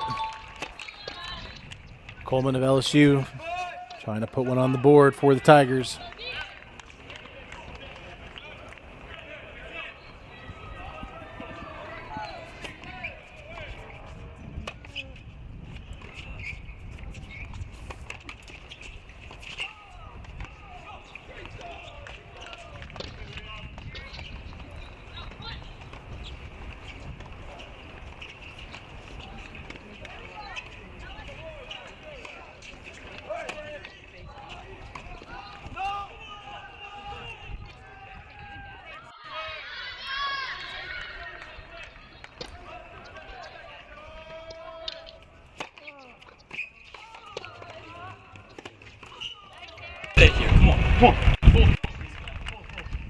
Sorry about that.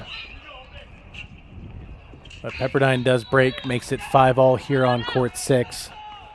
This is our final first set. As I mentioned before, 4 first sets to Pepperdine. Just 1 to LSU so far. They'd really like to get this second first set on the board, but Pepperdine's David Fix able to break back, send us to overtime here in the first set. So a little more work to go for the Tigers if they want to get this set on the board. Shift our focus over to court 6 at NC State.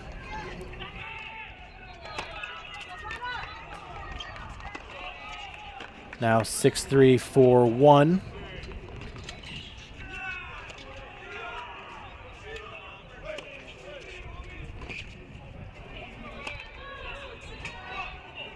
We'll come back to that after the changeover.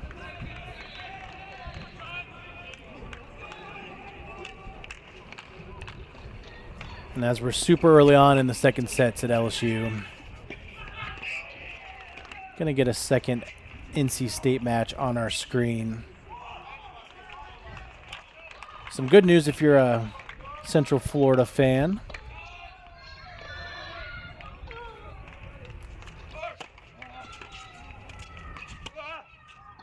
The Knights' Marina Gattel was the only first set on the board for the Knights, but she now leads 6-4, 4-1 in the second.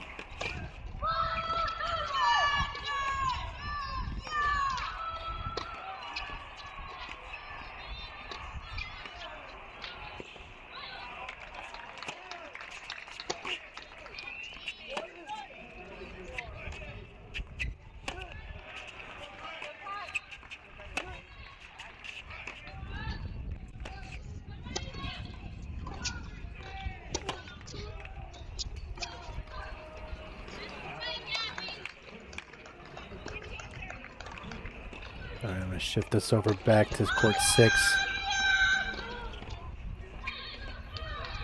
Sorry, I had that score reversed there. It was 30-40, and it just became 5-1 now NC State. So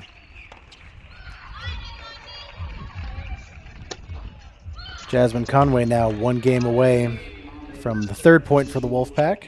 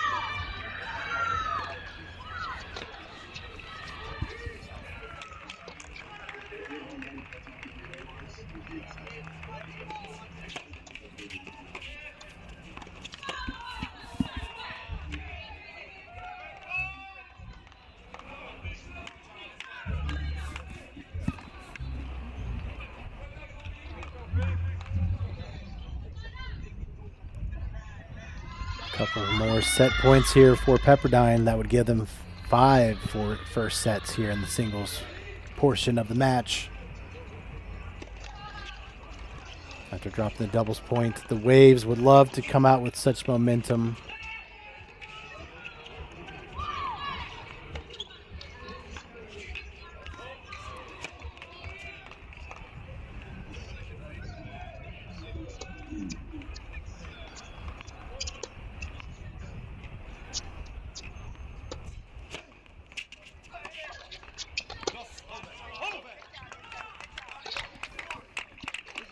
All right, deciding point.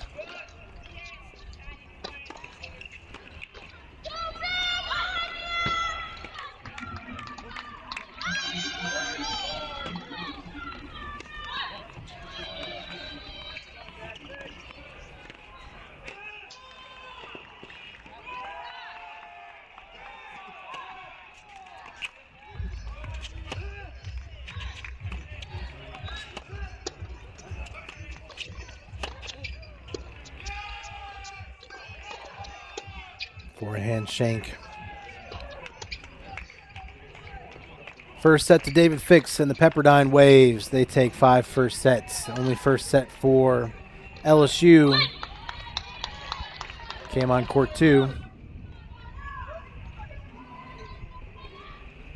We'll head back to court 2 now.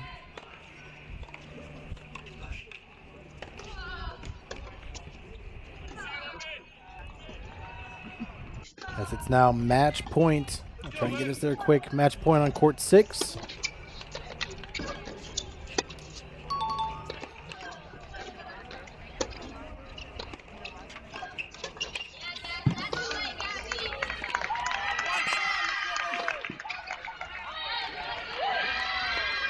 Forehand winner. Jasmine Conway makes it 3-0 Wolfpack.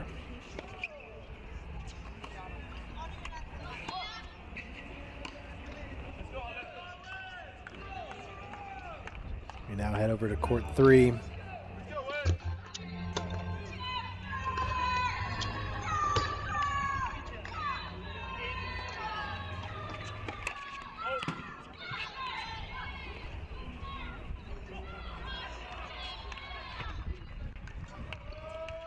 Marina Gattel looking to serve out her match, give the Knights a point of their own, but having some trouble in her service game.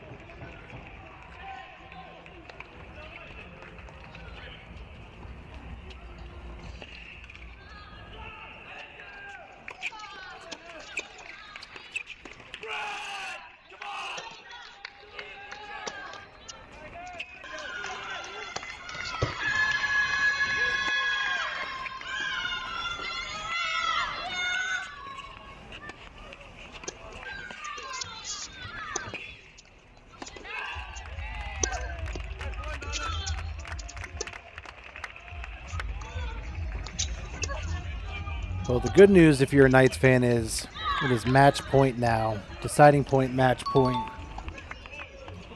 for Marina Gattel. However,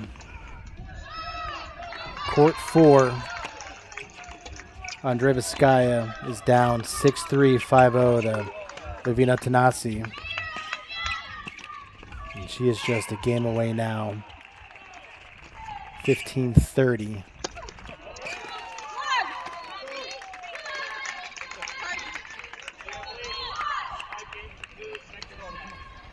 So we'll put her in the big box.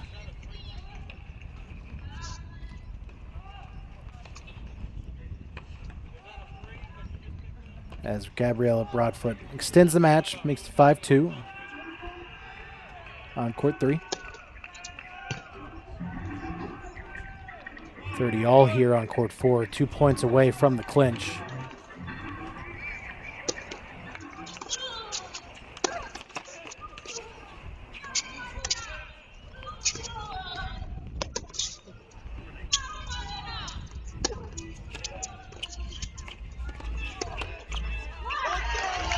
Backhand winner down the line. All right, we've been living in a triple box for a couple hours now. LSU fans, I promise we'll be right back. You are going to be our full focus for the end of this match, but we're going to go full screen now.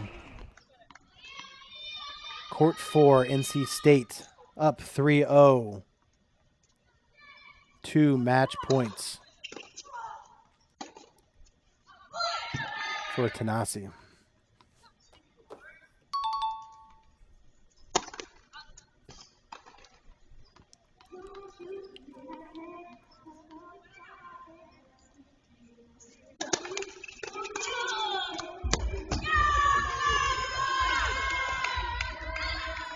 Well, that's one way to fight off a match point.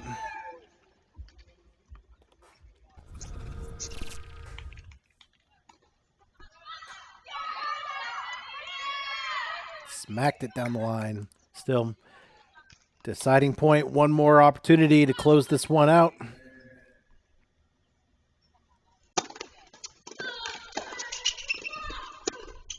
Big serve +1 does the trick. And the Wolfpack are Sweet 16 bound. They will host the Super Regional next weekend. Actually, I can't guarantee that's true. Let me see. Yes, they are our 8th seed. So Wolfpack will be hosting next weekend as they head to the Sweet 16. They finished today with a 4-0 victory over the UCF Knights. They took the doubles point in about 29 minutes and then had wins on courts 6, 5, and then 4. All right, with that, one more match to go. We head back to LSU.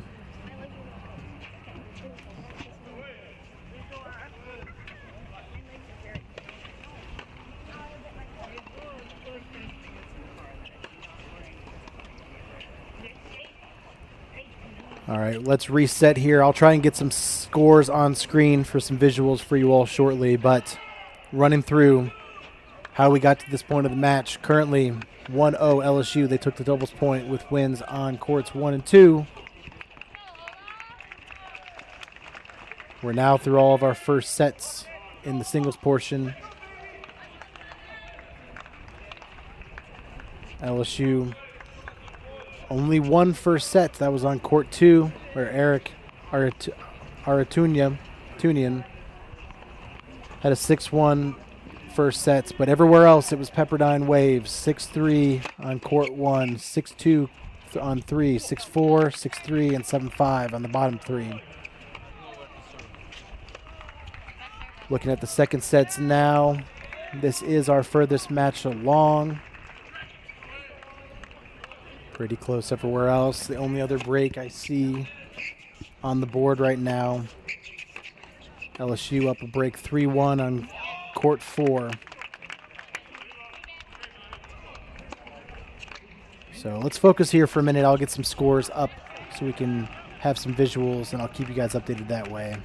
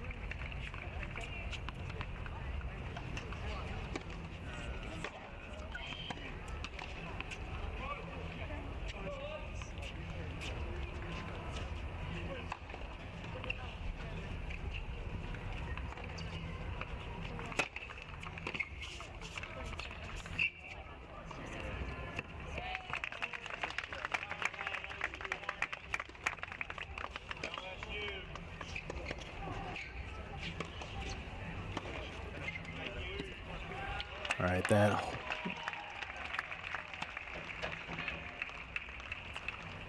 looks like, yep, that was a hold for Artunian.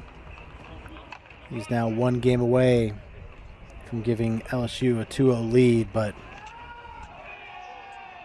it's a little bit of a misleading 2-0 lead if he gets it.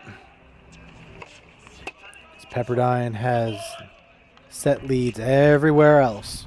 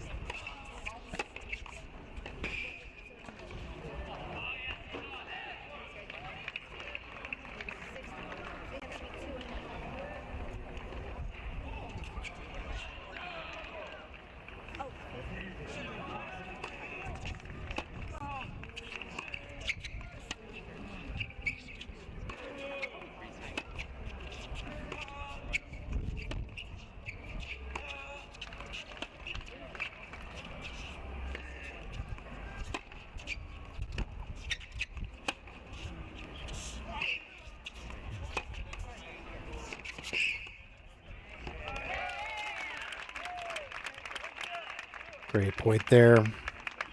Gives LSU 2 match point opportunities.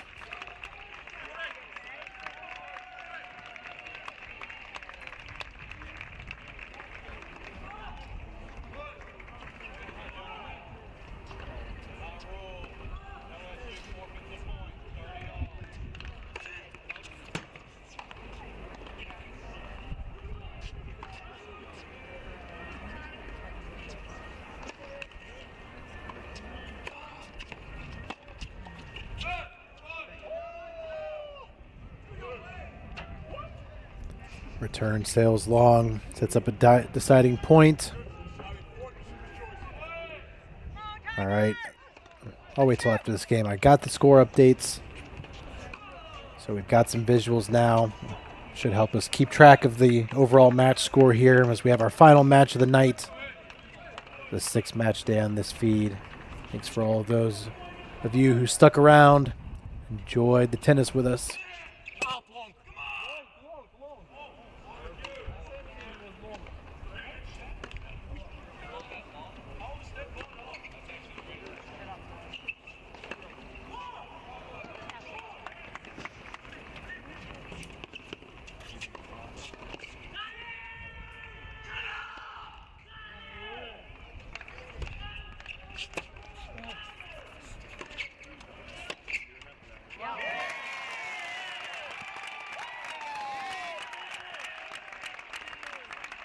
And that's it. Eric Arushian, 6-1, 6-3, puts the Tigers up 2-0. With that, gives me the opportunity to get a little score update here.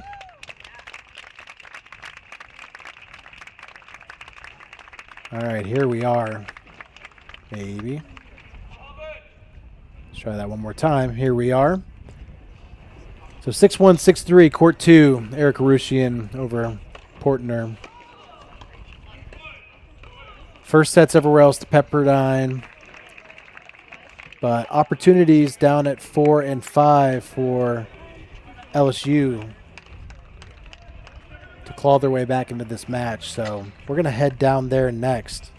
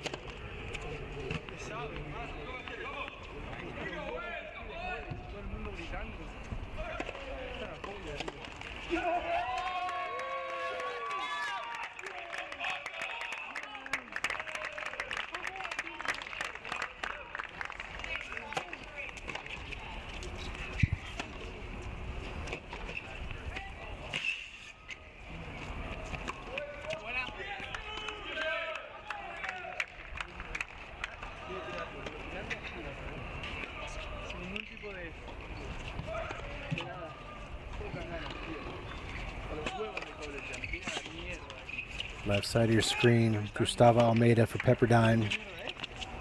4 breakpoint opportunities to get back on serve in this second set. Meanwhile, right side of your screen, Alicio Vasquez serving for the second set. Everywhere else, it's very tight. 3-all second set on 1 and 3. 1-all second set on 6. Huge passing shot down the line from Almeida. It's now 3-4 over there. So back on serve. Let's go full screen over to court 5.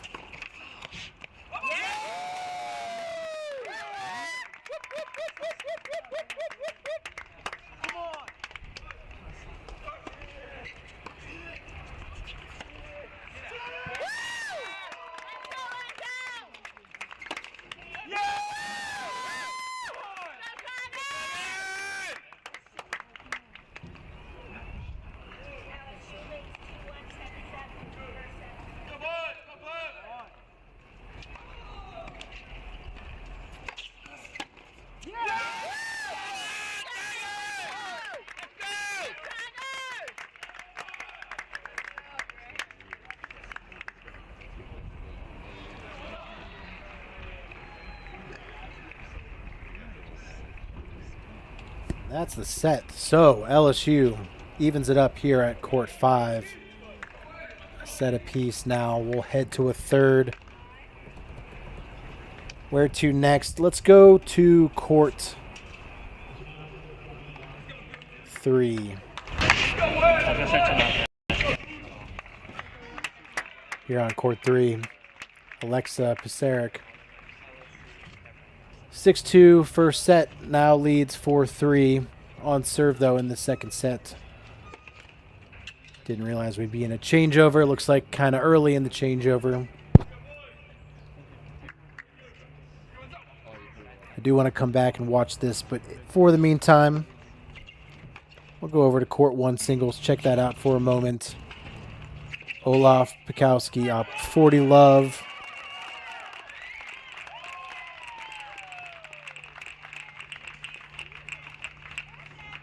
And with that shot, makes it 4-3 LSU on serve here in the second.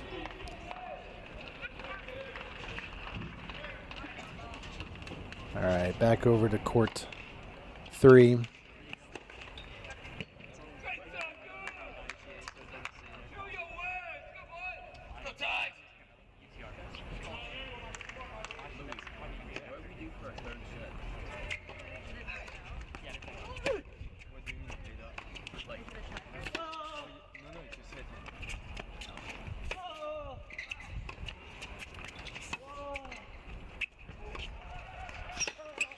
That's right, Andre.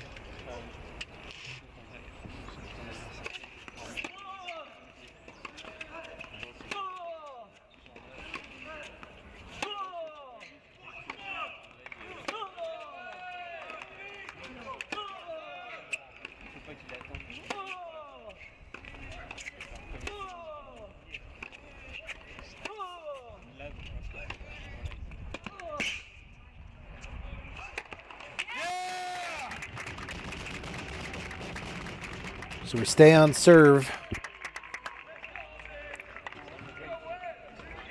On Sarovic, evens it up 4-all here in the second set. Let's pop on over to court number 4.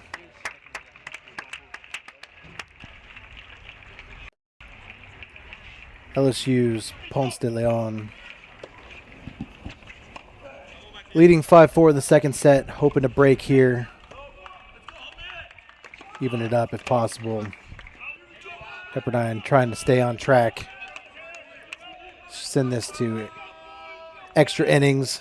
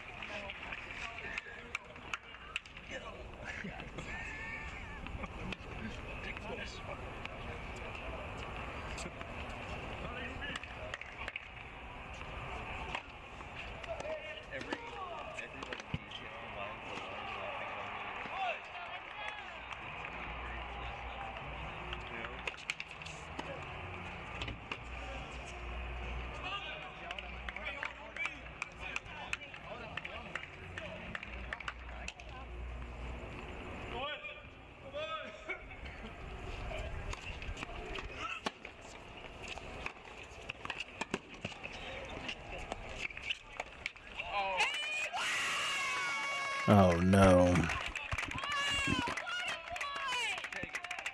Almeida misses the easy put away there. Sets up a deciding point, set point for Ponce de Leon.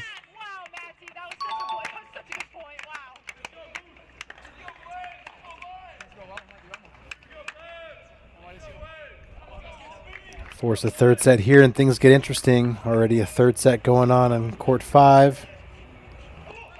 Very early on there. On serve, 2-1, Pepperdine. LSU's Coleman looking to force the third set. He's up 4-2 on court 6. 4-all on court 1.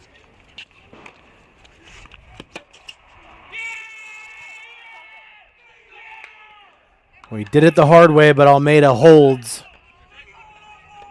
So 5-all here. And we're going to head back to court number 3.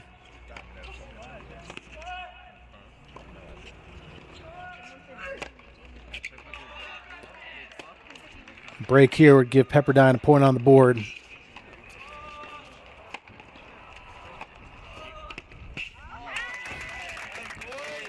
Too good. Let's see that one more time. Come on, big fella. I missed the double overheads. Pasaric able to track those down, but just couldn't get that last ball past Lincerovic.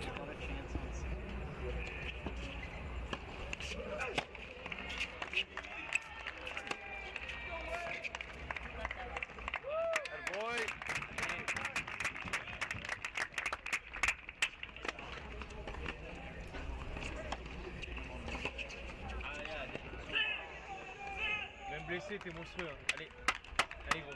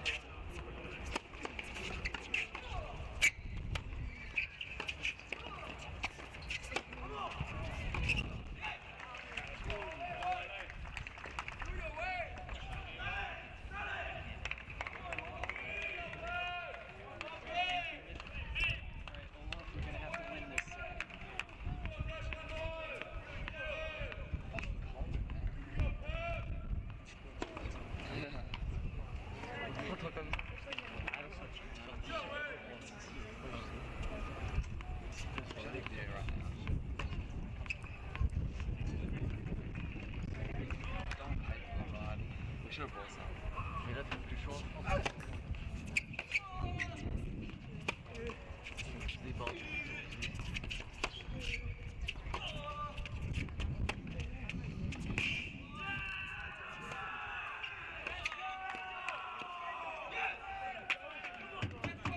Can't handle the ball at his feet. Sails long, and that sets up 2 match point opportunities for Pepperdine's Pasaric. Pepperdine looking to get their first point on the board of this match.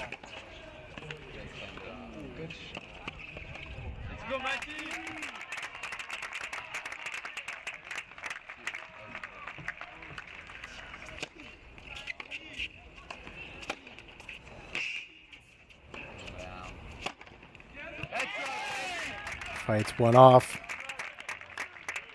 Still deciding point.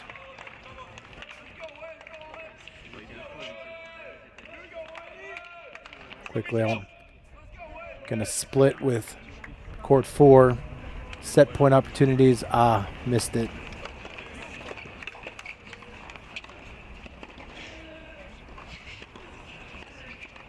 Oh, that wasn't set point opportunities. The scoreboard just hadn't reset the game score yet, so Ponce de Leon up 6-5 on court 4.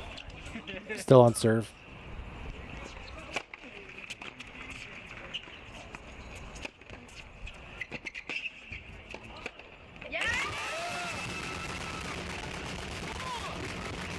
LSU fights off 2 match points, sends us to an extended second set. So 5-all here. Let's take a look around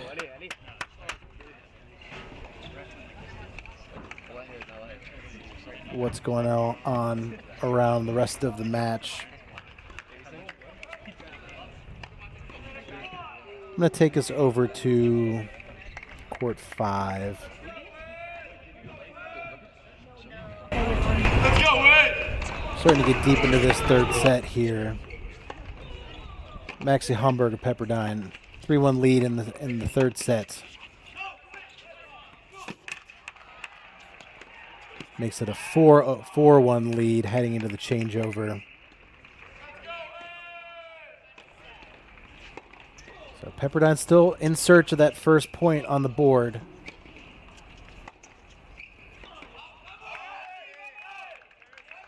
As we take a look at the scores from around the site. Court 2 already finished. LSU's Eric Arushian up with a 6-1, 6-3 victory. We've got Olaf Pikowski on court 1. We'll head there now, looking to try and force the third set there. He's got a 30-15 opportunity in the service game of Edward Winter. 5-all on court 3, as we just saw. Ponce de Leon looking to force the third on court 4, as he's up 6-5 in the second.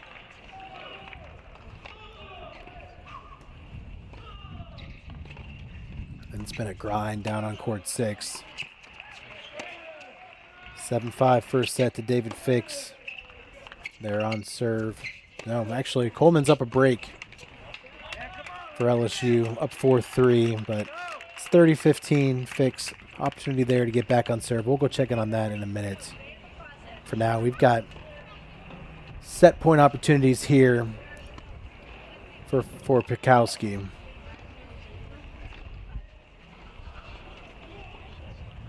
LSU's done a really good job after dropping 5 first sets to find their way to claw, get a foothold back into this match. Already forced 1 third set, extended second sets and on 2 and 3, and here an opportunity to go third on 1.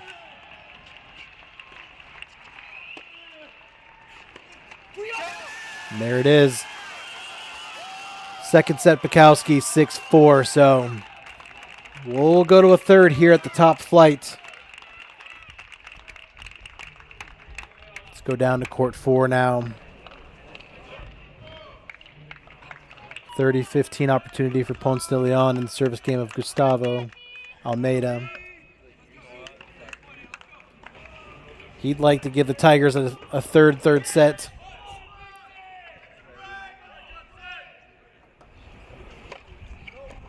And in fact, we have set points, 3 of them coming.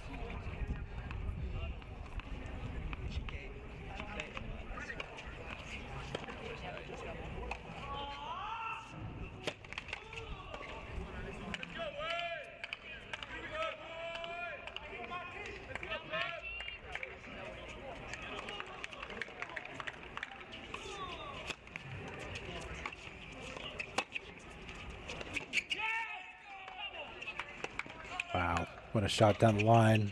See that one more time.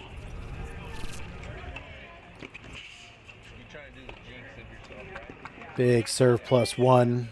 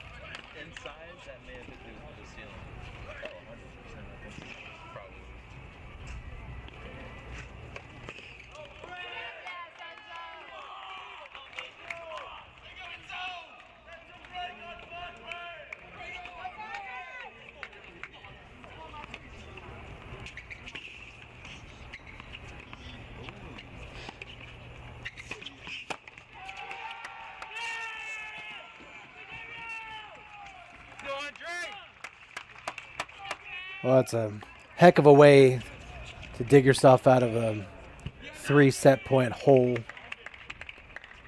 So we're going to a tie break here on 4.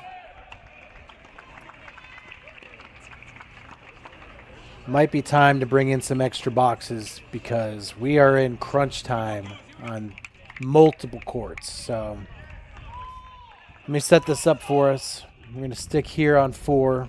Check out this tie break. But I got action on 3 and 5 that we need to have eyes on as well.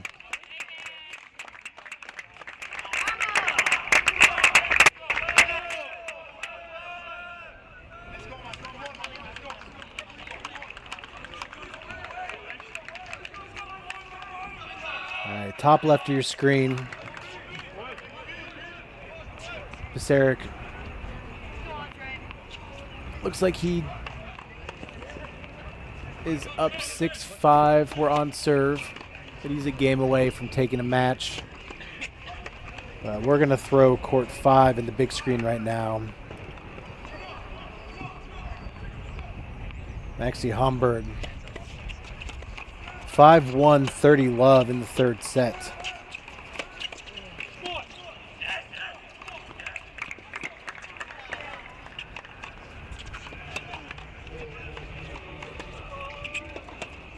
Make that 40 love.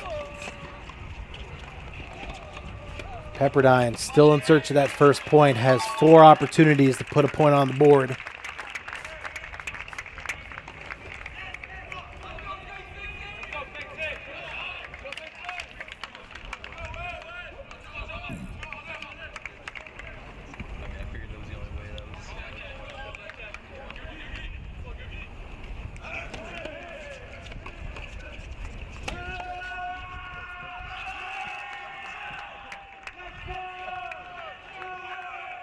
And he does it.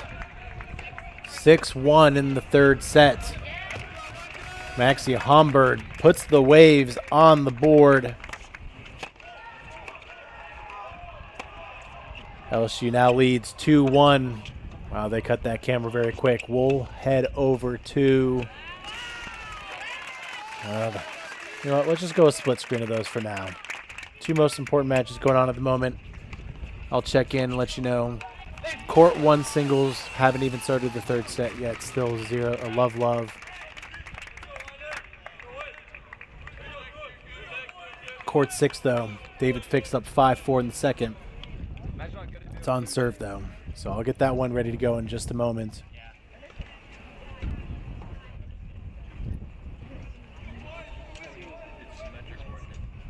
But LSU trying to force a couple more third sets here.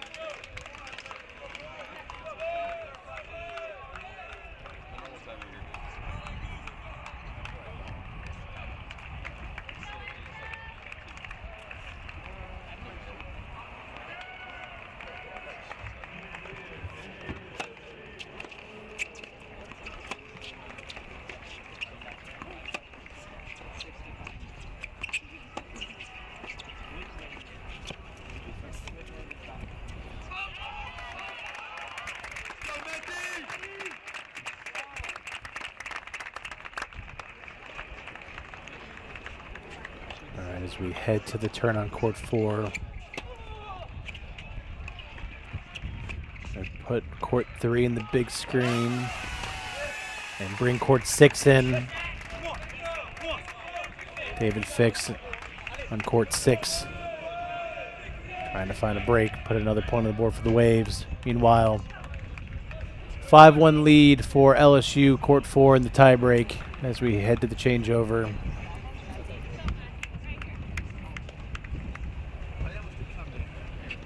And 2 set point opportunities for LSU. Looks like that serve indicator's wrong. I think that's LSU serving on the far side of court 3.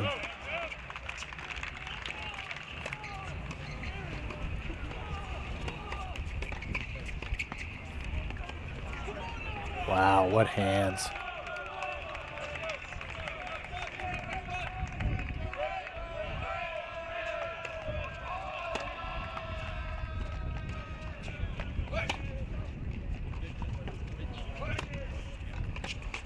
Still deuce point, one more opportunity.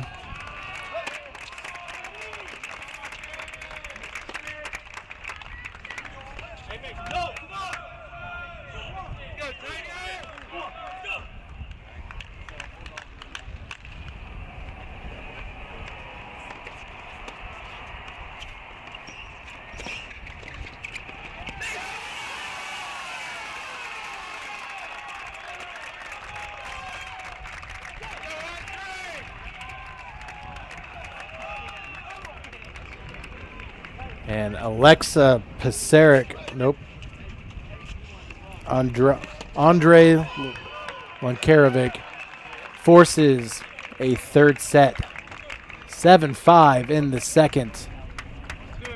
We are going the distance now on our third court of the match. Make that 4. Sorry, as I was distracted by that match on court 3. Court 4 also forces a third set. So 4 sets going the distance here. We'll go down to court 6 full screen.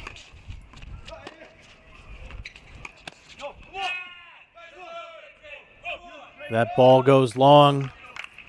Means deciding point. Match point for Pepperdine. We could even up the match here, make it 2 apiece.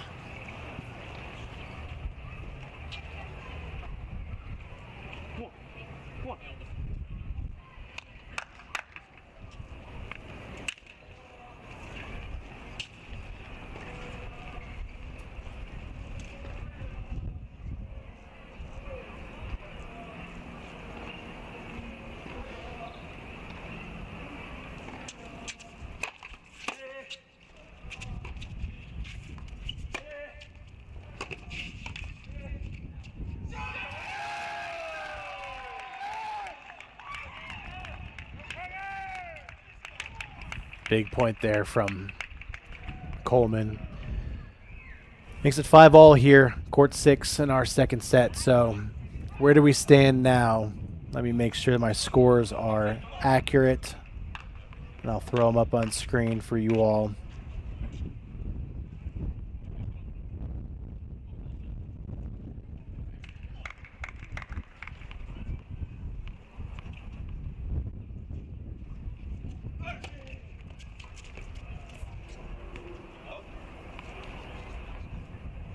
All right, 4 matches remaining here at LSU. The only match still in the second set is the one on your screen. Pepperdine's David Fix won the first set 7-5. It's now 5-all on serve. Had a match point opportunity there, unable to complete it. So we are now in extra innings here, set 2. Elsewhere, 3 other 3-setters going on courts 1, 3, and 4. 3 and 4, if you were tuning in moments ago, both courts forced the third set almost simultaneously. So those haven't even started yet. We're just going to get going here in a minute in those third sets. Third set already started on 1. LSU up 1-0. On serve, Olaf Pikowski. Little opening there, 30-15 in the service game of Edward Winter. So we're going to watch the end of this game here. Then we'll head over to court one. This match, though, still plenty of time left. It's got at least probably an hour left. So get comfortable, get some snacks. Plenty of tennis left to watch here on feed 3. If you're looking for more tennis, I know most of our other feeds have now completed, but I believe there's still a Baylor regional final going on feed 2, as well as the Central Florida men, their regional final. Got going about 20 minutes ago. Some rain delay sent them indoors. So if this tennis isn't enough for you, go check out feed 2 with Chris Halioris.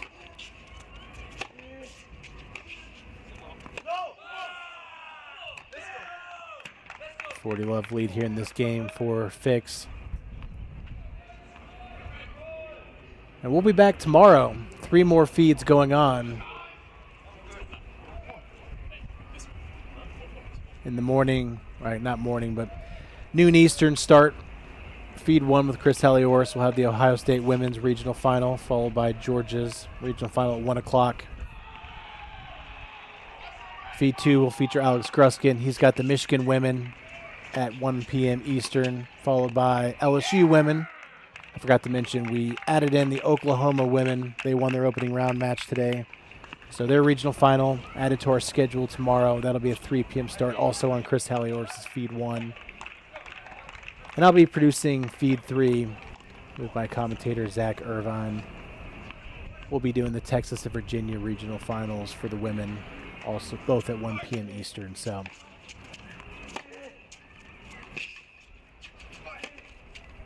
tons of action this weekend. Appreciate all of you who have joined us. Trying to do our best here to get as much coverage of this NCAA tournament as possible, trying to grow this thing each and every year. David Fix, easy hold there, makes it 6-5. He'll try and break and end this match. Otherwise, we'll be going to a tie break. Might we have 4 3-setters? We shall see. In the meantime, let's go over and check out court 1 singles. It's the only one that's somewhat further along. Pikowski did break. Leads 2-0 here.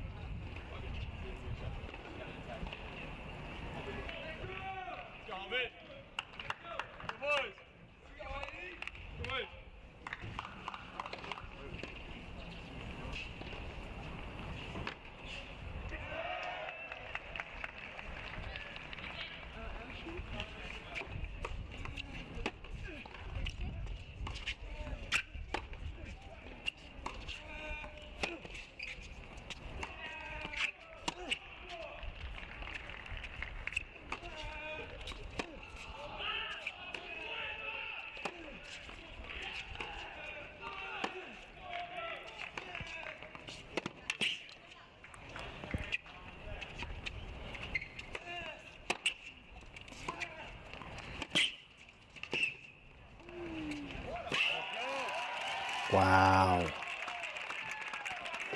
Heck of a stretch volley there from Pikowski.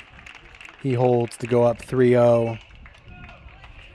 See that one more time, and then we're going to head down to court 6, where David Fix has the 30-15 lead. Now it's 30-all in the service game of Coleman. So as we head down to 6, critical point here in this match, big point.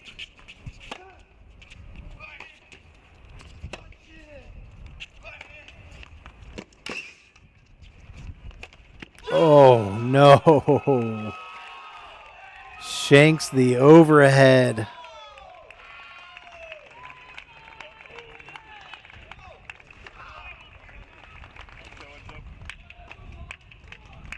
And now Coleman will have 2 service opportunities to send us to a tiebreak.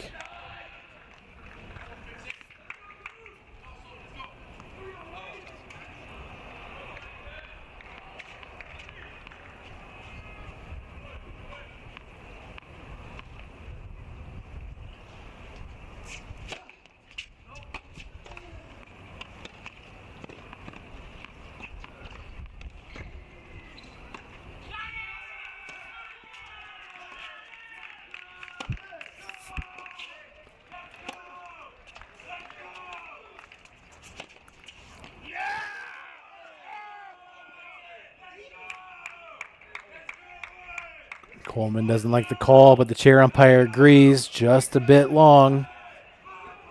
He's going to go over and have some words with him, but not much you can do. So, deciding point means match point Pepperdine, trying to even us up at 2-all.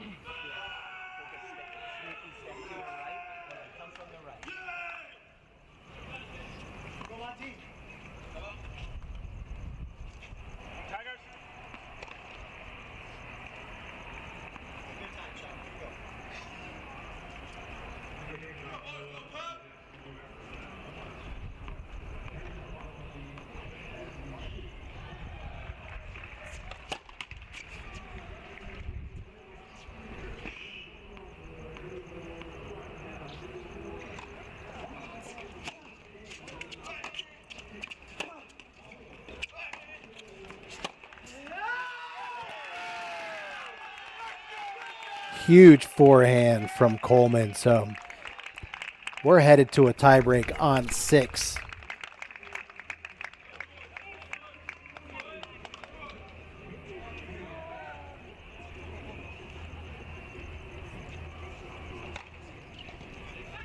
All right, while we're in a tiebreak on 6, I'm going to split us with court 1. Olaf Pikowski's making some moves here. Up 30 love in the service game of Edward Winter, 30-15 now. Looking to make a double break lead and taking commanding control of that third set. Still very early in the third sets on 3 and 4. 1-0 Pepperdine, court 3. 1-all apiece, court 4.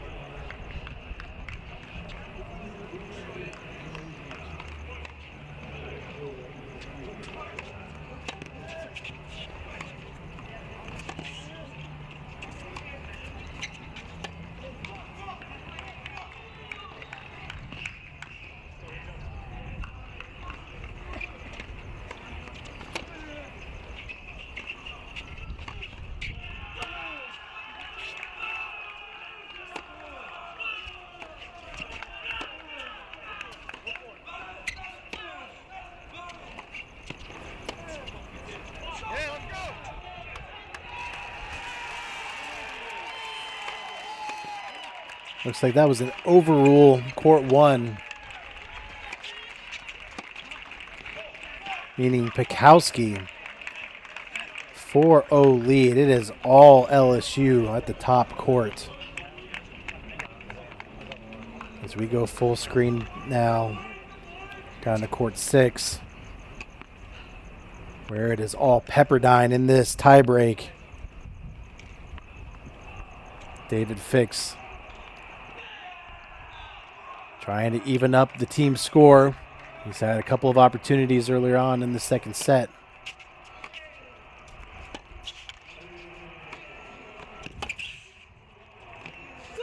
Oh, nice forehand from Coleman. Breaks the log jam. Makes it 5-1 at the change.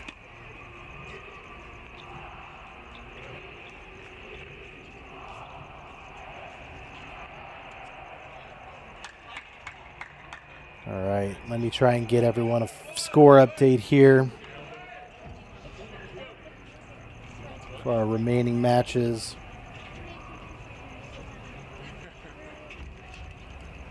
As we just saw, 4-0 lead for LSU on court 1. Very early still, courts 3 and 4 third sets. 2-1 lead for Pepperdine on both. Looks like those are both on serve, as LSU is serving. Down 1-2 in each. So it's looking like that 3 and 4 match third setters are going to be what decide who makes it to the Sweet 16 from this site.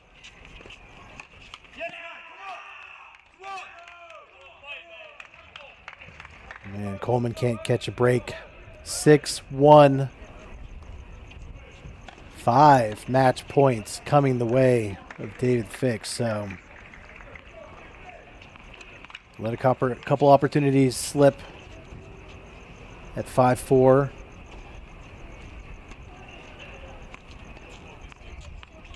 He's got a whole bunch of opportunities now to close this match out.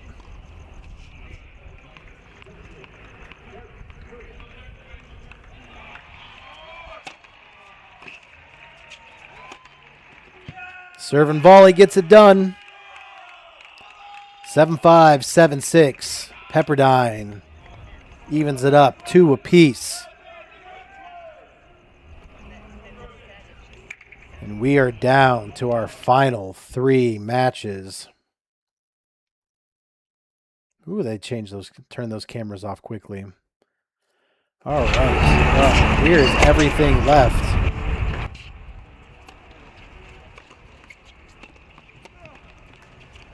3 matches to go on feed number 3.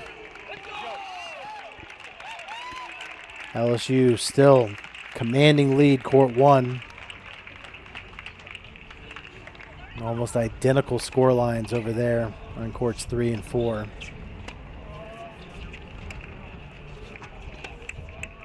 So plenty of time left with those two. Let's go full screen, court 1. See if Edward Winter can find his way back into this set somehow.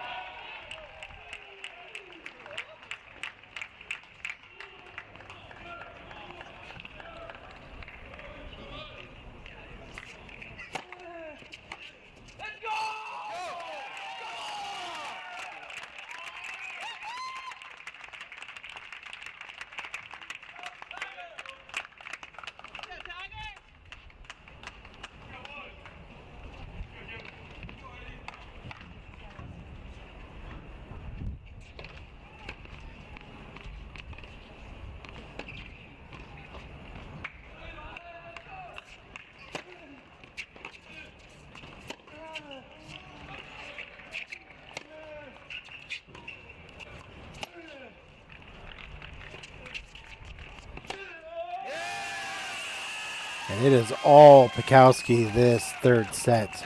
He goes up 5-0 with this forehand rip down the line passing shot.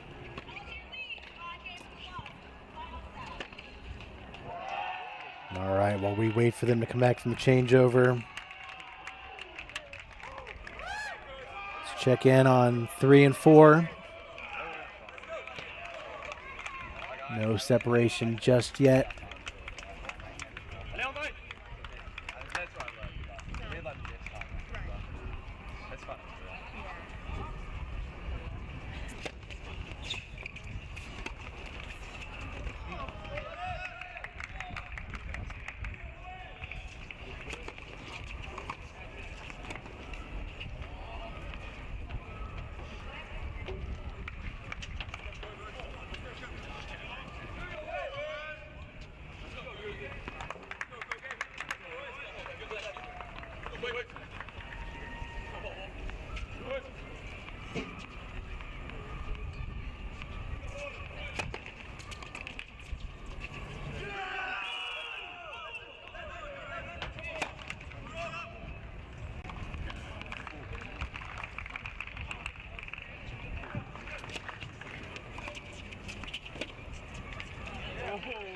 All right, they're out of the chair, so back over to court 1. Winter looking just to get on the board here. Got to start somewhere if we're going to get back into the set. Time is running out, though. 5-0 lead for LSU here.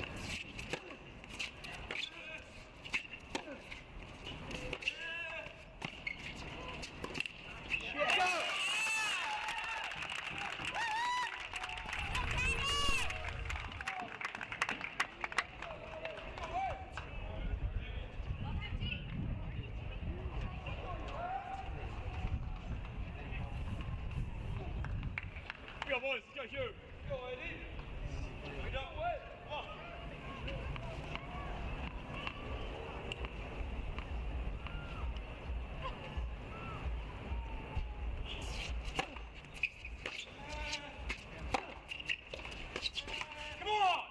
Hey, hey.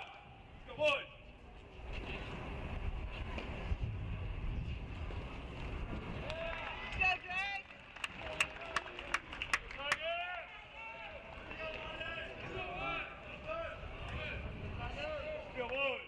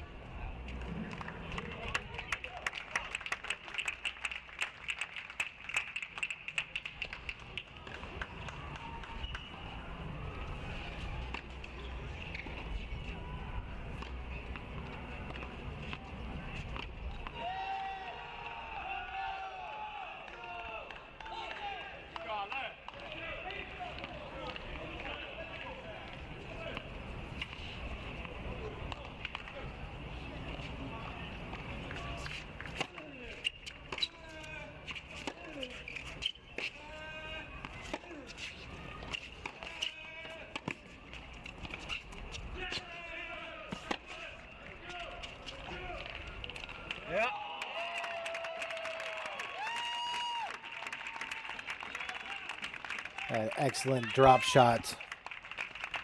Sets up 3 match points for Olaf Pikowski. It's been all LSU this third set. A reminder, LSU dropped 5 first sets in this match. They took the doubles point, but a slow start to singles. They have found their way right back in this one.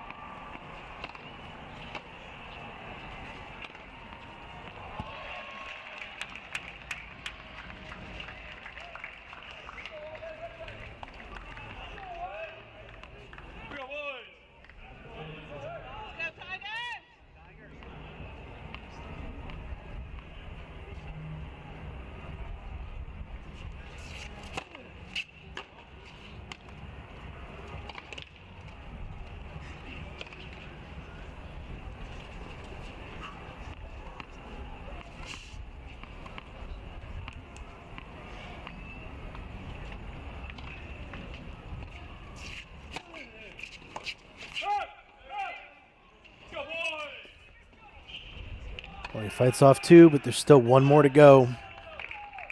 Deciding point, match point.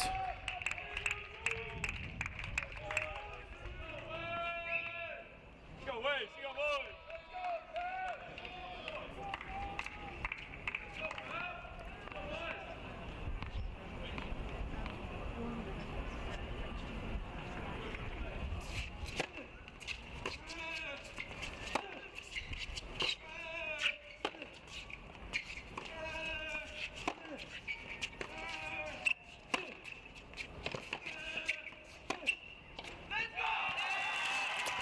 Forehand sails long, and that's a 6-0 third set for Olaf Bukowski. He puts the Tigers up 3-2. Now there's 2 matches to go.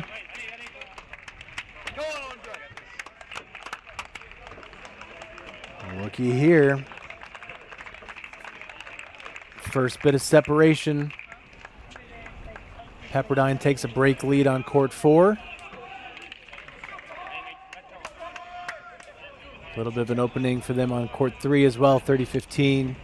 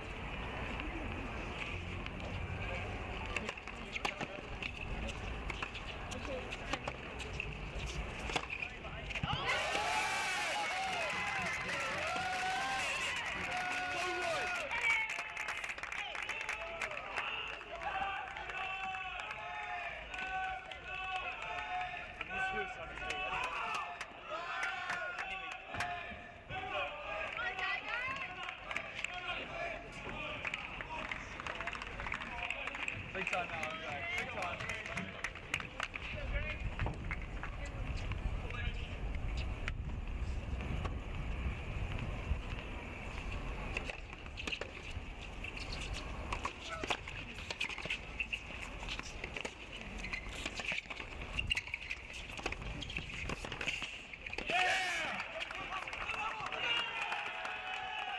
And Pepperdine breaks on 3. So break leads on 3 and 4 now for the Waves.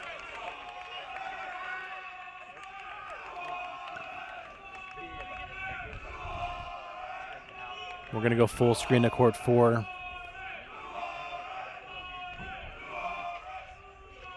As Ponce de Leon looks to fight off a couple of hold points from Almeida.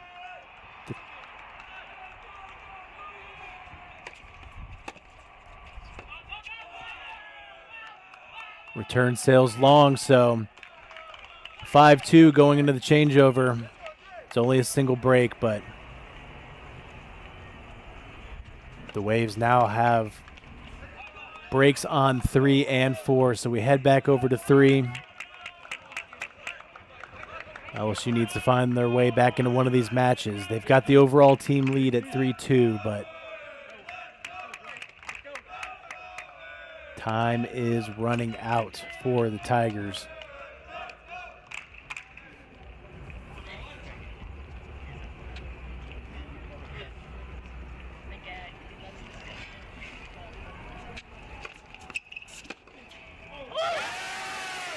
That'll work. Huge return there down the line.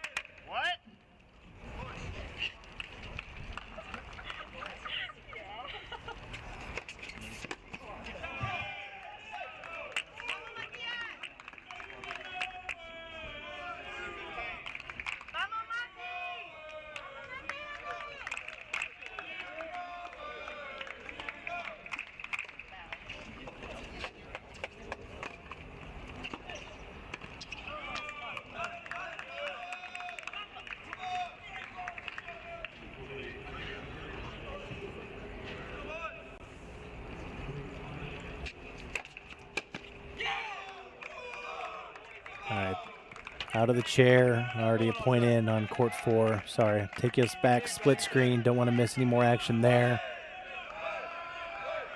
LSU serving to stay in the match on 4.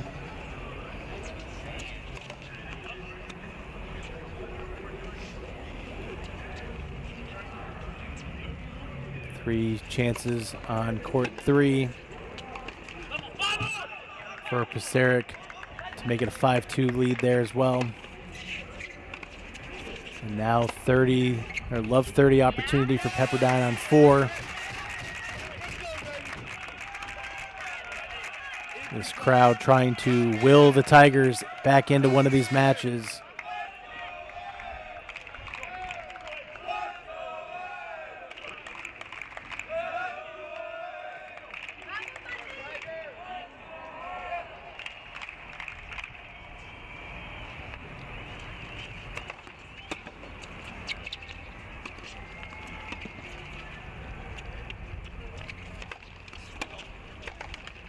Oh, misses the backpedaling overhead on court 4. And now Gustavo Almeida, 4 match points.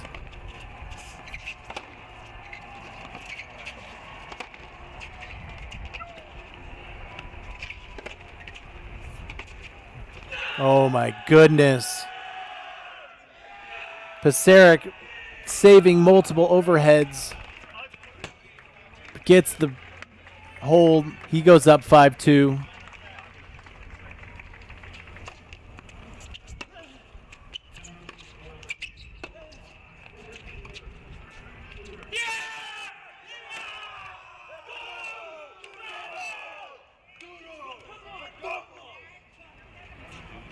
And Almeida with the hat spike makes it 3-all. We are all tied. 1 match left on the board. We head to court 3. It's a changeover.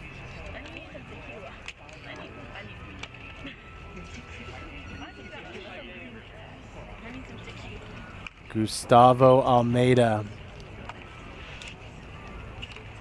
ties us up at 3 apiece, and now it all comes down to Andre Lancerovic trying to keep the Tigers' hopes alive. Alexa Paseric, he's trying to send the Waves to the Sweet 16. Job number 1 for Lancerovic. Hold your serve here.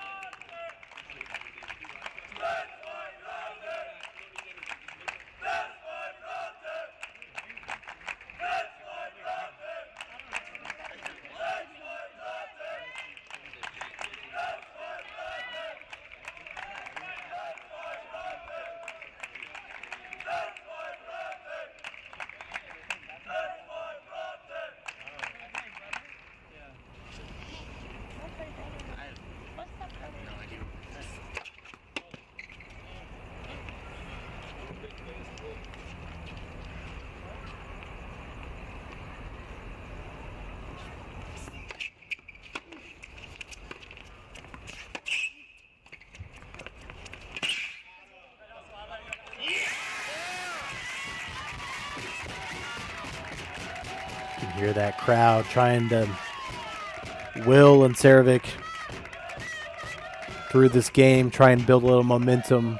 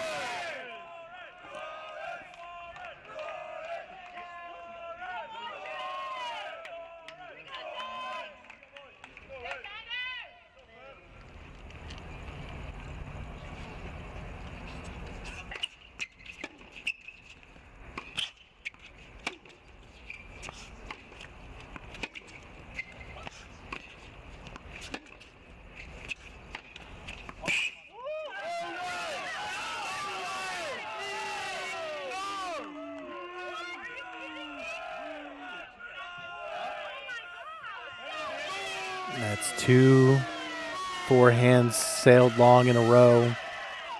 Sets up triple match point to seal the upset and send the Waves to the Sweet 16.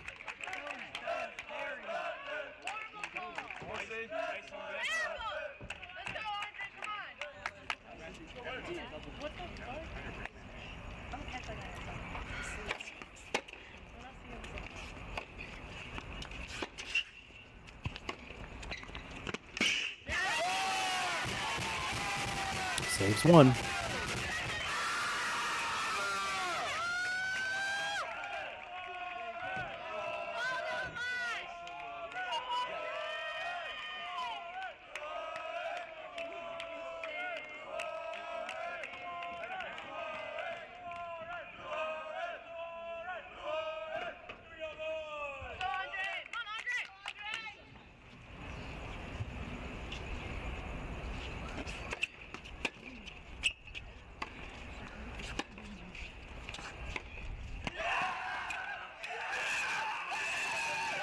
And Paseric hits him with the sleeper as the Waves take it 4-3 upset over the LSU Tigers.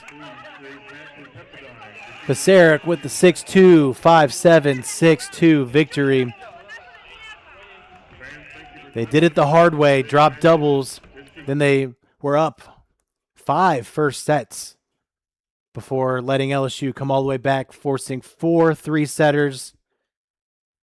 Came down to the very last court, but in the end, the Pepperdine Waves 4-3 over LSU. They are headed to the Sweet 16. All right, that completes a marathon day here on Feed 3 of the Cracked Racquets NCAA Division I Tennis Championships broadcast. We started out the day with an LSU 4-0 victory over Stephen F. Austin in the first round.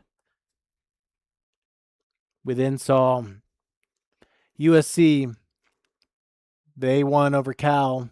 Was it 4-1?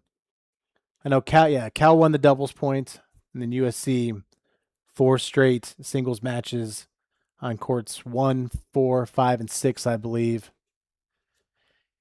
Arizona, they and TCU both advanced on to the Sweet 16 as well, defending their home sites. And then we saw NC State blitz the UCF Knights, 29 minutes doubles point, and then 3 straight singles match victories to make it a 4-0 win. And then just now, the upset of the day, Pepperdine 4-3 over LSU. All right, we thank you for joining us today for our broadcast. We'll be back tomorrow, 12 p.m., the start of our first Feed 1 with Chris Halioris.